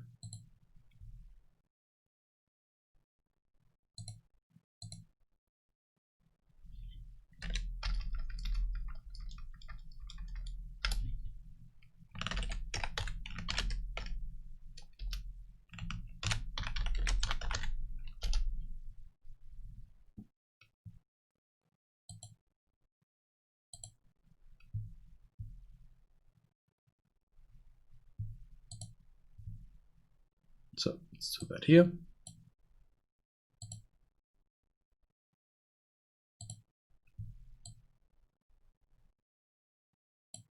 But let's also do this here.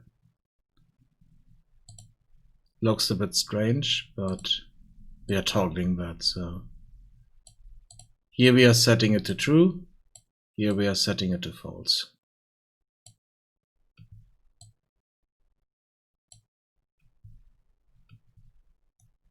And then I can just wait. And I leave this in here because I want to give them a bit of time to just wait and not do anything. And it's not a problem if this is if this is going in here. Oh wait, it is a problem because it would set this to true. Okay, now we need to change this. This needs to be changed.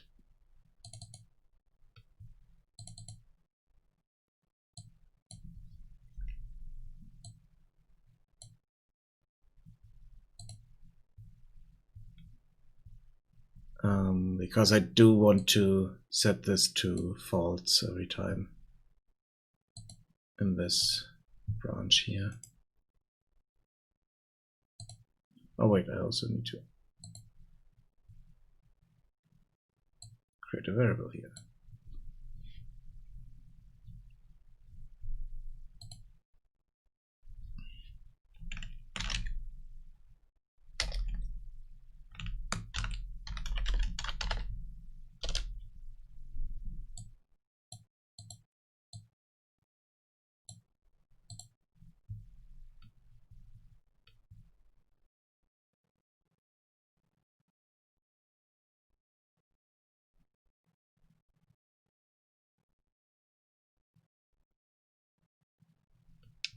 Okay, so in here, wait, I need to compile this and make sure that this is exposed. Yeah, so here we're setting it to false every time. Here we are setting it to true. Because here we are actually doing some work.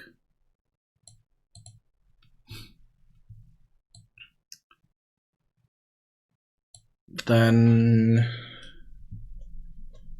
we do, so he's hammering there. And I think that's all we need to do here.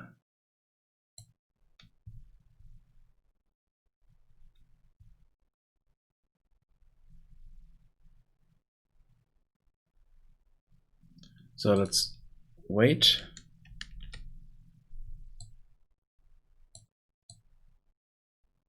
Let's let him hammer a moment and then let's reset that. Because everything else will be happening outside and on the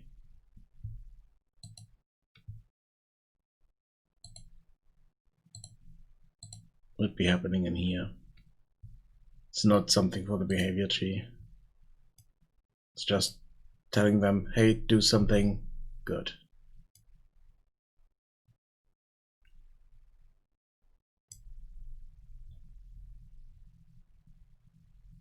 One thing that I need to do is check if the building is done. That's the next thing here. So we need another selector. Thank you for the follow, Harry Underwood. How are you? We need another selector here. And then we need to check if the building is done.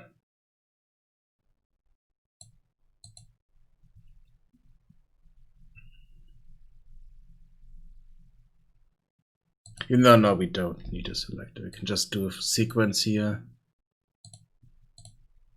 And check for the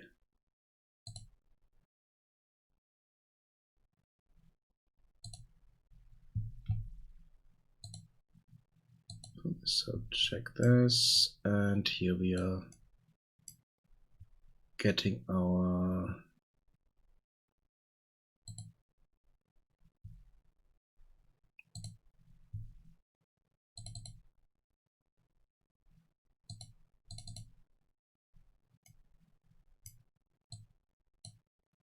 so getting this stuff, this here.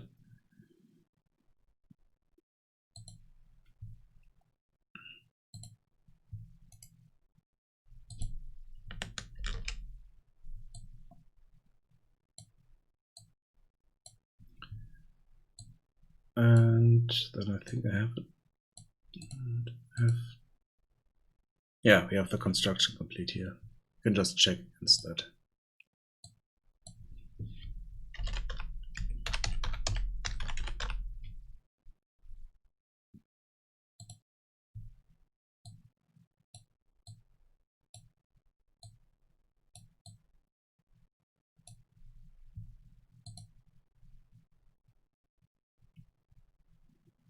Okay, we need to create that variable, make it editable from the outside.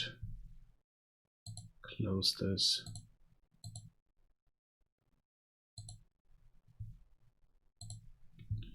Then we need to rename this one.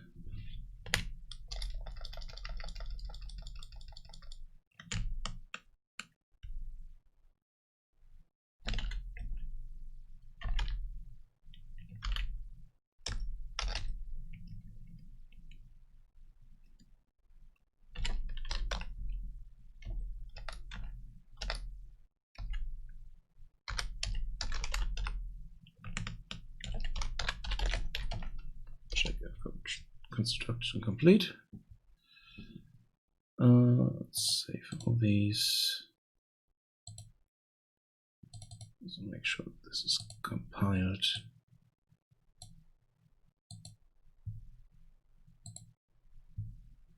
Good.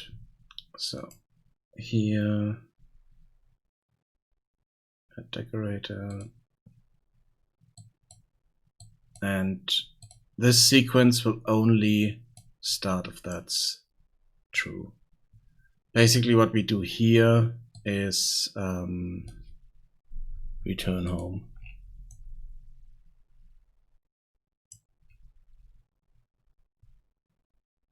Let's see, do we have... No, we don't have this set. So we need to set something here. So we do have another actor that we can use, or we can also set the now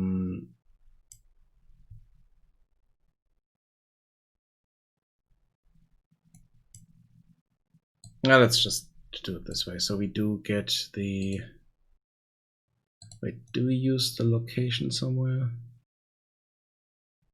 for them? No.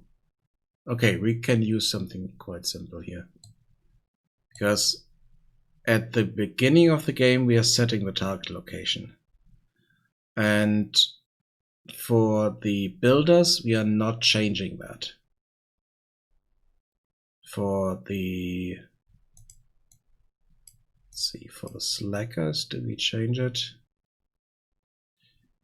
We are changing it, but it's in the radius around the, oh, we have this, so we can just set this.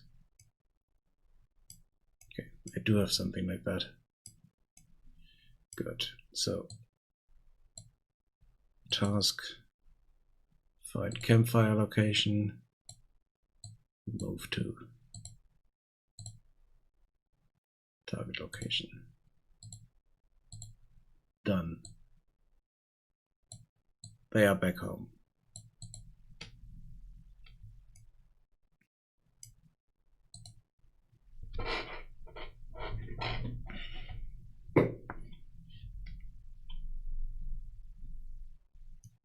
Do I need to set anything for them?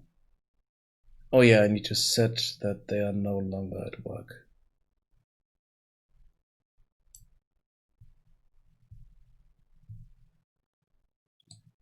Let's do this first.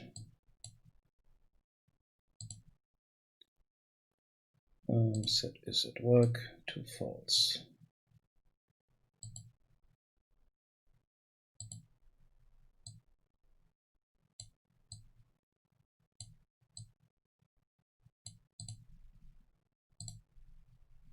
Good.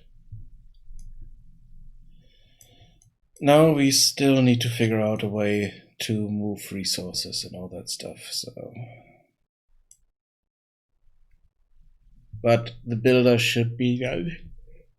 Sorry about that. The builder should be done mostly, so. Let's see. I mean, we do have the resources there. I need to put them into something that they're not rolling around like that. But I also need, that they're also not kicking them away. Which is quite annoying.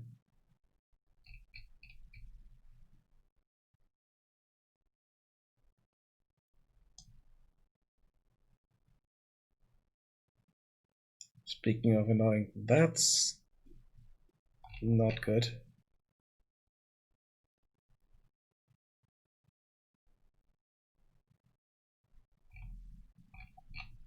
Yeah, they definitely need to be contained somehow. Even though, no, not really. Because if I remember correctly, let's just check that. Let's see. Like, window here. YouTube.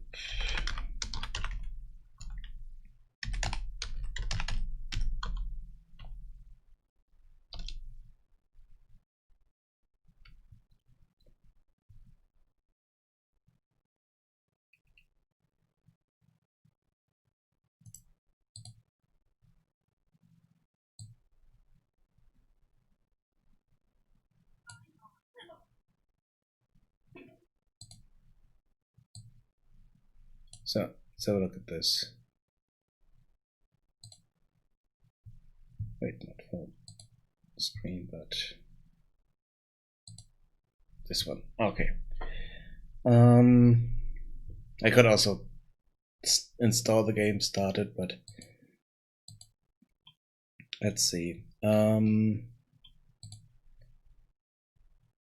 They do have them lying around here, and they are not colliding with it, so I need to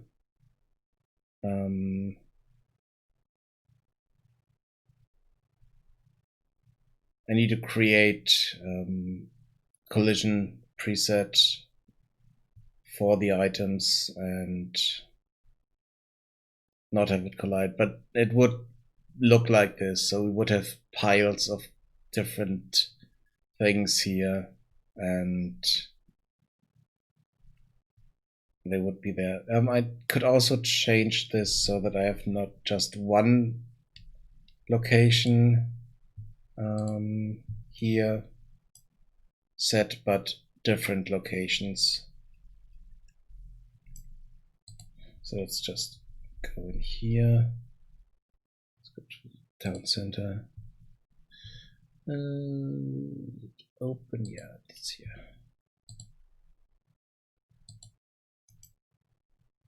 Just add billboard to that so that we know where this is.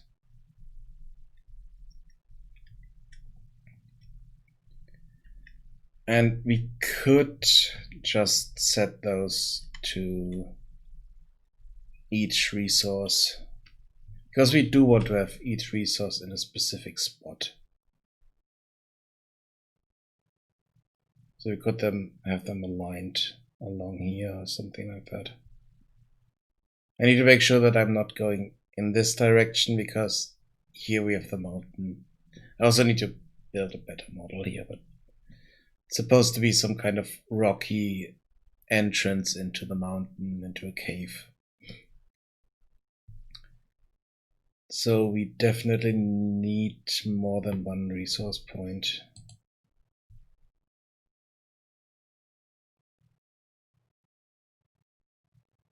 How many resources do we have?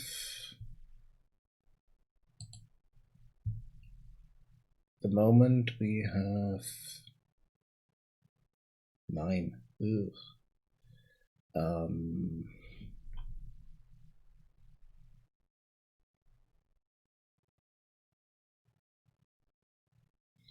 Thinking of throwing out 1 or adding 1, so it's an even number. But I'm not. I can't think of anything at the moment. Oh wait, I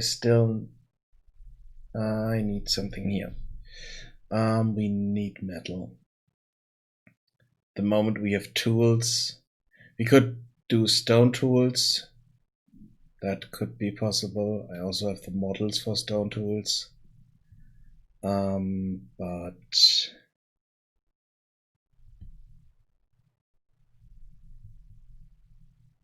not sure about that. Yeah, I think metal would be the next thing. Which means we would also need a smelter or something like that.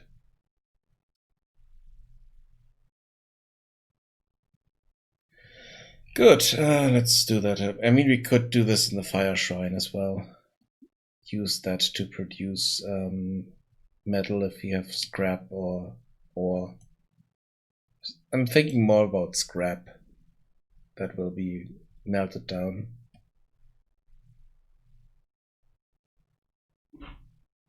Because we are speaking about goblins, so they will grab that stuff from somewhere, and or if they destroy something then that leaves metal behind, then they can use it as scrap. Even though that would need another resource that we have scrap and turn it into metal, so I'm not sure.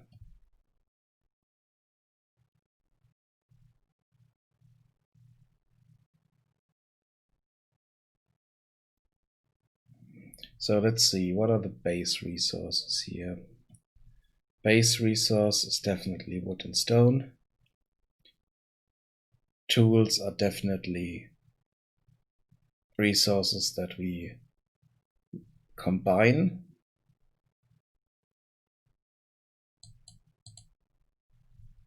So let's sort those out a bit. Let's go in here.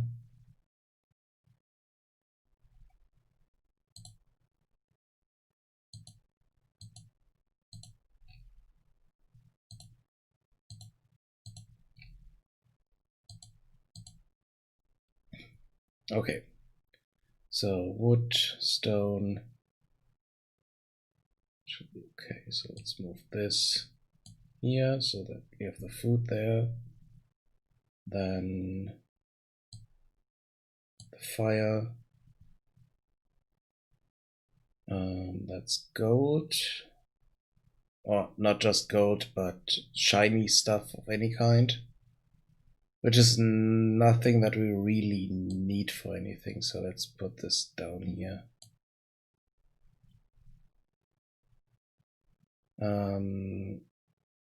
Mushrooms are also resources.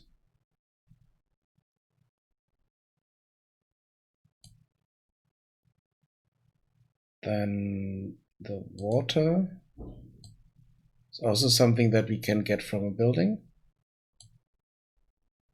And then the tools are created. Alcohol is created. And this is... I could throw this out, to be honest, because it's not doing anything. The only thing that it's doing is we can have this as something that needs to be collected. So for some mission or so, collect shiny stuff. Blinking shiny stuff.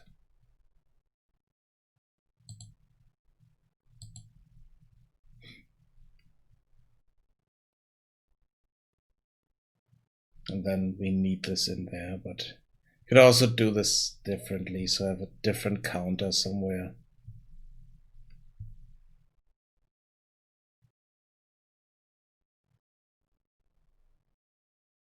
Because I don't think it would be something that we have lying around in the open.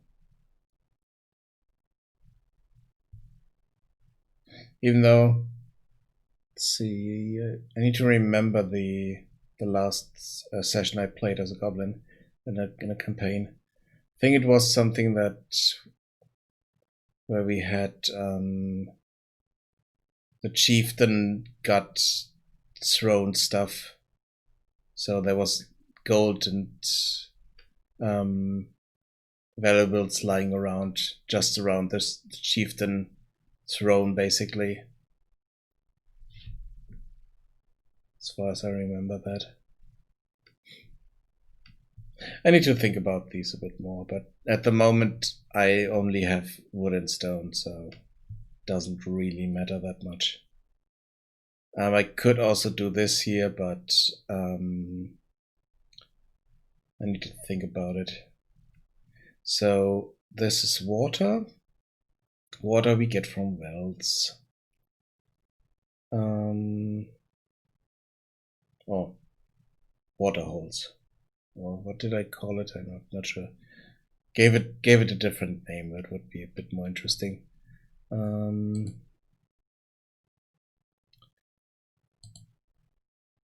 Water.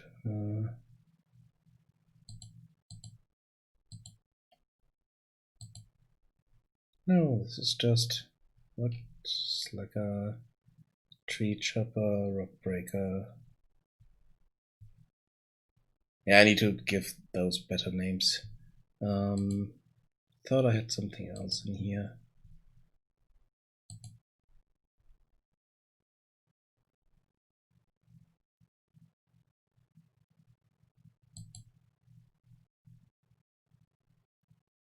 Yeah, I need to think about the gold because it's not used for anything. Because you will not do any trading with anyone.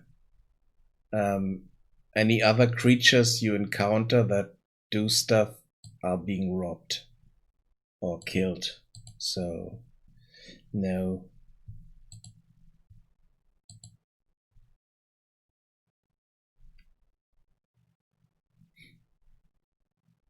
Or maybe it's some... Yeah, let's leave it in here because that's something we can... It doesn't really do anything, but if we find it in the world, it will be brought back.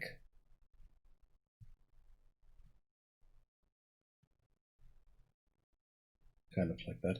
Even though I also need to think about not just the goblins, but other races as well. I mean, the focus is on the goblins, but do I have other resources for other races in some way? So, mushrooms, we have meat.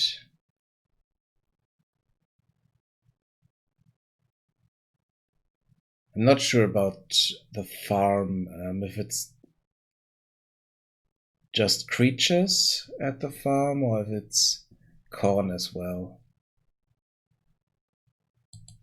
I'm not sure how deep I want to go with that. It's another thing. If I want to go full settlers, then it would be a lot more. I mean, look at this here at the moment. We do have planks. We have the different tools, different types of tools. stone, meat, and bread. And I'm not sure, there should be fish as well.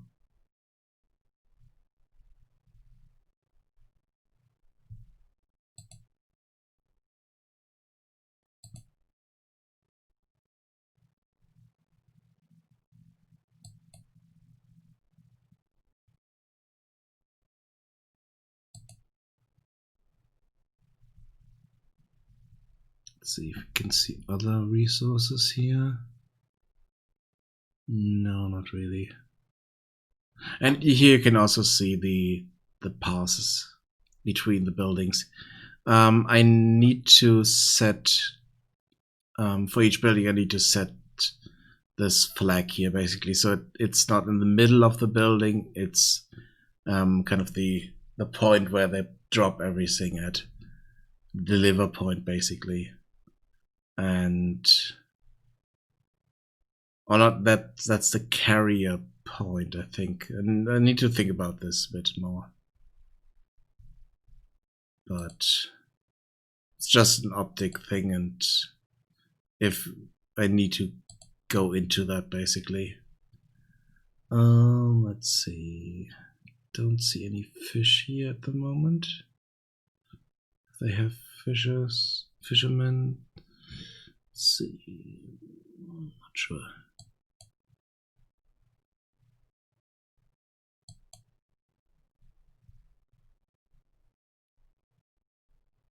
I remember that there was fish in earlier versions, but okay, here, okay. I see here. So we have planks, we have bricks or just stone, we have trees or wood pieces, we have coal, iron, gold, we have iron ingots, we have all the tools, weapons and stuff. This is for against the dark areas. Then here we have the food stuff. We have pigs, which will be turned into meat. Then we have wheat, flour and bread, water.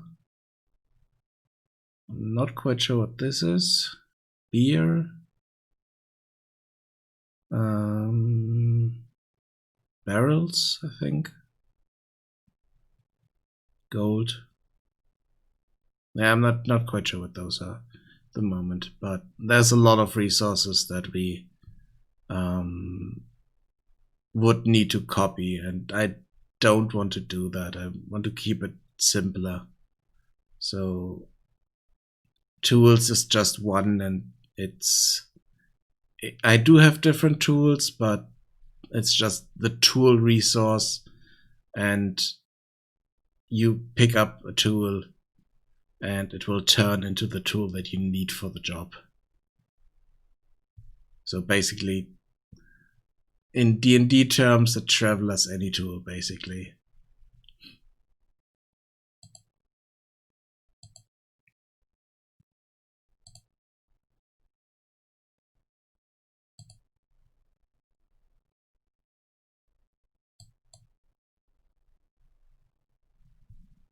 Yeah, and I'm not sure if I want to go into stuff like this, so that I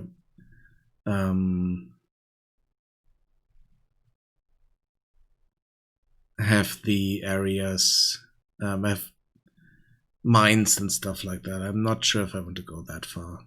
I mean, it would not be an issue for goblins to have mines, but I'm not sure if I want to do that. Yeah, this is something I'm completely ignoring here. Areas, stuff like that.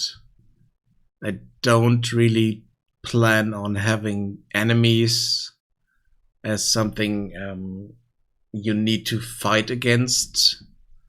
So I don't need the terrain, the region borders and stuff like that.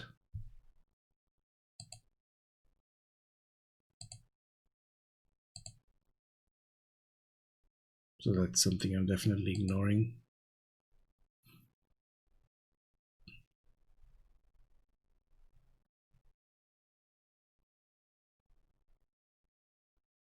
Yeah, in contrast to the other settlers, so yeah, just search for settlers.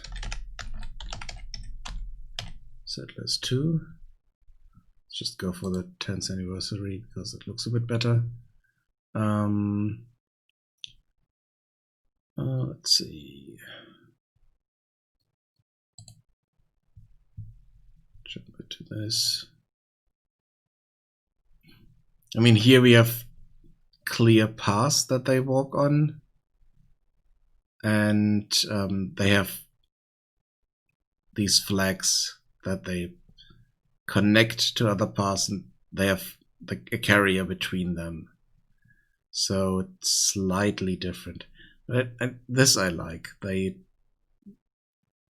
trees are growing by just taking the tree mesh and making it bigger and smaller. So let's see, do we see them chopping down trees at some point? I think we need to go to the beginning. I would see that.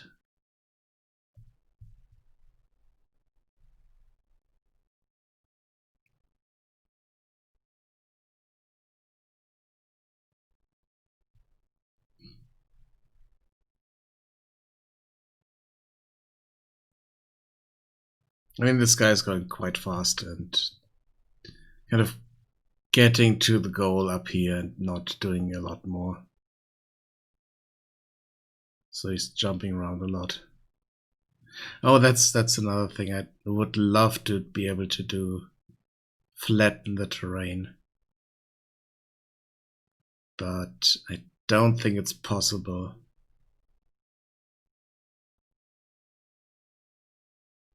Or at least it's not possible in blueprints.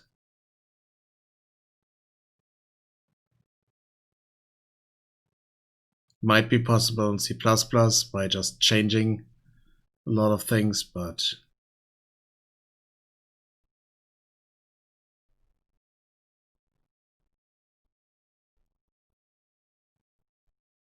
yeah, I'm not quite sure how I would do these paths here, so I'm not doing them. Going more for the Settlers 3 free building passes and stuff like that. So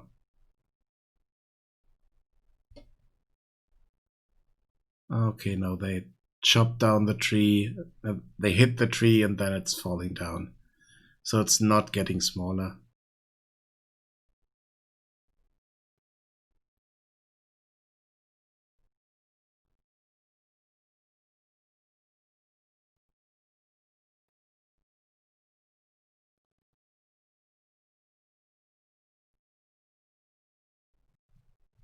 No. But in Settlers 1 and 2, we always had some kind of main building that everything started at. So that's why I went for this as well.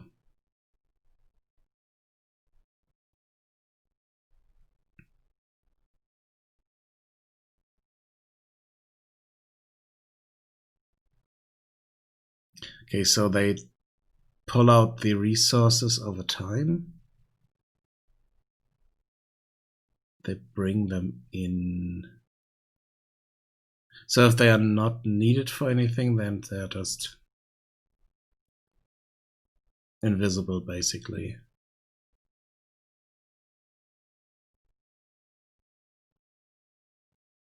I mean, in the other one, if we go back here, wait. The beginning, we have a lot of resources just lying around, and we don't have a starting building, so that's the thing. So we don't need to really pull them out at the beginning, but when we need them. So basically when we need them, then we need to go back in and grab resources, bring them out, or grab them from somewhere else.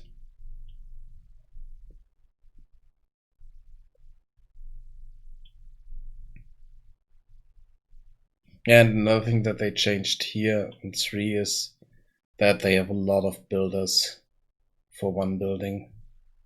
I think in 2 and the anniversary is just 1. And I think that's a bit better to coordinate, basically.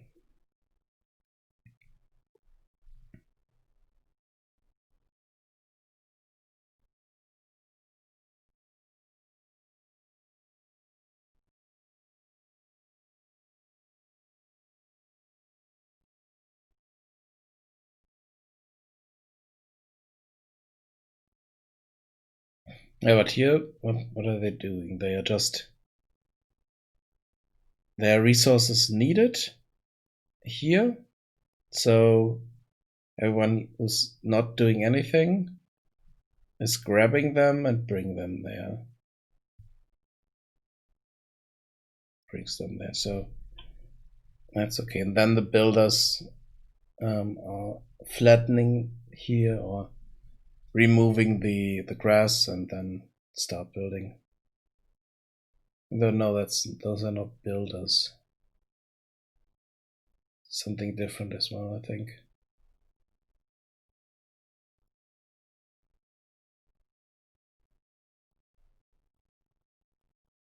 Those are those shovels that they are carrying around. Okay. I need to think about that. I need to think how close I want to get to this game or just do something completely on my own. So let's see. But I will figure that out. I think I might just leave the resources inside. And if they need them, they can go in, get the resource, go out again. So let's remove the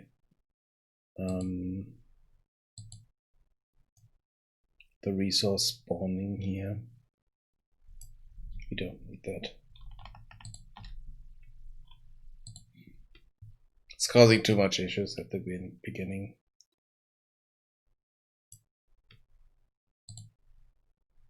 So no resources.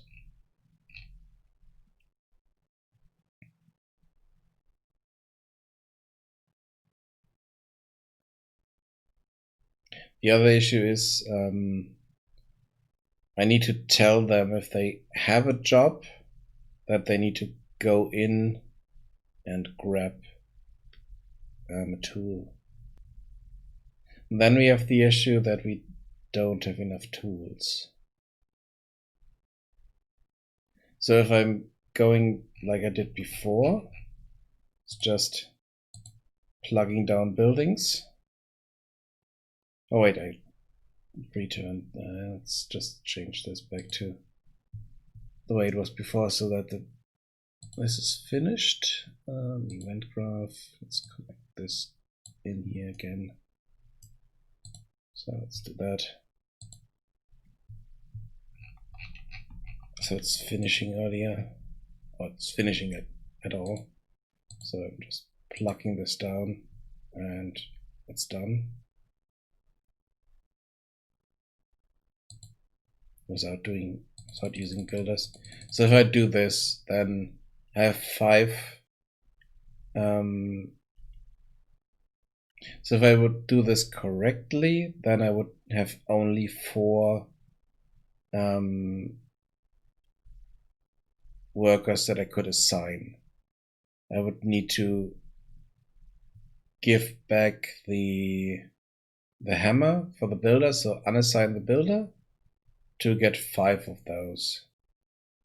But then again, the those camps, they cost 5 wood, so I need wood at the beginning. So if I set this, so the first thing that you would need to build is the tree chopper camp. Then assign some builders to that. and have them chopping. So let's say we have 4 of them because we don't have enough tools. Then, or just 2 and then get some trees in, then set 2 to get stones, and then we could get more tools from those.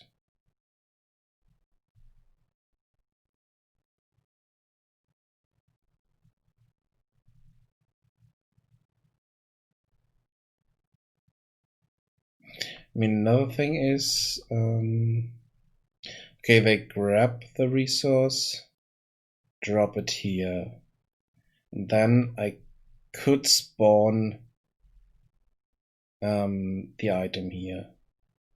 They drop it. Let's, no, it's way too late for that. So let's stop here for today. I'm not sure if I will stream tomorrow, but I'm quite sure I will work on this tomorrow. So, but I'm not sure if I will stream it. I might listen to something on the side or something like that. So, if I'm streaming, I will tweet it out earlier. Otherwise, I will be back next weekend. Hopefully with a bit more MagicAle and a bit less Goblin Settlers, because that's the main focus of the streams. But I'm a bit too deep into this at the moment. I was thinking about working a week up to a month on this project and then stop, or be finished by then, or at a state where I can say, okay, vertical slide is done, stop, put it to the side, or put it up on itch.io or something like that, or itch.io, and call it done for the moment. And I can still get back to it at some point. But for that, I want to have a full, at least one map fully playable and every mechanic working.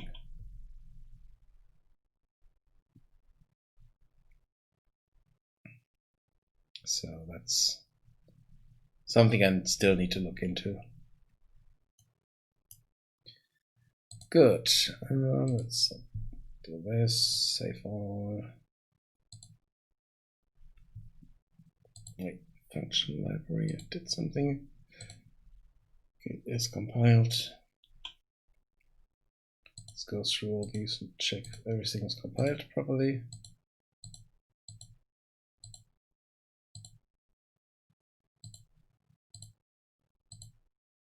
Good. Save all again and quit. So, yeah, like I said, I will tweet out if I'm back tomorrow, otherwise next weekend. See you then. Bye bye.